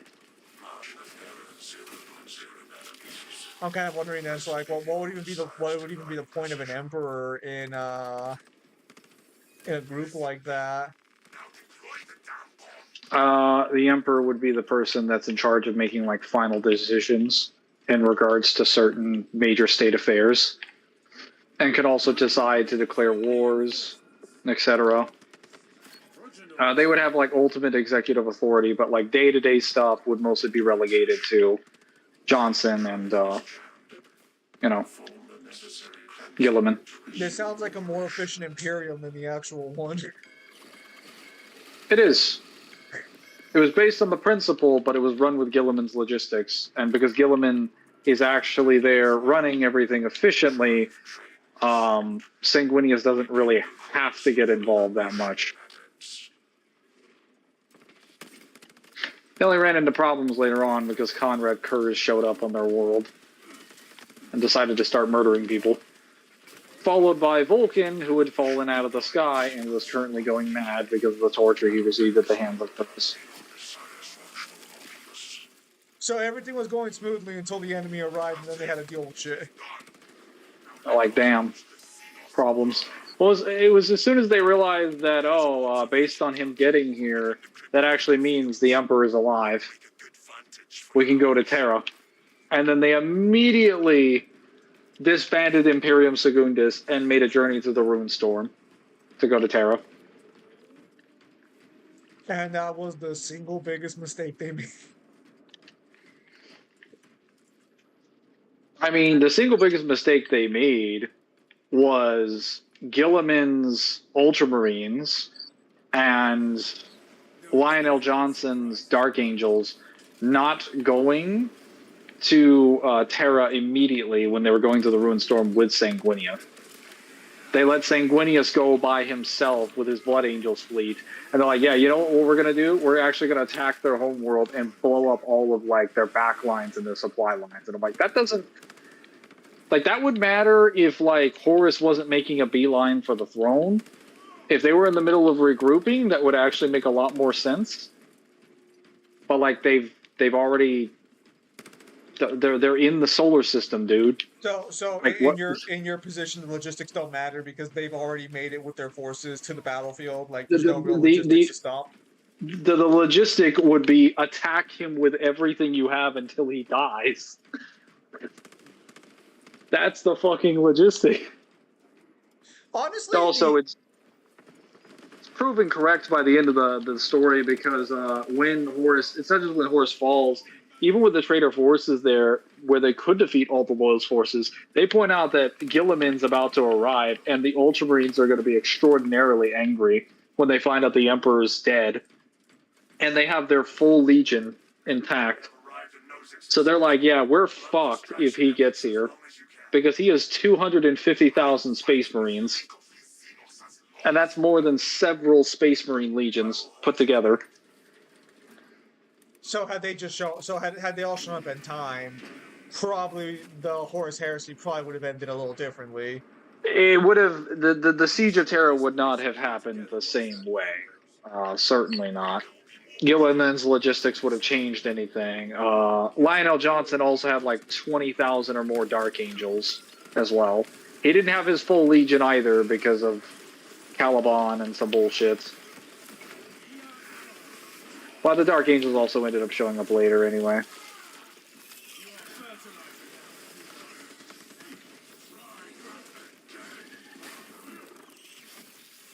Honestly, the Imperium would probably be significantly more successful if they only had to keep track of a couple hundred worlds instead of like the thousands they have in their Imperium. I point out that even the UNSC has problems managing the over 800 worlds that they have. Well, I mean, because like the Imperium demands like what, thousands of worlds? I want to say, maybe less. It's over a million. It's over 1 million fucking worlds. Yep. And about 900,000 or so of those are population-based worlds, mostly. Oh, there we go. Honestly, they were probably better. Yeah, they were. The Imperium Secondus probably would have done fantastic, all things considered. They probably would have lost any significant conflicts, but to be honest, Sanguinius would probably have been smart enough to like ally with other non-chaos forces. There we go. So really just anything that, so really just like, damn. Fucking traitor Marines! What are we asking? Well, no, I was just saying that like more likely Imperium Secondus probably would have been just fine. Because not only did they have a better leader, but they also didn't have to stretch themselves out too heavy, and they probably would have just allied with forces. Oh, I fucked that up. Now it's your turn, huh? I don't often make mistakes, but when I do, they are rather humorous. Because I was gonna say, because like I mean, only having to like control 500 worlds versus like millions. And because he probably would have allied like to some extent with like I would assume the Tau, since the Tau seem to not really have any issues with other people. Eventually, at some point, I believe he would have allied with the Tau, or would have allied in some capacity with the Eldar. He just wanted to get to a point where humans could safely travel at FTL speeds around the cosmology and establish their technological and knowledge-based dominance to make chaos completely fucking worthless. He mainly just wanted to destroy chaos and remove their influence from the galaxy completely, and then established human security, safety, and power domination. Everything else after that point would have just been secondary. I don't think he would have had a particular reason to execute any of the Xenos. I mean, I know he says in his commands to do this, but keep in mind, the Emperor is completely willing to change his plans if he actually listens to someone having counsel. That's the fucked up part about him, is that he is not a completely unreasonable person. If he listens to your advice, he will take it into consideration and will make it a part of his plans. And then will probably act like it was a good plan to begin with. He might even build on it to be afterwards. He just doesn't do it as often as he should, and he doesn't take counsel when he should be. But he also believes the Imperium should be run without him being there, and it should be a successful state without relying on him. And I'm like, you can't do that, but then like not have counsel. That's the whole reason of why like every empire during its success has always had some set of advisors and counselors around the Emperor, because they need someone to let them know. Every ruling state in history has always had some group of people that aren't there to be your yes men, but are there to tell you how to do certain things. Well, yeah, because a good leader would also know that they don't know everything, so they would get people who know what they don't know in order to like fill in the gaps. Well, even if you did know everything, it doesn't matter. You can't be everywhere. That's just basic logistics. Heresy. Something that I find ironic that he sucks at, even though one of his sons, who was just supposed to carry his genes and aspects of him, is incredibly good at. It's like, man, Gilliman did a fantastic job doing logistics, and he's your child. Well, okay. He's your creation. In Gilliman's words, he's not your son, because Gilliman doesn't believe the Emperor is his father. He's like, I had one father, and that was the man who raised me. That man is not my father. I do find it interesting that like the fucking Ultramarines have their Primarch back, and yeah, it just feels like things got worse for them now that they can't just fucking call out their Primarch's name and without having him like say something. They're like, in Gilliman's name. What were you saying? I'm right over here. Hello, Gilliman. How are you doing this fine day? It looks like you're wasting resources. Is that what I'm seeing here? Gilliman being back is always the funniest thing, because watching him just lose his shit at the Imperium going crazy, it's like, why do you guys feel the need to like cut out your own spleens in order to profess your love for my father? I'm sorry, the man who explained to me my father. It's like, but my lord, you are an angel from heaven. How else can we not profess your love? It's like, guys, I'm a fucking super soldier that was made in a lab. Who the hell told you this? This wasn't a secret. No one lied to you guys. It's like, well, we learned from it was so funny listening to him during Plague War, when they're like, oh, okay, how did you come to this conclusion? It's like, well, we came to this through the Lectecto Divinius, which is basically the book that alleges that the Emperor is the one true God. It's like, that was a book written by Lorgar, my brother. He's a fucking traitor. He's a traitor, Primarch. And they're like, well, that doesn't mean what he said isn't true. It's like, can you not see the Emperor's work everywhere? It's just like, oh god, I feel so disgusted. Okay, we're at 22. I'm close to maxing them out, which means that the next time we do this, I should be able to make multiple classes for the tactical, and then I'll finish off the bulwark. I have almost increased my my master-crafted one-handed bolt carbine. Nice. Oh yeah, that's a new weapon you said, right? Yes. Bolt carbine one-handed. This just looks like a pistol. It may very well be.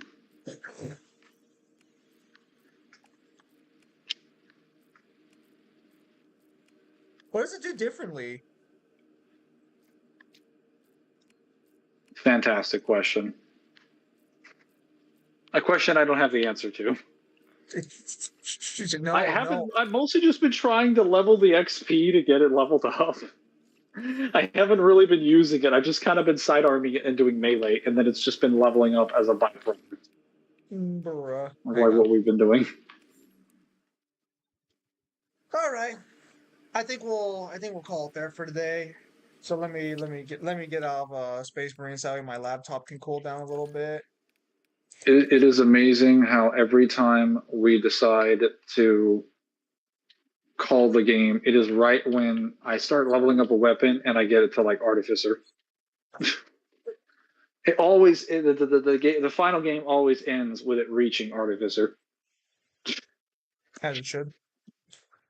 Fuck it. Okay, so good stream crew. Yeah, it was pretty good. Same Jeremy. Shame Jeremy couldn't join us. Hopefully next time he'll be here and we can do Absolute on that new mission and see how Absolute feels. Yes. I will need to get more blue currency. But Yeah, same. I'm out of blue currency because I bought that plasma pistol, which was probably the biggest mistake. That plasma pistol fucking sucks. I'm gonna level it up because I already fucking bought it. But that plasma pistol fucking sucks. do you have a relic plasma pistol? Yeah, I got the relic one, but the relic one only fires when it's charged up, and it also charges slower. No, is your plasma pistol fully leveled up all the way? No, not yet. That's why I'm saying. Oh. When it gets there, it'll probably be better. And then when you put it on the tactical, it'll be way better. Well, so this is yeah, because tactical has plasma buff, so I think trying it on tactical will be better. But no, because this is the issue with when you're a high level Space Marine player and you have like friends who are high level, you end up playing high level missions. So if you want to upgrade weapons, you're better off just buying the red version so you have the maximum damage, more or less, and then you just grind up the weapon on the hard missions.